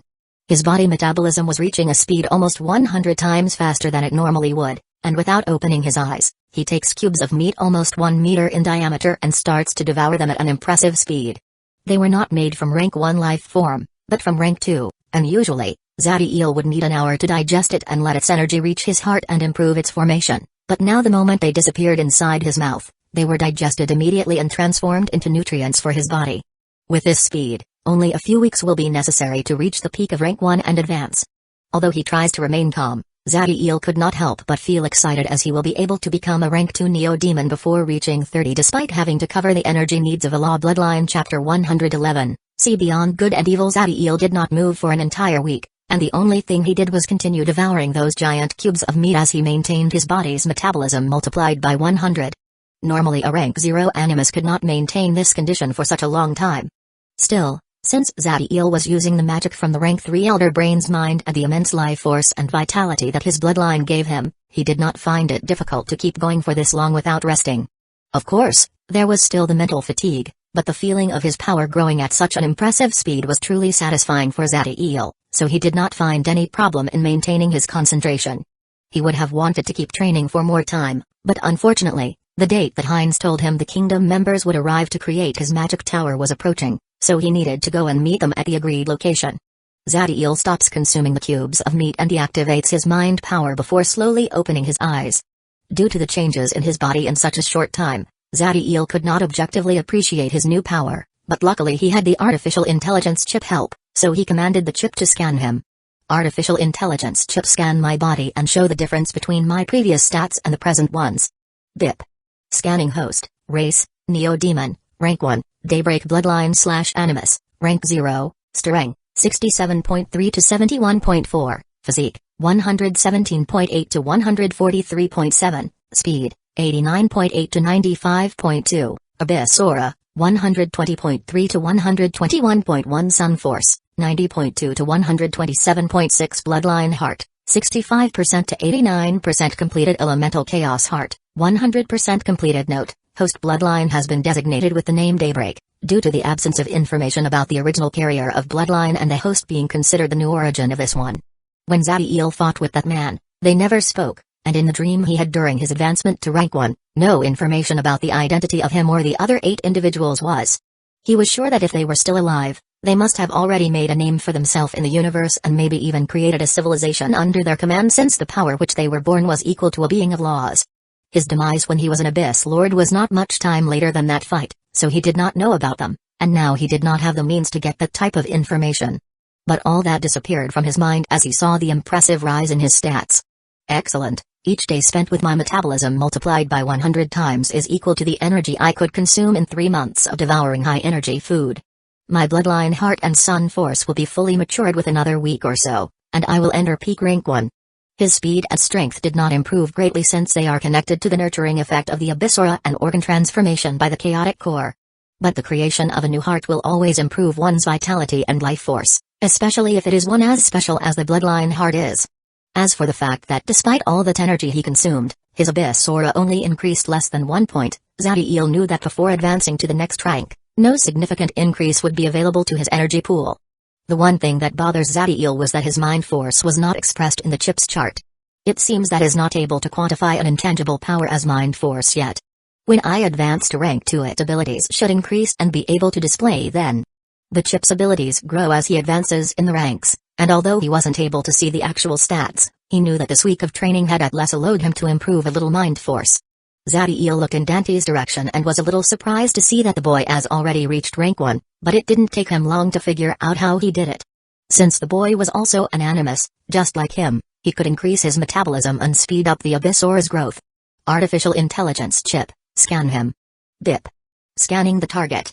Name, Dante Daybreak, race, Neo-Demon, rank 1, Daybreak bloodline / animus rank 0, strength, 25.9, physique, 47.1, speed, 40.8, Abyss aura, 45.9 sun force, 42.5 bloodline heart, 0.1% elemental chaos heart, 0.2%. The boy's stats were very similar to his own when he advanced to rank 1, but it was expected. After all, Dante's body was made from his stem cells, and they shared the same bloodline with an equal purity since he was his direct descendant.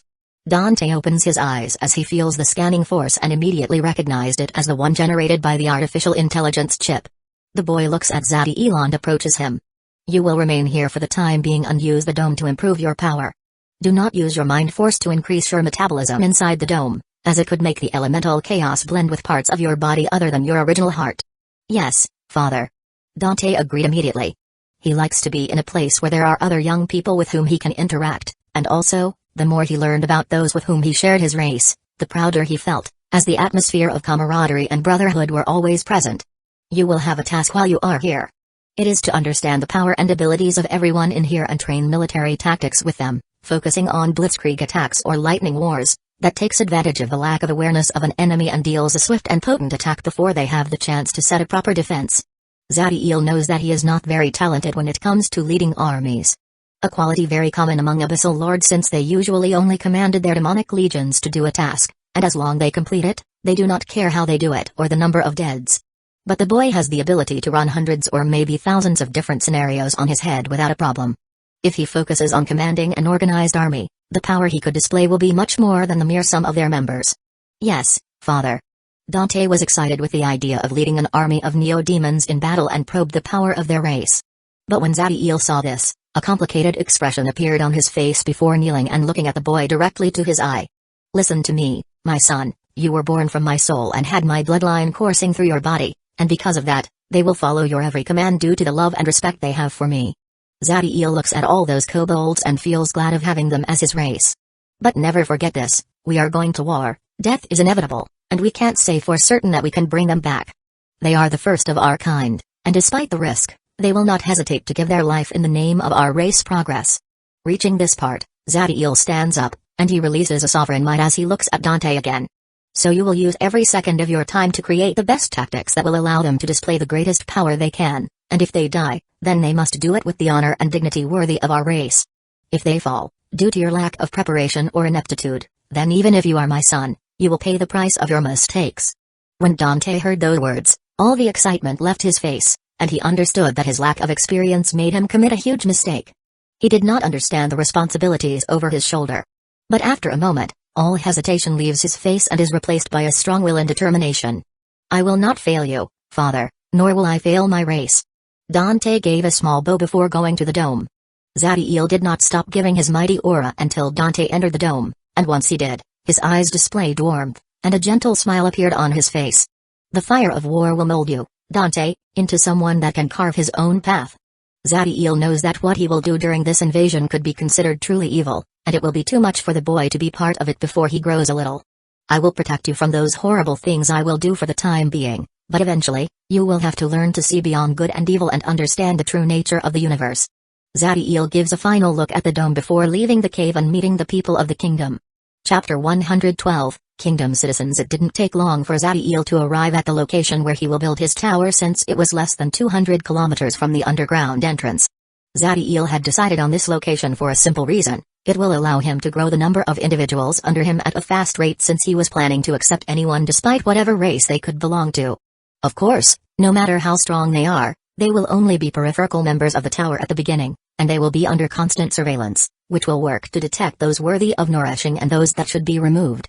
Although this tower will not be much of an enticement for most Magus since they could go to the Sinnoh's magic tower, where they will have the same opportunities and safer environment, those that Zadiel was hoping to obtain were not them, but those that are not accepted by the rest. To him, their original talent was meaningless, and what they wanted was those that survived in a cruel environment by sticking together, protecting the weak ones, and not shunning them away. Groups like that will not be easy to find, but if a hidden gem like those kobolds were to appear, it would be worth the effort. There was also a second goal he had by creating his tower here, and that was that he has a plan for Wasteland. The first layer of the underground may be a place not worthy of dominating due to the lack of resources and poor living conditions, but there were a lot of uses for such a piece of land. As he was arriving, Zadiel saw 3 men floating in the air. Each of these men was wearing a blue robe with no special distinctions in it. The power in their bodies was mild and almost undetectable. They gave such a deep intellectual aura that if it weren't for the fact that they were flying, you would mistake them with a mortal world erudite. Zadiel was a little surprised by the trio's appearance since they had extremely similar physical features, corresponding to the one of a middle-aged man with black hair, and one would think that they were related by blood, but he knew that this was not the case. The 3 men were reading a book in which, instead of words, all kinds of inscriptions similar to the ones used in rune crafting were written, and it was only when Zadiel was arriving in front of them that they saved them and look at him. I am Zadiel Daybreak. I assume that you 3 are the stemmed magus of the Scientia Kingdom. Zadiel made a formal greeting before proceeds to quietly assess the people in front of Finn. It is a pleasure to meet the fighting and rune master genius Zadiel. I am Nathan, and these 2 are David and Henry. Indeed, we are the ones that His Highness Heinz contact for the creation of your magic tower. Nathan's attitude was truly what you would expect about the people of the kingdom, calm and amicable. If anyone saw him acting like that before someone at rank 1, they will never think that he was at the master level rank 3.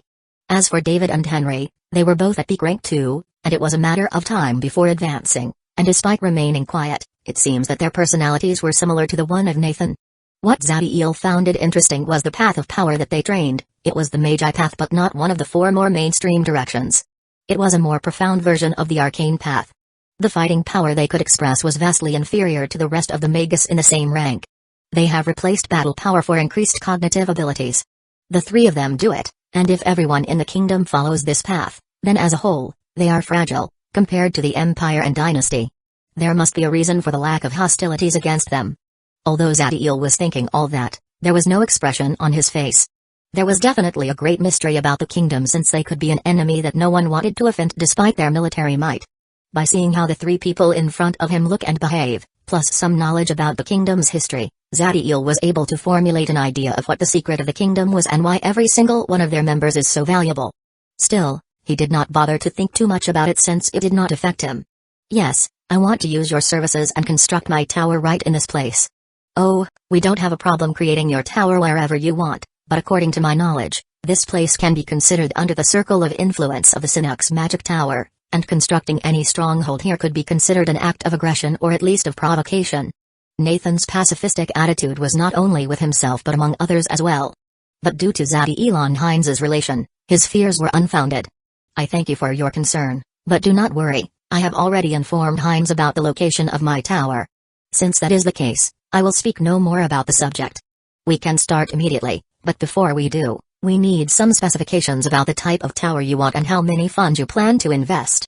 Zadiel had an idea of what type of tower he wanted a long time ago, so he spoke immediately.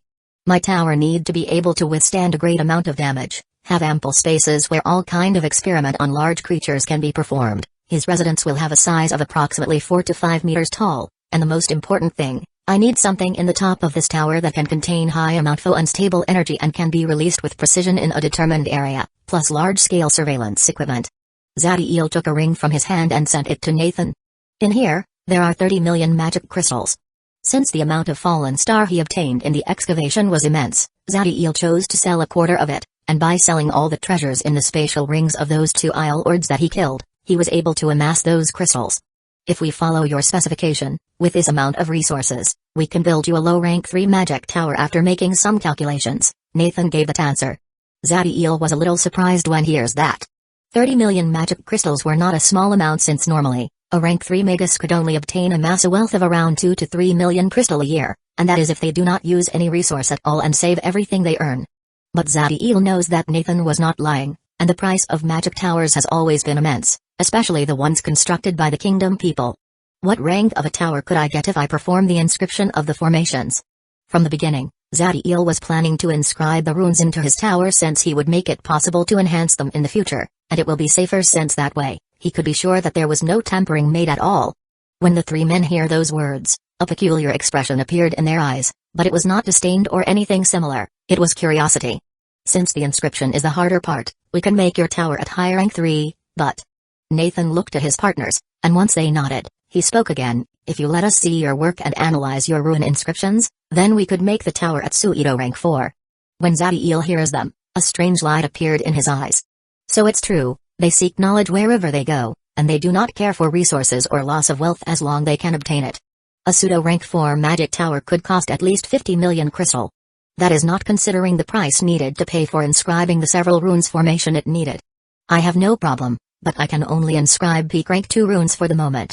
Although Zadiel spoke as if his abilities as a rune master were average when the kingdom's trio heard him, they were shocked. You are truly worthy of being called a genius and have your name already spreading to the empire and kingdom. Being able to create peak rank 2 runes at rank 1 is beyond impressive. And although, indeed, diagrams of rank 2 runes are not valuable to us, what we want to see is your techniques and abilities during rune inscription. Zadiel looked at Nathan attentively for a moment before nodding. You people are sagacious and experts in the seek of knowledge. Chapter 113, Daybreak Magic Tower. Okay, then we will start immediately. Here are the materials needed to make the basic rune formations that the tower needs to operate along with its diagrams. You can decide whether you want to make some alterations or add new subformations. Nathan handed a ring to Zadiel before descending to the ground along David and Henry. The moment he touches the earth, Nathan starts to mobilize the energy in his body. Even though his path did not grant him great battle might, all rank 3 life forms have an immense amount of power in their bodies, especially if they have reached the peak and are starting to comprehend the laws. The ground starts to tremble and noises could be heard as the creatures that lived close to this place were running away. Unlike most magus would do, Nathan waited until the creatures were far away before launching his spell. It seems that the pacific nature of the citizen of the kingdom was directed to all life forms. Alter Earth. The name of the spell sounded simple, but the power it carries was immense as the ground under Nathan's feet started to break immediately, and you could feel how the entire power of an earthquake above magnitude 10 was concentrated in a radius of 50 meters around the magus. The earth split apart and a hole more than 100 meters deep was formed.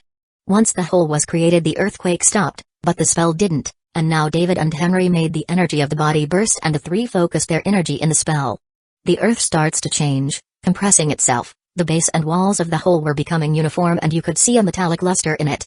The process was taking much longer than the creation of the hole itself, but as they worked, the hardness of the earth was reaching the standard of a rank 2 metal, and it extended for kilometers. But this metallic earth was not just hard, it also had the properties of dissipating any sort of vibration or kinetic energy, so if a great impact was to reach the tower directly, it could disperse great part of the attack's power to the surrounding. This alteration will also make it harder for any type of subterranean incursion since they will have to pass thousands of meters of magically reinforced earth to reach the tower, and even if they do that undetected, there will still be the problem of how to pierce the walls of the tower. If the enemy was powerful enough to do all these without people detecting him, then it will be easier for him to directly attack the tower. As the members of the kingdom were working, Zadiel was processing the material. The diagrams were pretty simple, and with his improved cognitive abilities thanks to his status as an animus and connection to the elder brain, he was able to understand them in less than a minute. The processing of the material was simple, but still, Zadiel was fully concentrated, and his eye of life and creation was acting at complete capacity since he was making some alterations in the materials. Every time the processing was about to end, Zadiel sends a small thread of golden fire into the material. Doing this will normally destroy the material since a foreign agent entering during the last phase of processing will create a chaotic reaction, but by using the A.I chip he knew exactly when to add the flames and how much he could do. Zadiel was doing this because he wanted to add some of the attributes of his flames to the runic formations so they could enhance the sub-formation he will inscribe. It took Nathan and the other 5 hours to make changes permanent on the ground where the tower will be. Although they had to maintain a complete focus in the spell, thanks to their path, the mental fatigue they felt was almost null. Nathan flies to the side of the hole and extracted from his ring metal plaques of all form and sizes, along with hundreds of small humanoid automaton that seemed to be made of mercury due to their silver appearance. We are ready to start building the tower, whenever you are. Nathan looks at Zadiel. There was curiosity on his eyes as he saw those materials that he had processed. Although the inscription of the rune formation could have been done after the tower was constructed, it was better to do the two together. This way, they will be able to detect any problem that could happen along the way and repair it. The number of materials was big, but just like the group of 3, Zadiel did not feel any exhaustion just for some hours of processing. Let's start immediately. Zadiel flies to the trio, and floating around him were containers carrying the already processed materials which had a golden glow in them. Nathan, David, and Henry nodded before flying into the sky and closing their eyes.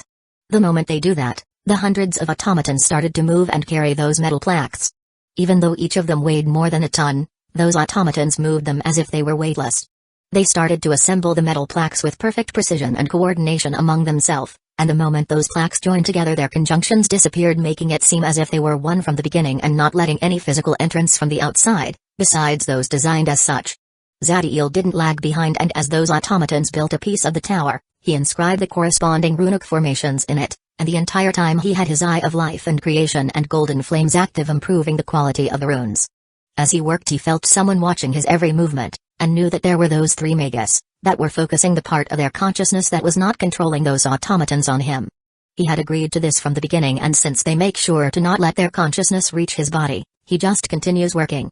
Every single line of runic inscription that Zadiel was creating could be considered a perfect work of a rank 2 rune master, and despite the exhaustion that will usually accompany his work on these high-level runes, he was going on without a problem.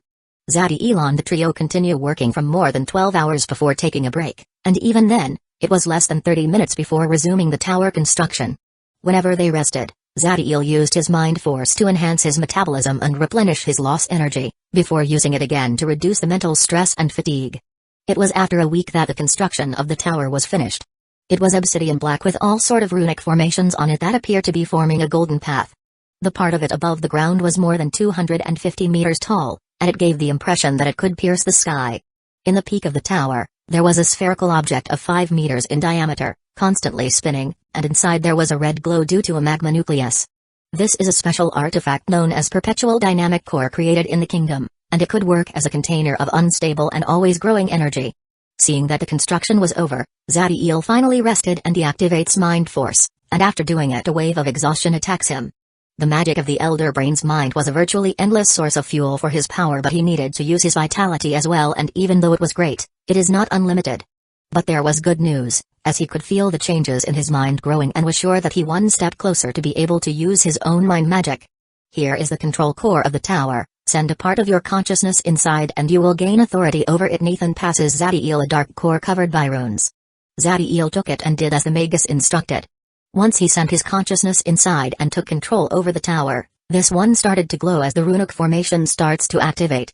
The tower acted as a black hole and the natural energies of the world were disappearing inside it at an impressive speed. As this happened, more and more of those runic formations were being initiated, making those that see the tower think it has golden flames running inside it. Normally most of the natural energy that was suctioned by a magic tower would go to the energy containers located on the lowest floor, but here only half of it was going that way. The other half was injected into sub-formation that Zadiel created, which was sending threads of golden fire into the perpetual dynamic core. As the flames reached the core, this one started to spin faster and faster, and the magma nucleus started to change, adopting a golden color. It was slow at first, but less than a minute after the golden flames reached the core, a giant golden ball of flames was created, inundating the space in a radius of 300 kilometers in golden light. These flames could not compare to the one that Zadiel could create with his golden sun and lack any control over the laws, but even so, the vitality of everything in his touches grows, and its power only continues to increase. A smile appeared on Zadiel as he saw this. As for the three Magus, they were surprised. This is where the story about the Daybreak Magic Tower begins, a place that in the future will inspire fear and respect in every creature in the Magi world. Chapter 114, Blood Wars. Nathan, David, and Henry were truly amazed by the effect of the golden light and the way that those formations were able to connect one with another, transforming the natural energy of the world and sent it into the core, constantly increasing its power. The runes that Zadiel inscribed could be considered the best of its rank, but still, they were rank 2, and the abilities they were currently showing were beyond what runes of its level should be able to perform. What Zadiel did was applying the concept of runic sets, in which groups of diverse runes are made to work together and empower each other, displaying a power above its rank, into this runic formations. Although it did not sound too difficult, being able to connect the hundreds of formation that a tower carried and made them work as one was something even some rank 3 rune master did not have the confidence to do. When Nathan felt that golden light touching his body, he understood that these runes formation did not only probe Zadiel abilities as genius rune master, but it was also showing its imagination to see beyond their original purpose of something and create new ones. The original purpose of the perpetual dynamic core was purely for battle, but now was working as a source of vitality that affects all those under its light, and although in someone like him, a rank 3 life form, the effect was almost imperceptible, he was sure that if someone at rank 0 were to be under this light, they will be able to work for days without stop and all of his wound would be healed in a matter of hours. As a citizen of the Scientia Kingdom, Nathan knew a lot of spells that could produce even better effects that the golden light was generating now, but they used too much energy, and having them active in a radius of hundreds of kilometers was not practical. But when Nathan analyzed the golden ball of flames and its light, he understood that the vitality it released did not take energy from the flames. And more impressive yet was that as the ball of golden flames increase in power, also did the vitality effects in its light. The title of genius is truly fitting in someone like you. Tell me, is it possible to buy those diagrams and the way to connect them? Nathan was truly fascinated with Zadiel rune abilities, and there was great respect in his eyes as he spoke. To the people of the kingdom, what inspires respect in them the most is not battle power but knowledge, intelligence, and the imagination to use them. David and Henry were also looking at Zadiel when Nathan asked for the diagrams. Even though the three of them have seen his every movement during the construction of the tower, how to connect the runes and made them work as one, was something they couldn't understand just by watching. There is no problem in selling it, but you must know that even if the runes are made perfectly, the effect will not be the same. Zadiel was sure that the kingdom must have similar runes formation and he had no problem selling this one. I know, it is the source of energy which you use to alter the materials and inscribe the runes responsible for the vitality effect. But although they are difficult to get, we have some sources of energy with similar abilities in the kingdom. Nathan was very smart and understood the secrets behind the runic formation. Of course, he lost an important part, and that was that without the Eye of Life and Creation to use the laws in the flames, the effect of the golden fire would have been mediocre and without the capability to grow. Good, then how about those automatons for the runic formation? Zadiel found those silver humanoid very useful. They may not be fit for battle due to the lack of fighting abilities and weak defenses, but they work as excellent construction machines and have the ability to transform their bodies into a liquid state before solidified again with all sorts of forms. There was a drawback in the fact that there was a need for someone to manipulate them, but the elder brain containing a piece of Dante consciousness will be able to do it without a problem. Done. Nathan was more than satisfied with the transaction. Even though those automatons were expensive, to him wealth is only useful in the seek of knowledge. Zadiel handed a crystal that contained the diagram and the way of using those formations to Nathan, and this one gave him a silver core.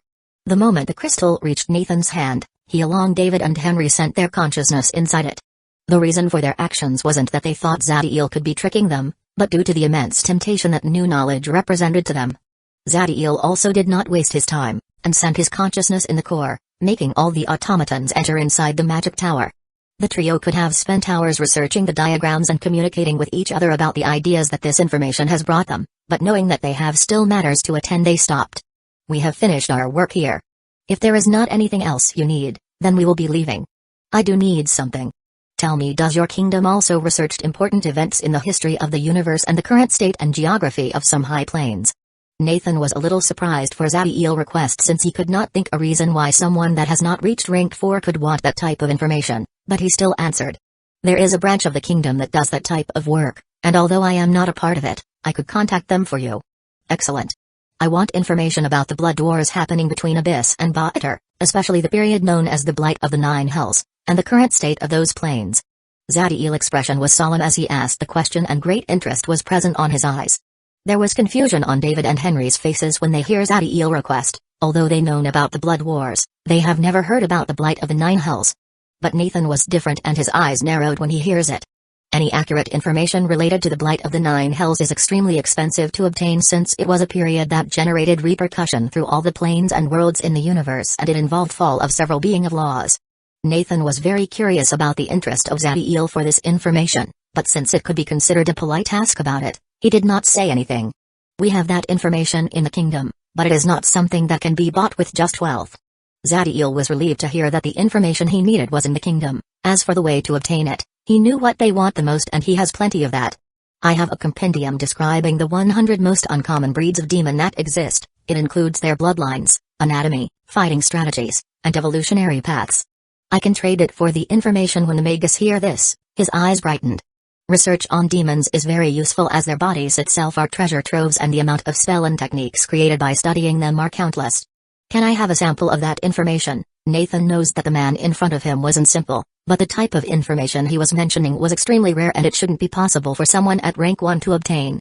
Zadiel did not have a problem with the request of the Magus and gave him a crystal. Here is the information of 10 different types of demon. Nathan immediately sent his consciousness, and the information inside marveled him, as it was extremely detailed, and even with his abilities it took him a long time to go through all of it. I will have to go back to the kingdom and relay your request to those that handle that information, but seeing this, they will surely accept. Here, take this please. Nathan took a small black book and passed it to Zadiel. By using this book you can look at some of the services and information that our kingdom provides and buy it directly. It also has the ability to contact me directly if you need anything. I hope that our partnership maintains for a long time. Nathan was beyond happy with this trip, since it has allowed him to interact with someone with immense knowledge, and he was sure that as long they continue working together, the benefits will be impressive. As for Zadiel, he was also glad to find about this power, that despite being one of the greatest one of the Magi world only sought knowledge and did not think of using force to obtain. After that, the trio gave Zadiel a small bow before flying away. Chapter 115, Daybreak Clan. The next few weeks were very active for Zadiel. Even though the tower itself was completed, it still needed a lot of resources to work and be a self-sustainable territory.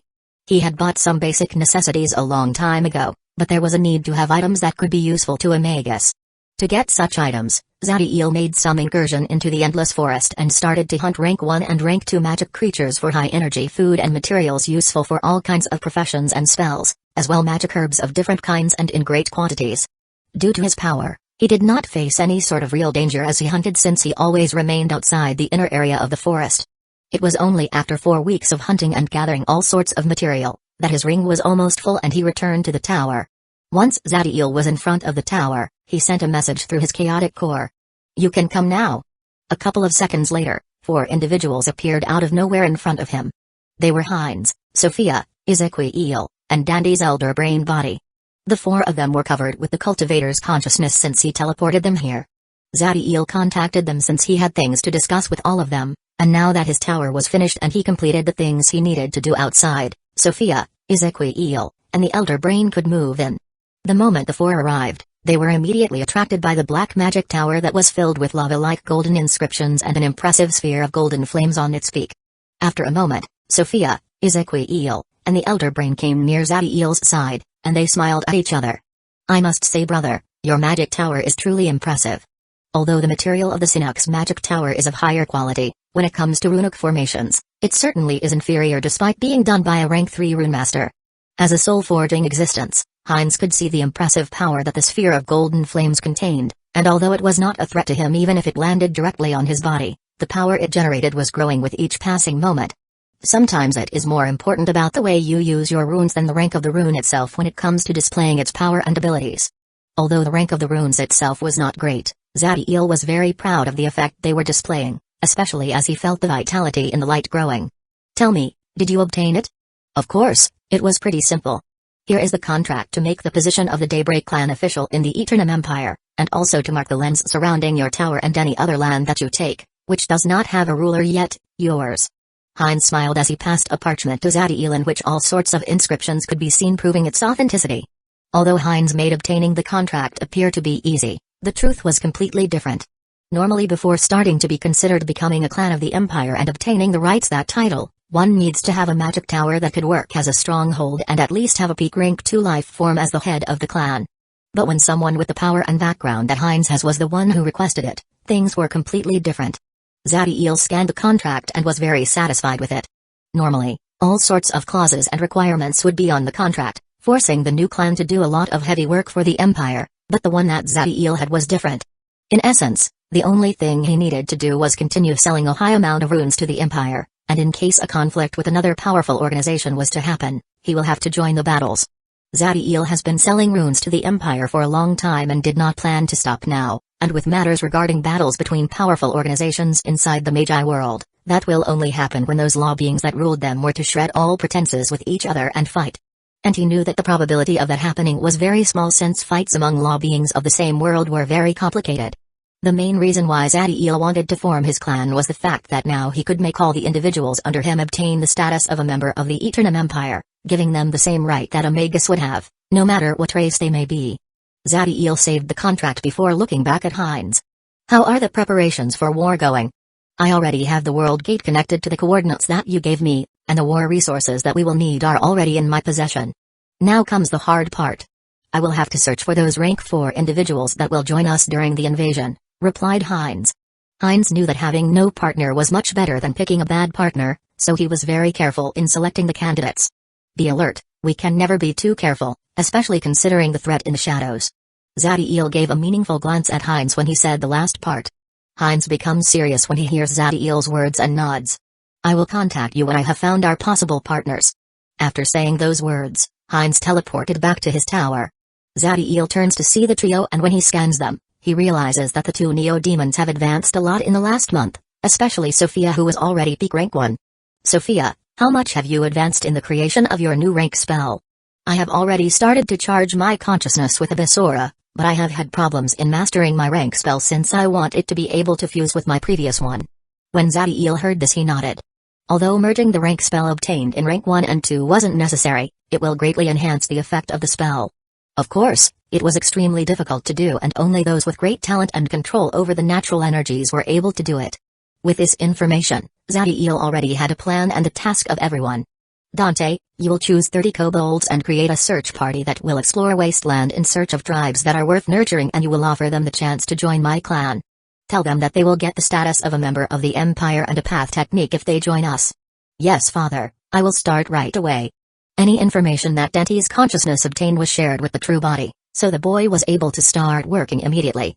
"I will let you decide how to approach them and the way to guide the kobolds. It will be a good trial practice before the war. If they refuse to join us, leave them, but if they accept, they must reach here unharmed. That will be your mission. Now that Zadiel had a clan in the Empire, he could make the kobolds an official part of his power and make them obtain the rights that a magus will gain. But if 100 half-dragon-like creatures were to appear out of nowhere, it will raise questions about their origins, so by mixing them with thousands of other creatures and races, it will be more discreet and no one will find trouble with them. Sophia, you will join them and use that time to practice your rank spell against some live enemies. Any migration of this scale could raise evil intentions of some magus. If that happens, kill them. Although there was some disappointment in the face of the woman, since she was hoping to spend some time with Zadiel, she knew that the preparations for war were important, so she did not say a word and only nodded before flying away towards the underground entrance. As you will remain in the tower until your bloodline heart is finished and then join them later. Ezekiel was already fully grown and his appearance was that of a young man around his 20s, so it was becoming embarrassing for the two of them when he uses the term little. So Zadiel decided to just call him as, although sometimes he makes mistakes due to old habits. Ezekiel nodded and without wasting time, he went to the top of the tower. Let's go. The Elder Brain will be kept at the lowest level. There it will train and also control the tower and its automatons. But before it starts with that, we will finish the path techniques that will be given to the new members of the clan. As you wish, father. Dante moved the Elder Brain body together with Zadiel and went inside the tower. Chapter 116, Sunlight Champion Path Technique. In the lowest level of the tower, you can find the containers, where the energy of the world, absorbed by the tower, was stored. In the center, there was a giant pool connected to these containers which were filled with a liquid with a color that seems to be a combination between golden and purple. That pool is where the Elder Brain will remain. It is a combination between the energy of the golden flames and the one absorbed from the world. It is highly nutritive and it will allow you to use the Elder Brain's body at full capacity, as well as increase its power and help it make a biological advancement to the next rank. Zadiel pointed towards the pool and signaled for the Elder Brain to be submerged inside it. Dante did not hesitate and manipulated the Elder Brain to enter into the pool, and the moment he did, he felt how it was being enhanced and was constantly replenishing its energy. You were right, father. Here I can use the Elder Brain's abilities to its fullest without worrying about depleting energy, and with time, its accumulated power will help it advance to the next rank. Dante was extremely satisfied with the place that the Elder Brain will remain from now on. Although advancement in rank will not allow the Elder Brain to display the power of a soul-forging existence on in its own, due to the fact that it is a body controlled by Dante's soul, it will still improve as a life form, meaning that his analytic and cognitive abilities will be enhanced and the extent to which it could be used to control the tower and perform different tasks at the same time will increase. Not to mention that the amount of mind magic in the Elder Brain will allow Zadiel and Dante to improve at a higher speed their power as an animus. Since you have settled, then let's begin.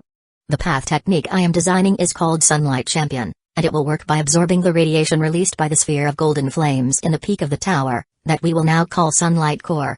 To create a path technique named Sunlight Champion, Zadiel used the experience given by working on Rising Sun, which is the path technique that he uses to manipulate his golden flames and create spells.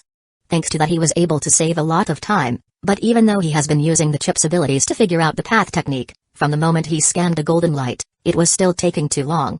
So Zadiel decided to work along with Dante and use the Elder Brain for the processing of the information since its current abilities were better than the chip's current ones. This path technique will transform their original energy pool into sunlight aura. This type of energy will grant them great endurance, life force, and regeneration abilities. It can be used to conjure spells or directly by applying martial techniques that will grant a form to the aura and use it as a weapon. Zadiel knew that many of the races that will come from Wasteland are not skilled in the use of spells and are more talented in the use of their own body as a weapon. So they can decide to specialize as a sunlight mage or a sunlight warrior. Dante analyzed all the information that Zadiel gave him and after a moment, he spoke. Since they need to use the radiation of the sunlight core to practice and improve as sunlight champions, even if they become stronger, they will still be bound to the tower unless they want their path of improvement broken. When Zadiel hears this, he smiled a little but remains quiet, and I am sure that father also devised a way for them to improve even faster, which will give positive feedback to the tower. When Zadiel hears this last part, his smile grows even bigger, since he understood that Dante was able to see through his plan and figure out the next part. The reason for his smile was simple. Having a smart son will make any father happy. You are really clever, aren't you? You are right. I have created a sort of altar where they can leave things that will be consumed by the golden fire, and then 75% of the fire that is created will go to them to increase their speed of training. Zadiel was sure that a lot of the people that would arrive could discover his plan with time, but even if they did, it will not matter since all the races that have lived in the cruel environment of Wasteland understand that every benefit has its corresponding cost. And besides, what Zadiel was needed from them was only for them to remain under his lead and nothing more, and even if they leave, they will not lose their power, so what more could they hope to get? Dante could not help but feel wonder at the path technique that his father wanted to create, since it will bind those new members to the tower and also give them a way to improve their speed of training that will enhance the might of the Sunlight Core. We will use the Elder Brain's abilities to make calculations and process information. Meanwhile, you and I will take care of the details that appear along the way. Remember, it is essential that the Sunlight Champion path technique does not create any sort of problem when they make the transformation into a Neo-Demon. Zadiel's ultimate goal for the new members of the tower was to find those that prove themselves worthy of becoming a Neo-Demon. Also, a Sunlight Champion should have a body that can improve rapidly when it makes the transformation. Seeing that their mission was clear, Zadiel sits down. He closes his eyes and starts to communicate with Dante and the Elder Brain. With the Elder Brain's processing abilities plus Dante and Zadiel's speed of thought that is hundreds of times faster than those at his same rank thanks to their mind force, it only took 4 weeks to create the first 3 levels of the Sunlight Champion path technique. An unexpected discovery during their research was that they theorized a method for a Sunlight Champion to improve its power without the use of the Sunlight Core, but since it will still need Zadiel's help, there was no downside. It was only now that Zadiel opened his eyes, and it was clear that he was very tired. Since even as an animus, maintaining that level of concentration and speed of thought for so long was very difficult. After resting for a moment, he notices something and looks at the top of the tower. This has left, it seems right, he was very close to the next step when he reached here, so in these 4 weeks his bloodline heart should have been completed. Dante, how are things going with the recruitment? We have located several tribes, father, and after monitoring them for a while and discarding those that do not meet our standards, we have approached them. Currently, we have 1,049 individuals that want to join us. I am waiting for the number to reach 1,500 before transporting them here and then continuing the search for more individuals. Despite being separated from Dante's main consciousness, the piece inside the Elder Brian can be considered an extension and not a different part, so they shared all their memories and emotions. Good, remember to ensure their safety. No one will join us if we cannot even do that. Zadiel was very satisfied with the number that Dante gave him. Father, I have a suggestion. Go ahead. Zadiel was intrigued by what the boy was going to propose. The Elder Brain body shakes for a second and from inside it, a small tadpole comes out, and after Dante uses the tendrils to grab it, he shows it to Zadiel. The Mind Ruler race is an asexual one, and the way they increase their number is by inserting the tadpoles generated by an Elder Brain into a living being, letting the tadpole eat their brain, and then take control of the body of that being by creating a new Mind Ruler. Zadiel knows about those tadpoles, and although the control they will have over those parasitized by these creatures is great, an army of slaves could never replace one that goes to battle with true fighting spirit. Not to mention that it could backfire in the future if they ever found the way to free themselves of his control. But Zadiel did not let any of his thought appear on his face and let the boy talk. Besides, he also was curious why the tadpoles, that should be a horrible parasitic aberration, looked like a simple tadpole of the mortal world but golden in color. This tadpole has the ability to join with someone, and by channeling a small amount of their energy, less than 0.5%, it can scan its surroundings at all times and send the information to me. Also, it can allow me to establish a telepathic link with the carrier. Dante stopped for a moment, and seeing Zadiel signaling him to continue, he spoke again. I propose that every new member gets one of them implanted in their hands. With it, I can ensure their safety, guide them in case of danger, maintain constant surveillance, and make sure that no one with evil intentions is among them. Zadiel was truly surprised by the boy's plan and innovation, and more than anything, he was proud seeing that he found a way to maintain his clan's safety and also search for any threat near them. Excellent. Great job, Dante. We will do a trial test with the new members and see if it works. If everything goes well, every Neo-Demon will have one of them implanted. Zadiel's smile was radiant as he congratulated the boy. Dante did not say a word, but the happiness and pride he was feeling right now was immense. Chapter 117, Battle in Wasteland. With the matters regarding the path technique and plans for the new members of the clan arranged, Zadiel addresses the situation of the control of the tower and the automatons. Here are the cores that will allow you to gain full authority over the tower and the automatons I bought from the kingdom. Zadiel gives Dante 2 cores, one dark, and another silver. Dante grabs the 2 cores with his tendrils and deposits them inside the Elder Brian's body. 1 second after he did that, there was a spike in the energy of the tower, but it immediately vanished. Done, father, I have obtained full control over the tower and the automatons. Right now the tower defenses will allow us to withstand the barrage of a rank 4 individual as long they do not use their law avatar, and the Sunlight Core can release 10 consecutive attacks with a power equal to a rank 3 spell, and due to the Elder Brain controlling it, I can assure the accuracy of any attack is 98.2% on rank 3 life forms. Dante remained quiet for a moment after making some calculations. He spoke again. If we are willing to destroy the Sunlight Core, it can release a one-time attack equal to the power of a rank 4 spell. The power of the core is in constant improvement and in 2.5 years it should be able to launch a rank 4 spell without the need for destruction. Although the power released only by a rank 4 spell was inferior to the one that can be done by using a law avatar, unless there was a life and death situation, most people will not release their avatars since the price for doing it was not small. It is good enough for now. Tell me, how efficient are the current surveillance features of the tower? Zadiel was satisfied with his tower being able to release a rank 4 spell, and although it will cost him the Sunlight Core, he will only need to obtain another perpetual dynamic core to replace the lost one. In a radius of 50 kilometers around the tower, I can maintain total surveillance. I can see and hear everything, and in a radius of 500 kilometers I can identify every single individual and detect any unauthorized intrusion. Good. For the time being, focus all of your energy on the migration of the horde composed of those races in Wasteland. Be sure to have enough of those tadpoles for every single one of them when they arrive. I will be at the peak of the tower finishing my bloodline heart and prepare to advance to rank 2. After seeing that Dante had everything under control, Zadiel flies to the peak of the tower and lands right beneath the Sunlight Core before activating his mind force. Far away from the tower, in a part of the wasteland, there was a horde of more than 1,000 members, and although they were all together, almost everyone was only communicating with the members of their own races.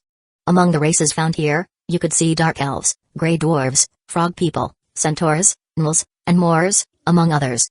A great variety of emotions could be seen from the members of the horde. In the young ones you could see anticipation and excitement, but in the older ones, there was incertitude and sometimes fear. Not too long ago, all of their tribes were visited by a group of 6 powerful dragonborn, and they were offered the opportunity to join a clan of one of the powerful organizations of the surface. Although a lot of promises were made, among them a path technique that was something all the ones present here wished to possess, the old ones know that the number of individuals on the surface that sees them and their race as nothing more than slaves is not small. In the center of the horde, there were 4 people talking. 3 of them were men, consisting of a gnoll, a grey dwarf, and a moor. As for the woman, she was a dark elf. They were the elders of their respective tribes, and although their age had weakened their powers, it was thanks to their leadership that their tribes were able to survive in such a cruel and violent place like the wasteland. So, what are your thoughts about their proposal? And the fact that we will be joining the clan? Did you believe them when they said that we will obtain the same rights a Magi possesses? The one that spoke was the dark elf, and although she was old, she was still very beautiful. Ah, it is hard to say. Remember that it is not the first time some of those powers try to recruit us, but most of the time, those who accept end up like guarding dogs with no true rights. Although this person seems to not discriminate among races due to the way those Dragonborn talk about him, that treatment maybe is only to those with powerful bloodlines and not us," replied the Nullman with a solemn expression. Nulls are supposed to be a savage and warlike race that only follows their impulses, but in this man's voice, there was great wisdom and maturity. It is true that there are dangers in accepting his proposition, but there are also dangers if we refused it. It is obvious that those Dragonborn find following that person the greatest honor in their existence, and if we denied them, who can say how they will act next? Although my old bones are not afraid of death, I cannot let the young one of my tribe pay that heavy price. This time the one who spoke was a member of the Moor race. This was a race that had the blood of giants in their bodies, but due to their ancestors being forced to live in horrible environments, their bloodline and body have devolved, giving them a hunched-like appearance with a body around 3 meters tall. The man they call Prince should be the son of their leader, and though I cannot understand why, I get the feeling that he is extremely concerned about our safety. The Grey Dwarf spoke, as he looked at the boy floating in the sky, with 4 Dragonborn warriors by his side. When the Grey Dwarf spoke, the other 3 also turned to look at the boy, and although he had the appearance of a child, the might that they were feeling from his body and especially his blood, was superior to the ones that 4-meter-tall Dragonborn gave. Dante's eyes were closed, and although he detected those 4 elders looking at him, he did not bother with them since he had more important things on his mind right now. His face was serious, and it was apparent that all of his concentration was occupied on something. All of a sudden he opens his eyes and looks at the distance before immediately raising both of his palms and making the 4 Dragonborn do the same. In the exact place Dante was staring, 2 men appeared, and from the energy of their bodies and the red eyes on their forehead, You could see that they were Eye Lords, one of them at the novice level, and the other at the master. The moment those men appeared, they made their energy explode, making hundreds of fiend-like claws made of blood appear. The man at the master level finished first and launched them against the horde, but just as the other Eye Lord was preparing to attack, he felt an immense sense of danger, and before he could react, his body was impacted by 10 beams of chaotic energy, killing him instantly. Once the Eye Lord died, the claws of blood he made vanished, but the ones made by the man at the master level remained, and they were about to reach the horde with enough power to kill 90% of it. But despite that, Dante remained calm as he saw this, and the answer to his state showed itself immediately. Hundreds of shields of dark ice appeared above the horde, creating a perfect dome, protecting them from claws. Every single one of those blood claws had the power to kill a rank 0 life form easily, but despite being hundreds of them, they were not able to trespass the shields and reach the horde. The man was surprised by the events happening, since not only did his partner die just when they appeared, but the attack he charged with all of his power was blocked and not a single member of the horde died. From the center of the horde, a woman rises into the sky, making a pair of dark crystal wings appear on her back, and a dome of ice covers her entire body. Sophia looked at the man with cold eyes, and her entire body glowed as her runic set was activated. The man was well informed and knew that despite Sophia being at rank 1, she could fight with those at rank 2 at a master level by using runic sets. Despite the danger, the man did not run since he knew that failure was not an option for him. Sophia did not wait for the man to act again and flashes in his direction as she launched dozens of dark ice spears, forcing him to get away from the horde. The events that happened were so fast that only now the horde realized how close they were to death, and the next things they saw were Dante and the 5 Dragonborn positioning themselves above them. Chapter 118, Oceanic Nothingness. Although the wasteland was technically a layer of the underground, some people did not consider it as such and only viewed it as a transitory place to the inferior layers. This wasn't just due to the poor living condition that this layer has, but more importantly, the height of this place was less than 50 meters. With such a narrow space, any fight among individuals capable of showing a fighting power above rank 1, will create a destructive force powerful enough to change the environment and reduce everything to nothing around them. That was exactly what was happening as Sophia and the Eye Lord were fighting. They were constantly launching spears of dark ice and fiend claws made of blood against each other, destroying everything in their path. Both had great speed and control over their bodies, so they were constantly moving around the place, and a field of destruction was accompanying them as their spells crashed against the ground and the ceiling. As the fight continued, frustration was starting to appear on the face of the Eye Lord. The number of fiend claws he was conjuring was less than the beginning, but their power has increased, and it was certainly greater than the one carried in Sophia's dark spears. Unfortunately for him, every single one of his claws crashed against the spears and they neutralized each other, leaving no winner. Neither of them was willing to show weakness, so they increased the power of their spells, and the surrounding destruction grew as well. The Eye Lord knew that his chance of being victorious was great since his energy pool was greater than his enemy and it was depleting at a slower rate since he did not use a runic set. But even if he manages to debilitate her, that does not mean he will be able to kill Sophia, since those Dragonborn that could release an attack powerful enough to disintegrate an Eye Lord were still present, and by that time, he will be so tired that even escaping will be up to luck.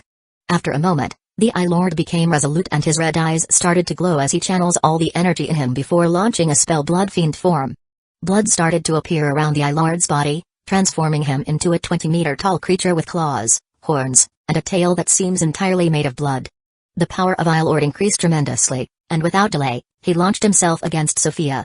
Despite the increase in her enemy's strength, Sophia's eyes remained calm, and channeling all of her Abyssal and the power of her runic set to the limits, she conjures hundreds of small spears of ice, before making them fuse with each other, forming a dragon tail 30 meters long and sending it against the Blood Fiend.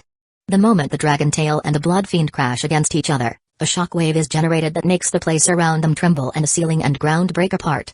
The dragon tail was destroyed, and although some damage was made to the Blood Fiend, it still remained complete, but his momentum had dissolved.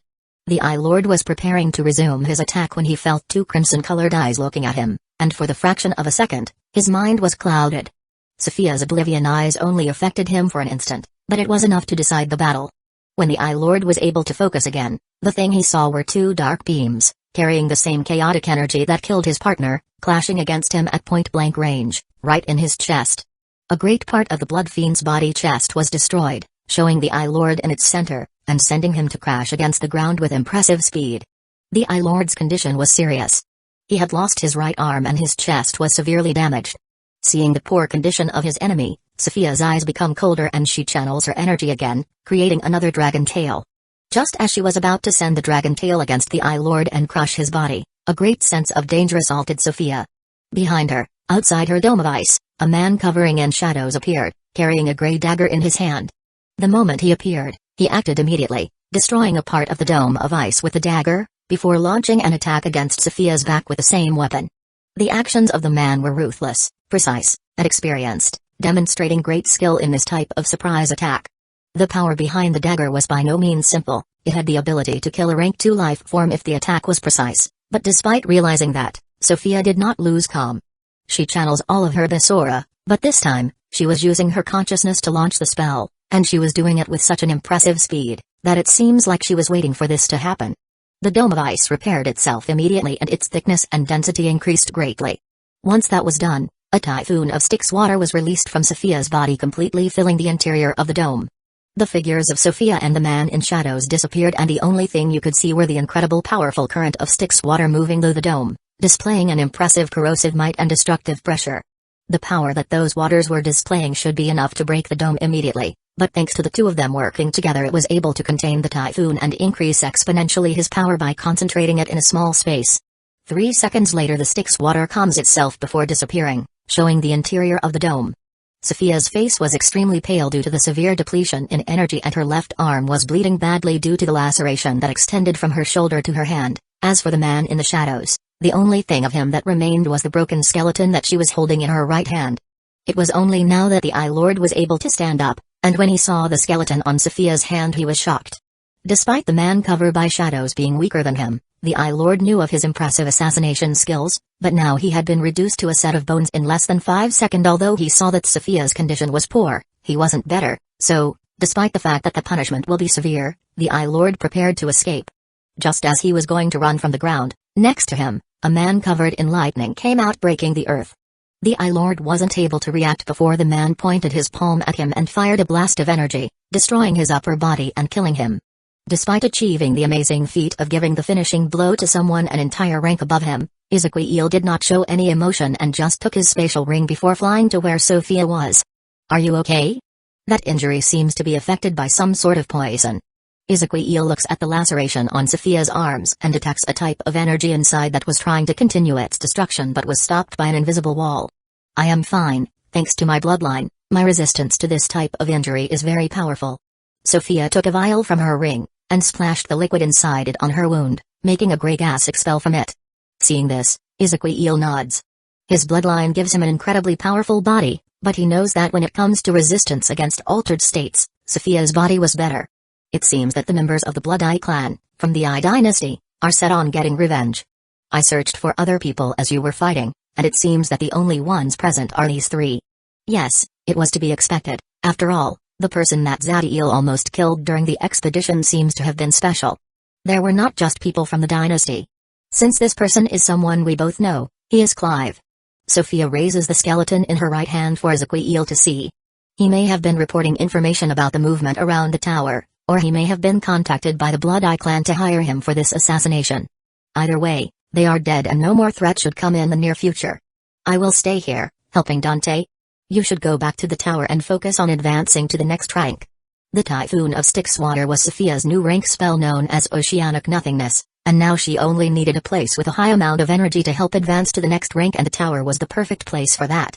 I will. You should be extra careful here. This time we were able to detect them thanks to Dante, but the next time we may not be so lucky. I know. But I must say that the abilities of the animus to detect danger are impressive. Those 3 were able to hide their presence, but their emotions revealed their whereabouts. Ezekiel looked at the boy, and affection was present in his eyes. Chapter 119, Advance to Rank 2. It was only when Dante saw that Sophia and Ezekiel had killed the enemies and, not counting the wound on Sophia's arm, they were in top condition, that he rested and deactivated his mind force. He knew that these 2 people were the ones his father trusted the most and that had followed him from the beginning. Despite being of the same race and having a more powerful bloodline, Dante could not help but be impressed by the power they were able to display. After all, he channeled the power of 10 Abyssal Blast and only was able to eliminate a novice Eye Lord. Meanwhile, Sophia alone was able to severely injure Eye Lord at the master level and kill a rank 2 Magus without any help. And Ezekiel's ability to hide from the perception of an Eye Lord and act in the exact moment when he could make the most damage was impressive. The moment he relaxes, Dante feels a wave of tiredness assaulting him, due to the fact of the great stress and energy that using his mind force to find those three enemies took. The reason Dante was able to find them was due to him using one of the disciplines that an animus can practice, known as clairsentience. This discipline focuses on developing an animus' extrasensory perception that gives them the ability to gain information about an object, person, location, or events, and if you are talented and powerful enough, it was not restricted to the present time. As an animus, Dante's perception was impressive, and although he was not able to detect the presence of those three enemies at the beginning, he felt a great feeling of hostility coming in his direction. Once that happened, and seeing that he was not able to localize the people, Dante knew that they were not only hiding but also very powerful, so he immediately focused all of his mind power into clairsentience and informed Ezequiel and Sophia about the danger before giving the command to the kobolds to be ready to act. Due to him being only a rank 0 animus, he was barely able to detect the three of them, and it was only when they were about to show up that their presence became more clear, and he saw their location. If his rank as an animus had been greater, then he would have detected them before they even got close to the horde, and according to the information he had about this path of power, when clairsentience reaches a high enough level, you could even glimpse a couple of seconds into the instant future. Although seeing 2 seconds into the future did not seem like much help, it could allow you to predict your enemy's first move and make a perfect response, taking advantage of any possible flaw they could have. Of course, there were several limitations to this power, but still, it is incredibly useful and a killing tool if it is applied in the right form. Prince, should we contact our brothers, and tell them to return in case of a new threat present itself? The one who asked that was the strongest of the kobolds that were following Dante. No need, with Uncle in here we are able to respond to any threat that a rank 2 individual could pose, besides the possibility of their sending more people at rank 2 just for the sake of eliminating this horde is not likely. There may be some rank 1, but our people are more than able to handle them. After some thought, Dante rejects the kobold plan. Even so, he contacted the rest of the groups that were searching for tribes in Wasteland. Be aware of a possible danger coming in your direction. In case anything happens, contact us immediately. Speed up the search and come here immediate once you have found your target, so we can start moving the horde to the tower. Yes, Prince. The leaders of the teams responded immediately before going back to their work. Once that was out of the way, Dante examined the current condition of the horde, and when he saw their expressions, his eyes narrowed a little. There is an upside to this situation. They were able to see a display of our power right in front of them. There was shock in every member of the horde as they still could not fully process the event that just happened. Out of nowhere, 2 people show up and they were going to launch a spell powerful enough to kill almost all of them, but they were not only stopped but also killed with their bodies disintegrated. This proves to them that the woman with crystal wings and the man covered in lightning were powerful enough to kill all of them even if they worked together. The threat has been neutralized, and as long you remain under our watch we can assure your safety. We will wait for other groups to arrive before going to the Daybreak Magic Tower. In the meantime, you should rest. Dante's voice was calm, but there was a great strength in his words that made every member of the horde that heard them obey. Zadiel had no idea of what was happening in Wasteland, but from the moment he gave the instruction to Dante and sent Sophia and Ezequiel to help him, he stopped concerning with that completely. He wanted the people surrounding him to be those that can make their own decision and not someone to whom he should hold their hand in every turn and save them every time a powerful enemy was present. Besides, with the abilities of the trio, they should be able to handle any situation that will need him. Right now, Zadiel's complete focus was on finishing his bloodline heart and making his Sun Force reach 150 points, so he could reach peak rank 1 and insert his energy into his consciousness before mastering a rank spell. Zadiel was already very close to both of those goals, so after 10 days of consuming an immense amount of high-energy food with his metabolism multiplied by 100, he manages to complete them. Normally the next step would have been to inject his Abyss aura into his consciousness, but due to him having 2 different energy pools, Zadiel needed to do the same with his Sun Force as well. When they were on his body, both energy never truly interacted with each other, besides when his golden sun devoured some of his Abyss aura. But even then, that was not something special since it would have happened with anything next to the sun. But now that they will be inside his consciousness and not limited to his body, Zadiel was planning to fuse the 2 of them as one. Zadiel took control over the golden energy that was his Sun Force and the dark energy that represented his Abyss aura and sent it to his consciousness. Due to him using 2 different energies, the process was even more slowly than usual, and it required all of his concentration. Since it was something related to his consciousness and he was sending energy with great destructive power inside, any sudden interruption could create a severe backlash. Time passed. On the 3rd day of him slowly charging his consciousness with energy, he felt a spike of energy close to him, but since it was happening inside the tower and there was no way someone at rank 4 or beneath could have reached this place without being detected, he did not worry and continued his work. The reason for the spike of energy was due to Sophia advancing to rank 2 and the great increase in energy that she obtained. Even if she has mastered her rank spell and was at peak rank 1, normally she would have to accumulate energy for a couple of years before advancing, but by tapping in the tower reserves, she was able to make a smooth advance. Once she reached rank 2, Sophia immediately contracted the energy that she was releasing so she would not disturb Zadie focus on her new power and abilities. It was after 5 weeks that Zadie was able to fill his consciousness with all the sun force and abyss aura that it could contain at peak rank 1, making it look like a dark and golden fog was filling it. With that done, Zadie could finally start with mastering his rank spell, which he had selected from one of the presents in the path technique Verserpiterness, the one related to necromancy and powerful destructive spell that he was using. But Zadie's plan was not just to copy that spell, he wanted to make some alteration and make it fuse, not only with his ring of abyssal fire but also his sun domain. What Zadie wanted to do was extremely difficult. Sophia had an emperor bloodline and was part of the race with the greatest talent of the universe, and yet she found it very hard to fuse both of her rank spell and was only able to do it, due to both of them having a similar nature in their origin. Of course, had she chosen to use a less powerful rank spell that Oceanic Nothingness, it would have been easier, but the goal of the Neo-Demon woman has always been, become strong enough to help Zadie, so she wished the mightiest one around. With the ability to reduce a rank 2 life form to bones in less than 3 seconds, you could say it met her expectations. Zadie wanted to achieve the fusion of 3 spells, and since his sun domain used completely different energy, the difficulty increased exponentially, but if he were to achieve it, then the power of that spell could reach the standard of a rank 3 spell once he advances to rank 2. Before, it would have been impossible for him to fuse both the power of his golden sun and abyss aura, and at most he would have made a mix between them, but now that they were in his consciousness, there was a chance. Once everything was ready, Zadie raises into the sky, 500 meters above the tower, and activates his sun domain, making a domain of golden flames appear in a radius of 50 meters around him, and immediately after that, he activates his ring of abyssal fire before transforming it into thousands of small embers filling the domain. Zadie closes his eyes and adopts a meditative position in the air, as he concentrates fully on the spell.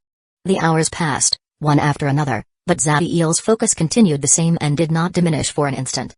When the first day was about to finish, the embers of abyssal fire inside the domain started to blend with it, making it seem as if the golden and dark flames were becoming one and the domain itself started to expand.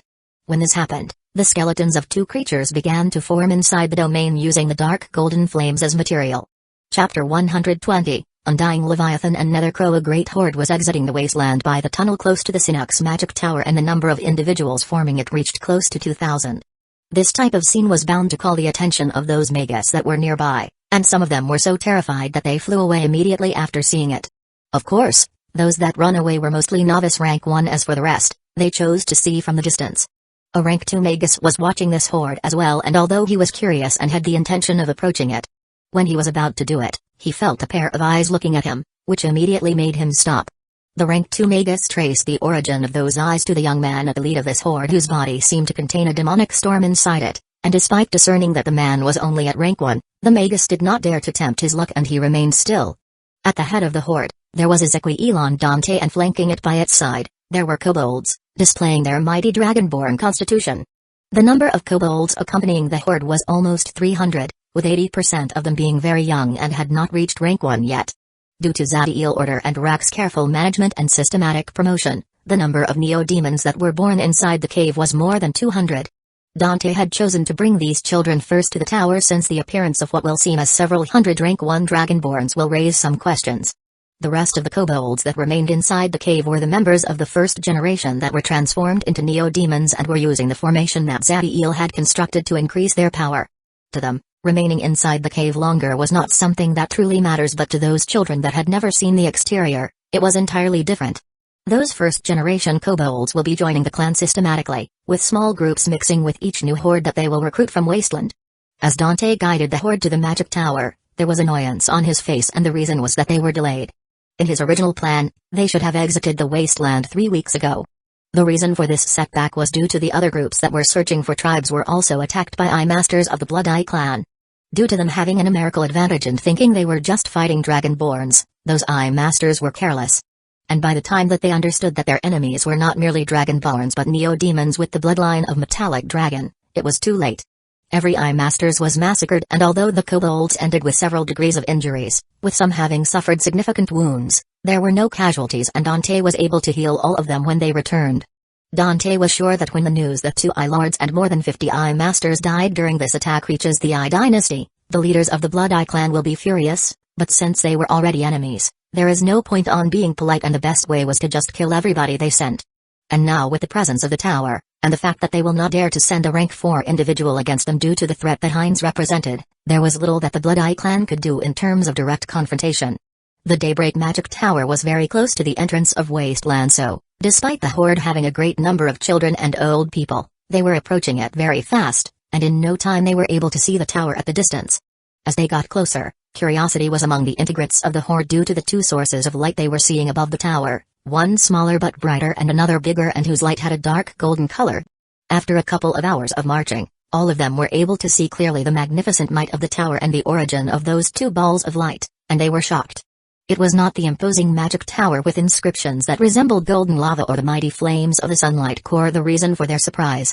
The reason for their shock was the man floating in the sky, in the center of a domain of fire that covers more than 200 meters in diameter and that contained the skeleton of 2 extraordinary creatures, that despite being only bones, seemed to be alive from the way they were moving inside the dark golden flames. One of those skeletons was a massive 100 meters long whale-like creature, with a pyramid-like head and a 3-way jaw, in which the 2 sides of the lower jaw split apart at the middle giving it a terrifying appearance. The weight of this massive being was ridiculous, and yet it was able to swim through the golden flames at an impressive speed. The second skeleton corresponded to a bird-like creature with a 10-meter height and whose wings reached almost 4 times that size. In its skull, the number of eye sockets was 3 on each side of its head, each one next to the other. Each time this bird waved its wings, it vanished, only to appear on the other end of the dome instantly. The moment Zadiel's figure was clear in the eyes of the kobolds, all of them immediately kneeled and an immense devotion and admiration could be seen in their eyes. The emotions on their faces proved that their actions were not due to politeness or etiquette due to them seeing their leader, but something that came from the soul of every single kobold. When the rest of the Horde saw this, under the command of their elders they also kneeled, but unlike the kobold who only had reverence in their eyes, some of these people were showing fear and apprehension for being in the presence of someone so powerful and whose spell made them feel terrified. The only people that were not kneeling were Ezequiel and Dante. Dante noticed these emotions in the members of the Horde, but he did not have anything to say. After all, he did not expect them to be like those kobolds who from the moment they were born, were told about their mighty ancestor that was responsible for their glorious life and heritage. The magic knowledge that Dante has is immense due to his soul being formed with the cloned artificial intelligence chip, so he knew the spell that Zadiel was training and there was immense admiration in his eyes. The rank spell that Zadiel was mastering was known as Incarnation of the Undying Leviathan and Nether Crow.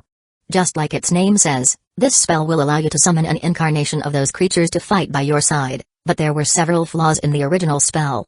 The incarnation of the Undying Leviathan was an incredibly powerful creature, but due to its immense weight that could easily reach thousands of tons, its speed was too slow, and the incarnation of the Nether Crow had the ability to move at incredible speeds, but the controls over its body was flawed, meaning it could not stop whenever it wanted or make maneuvers as it moved. There was also the fact that to maintain this spell, even if it was transformed into your rank spell, the energy it needed was immense. The real creatures that these incarnations were based on did not have these problems due to the help of their bloodline and magic abilities, but these were made by using energy and it could not compare to the original, at least not until the spell was upgraded. Despite all these flaws, Zadiel had chosen it, and Dante was able to see that his father was able to fix all the problems in the spell and make even stronger than the original version. Zadiel fused the Sun Domain and Ring of Abyssal Fire, so he could create an environment stable and with enough energy so he could make the incarnations grow inside it.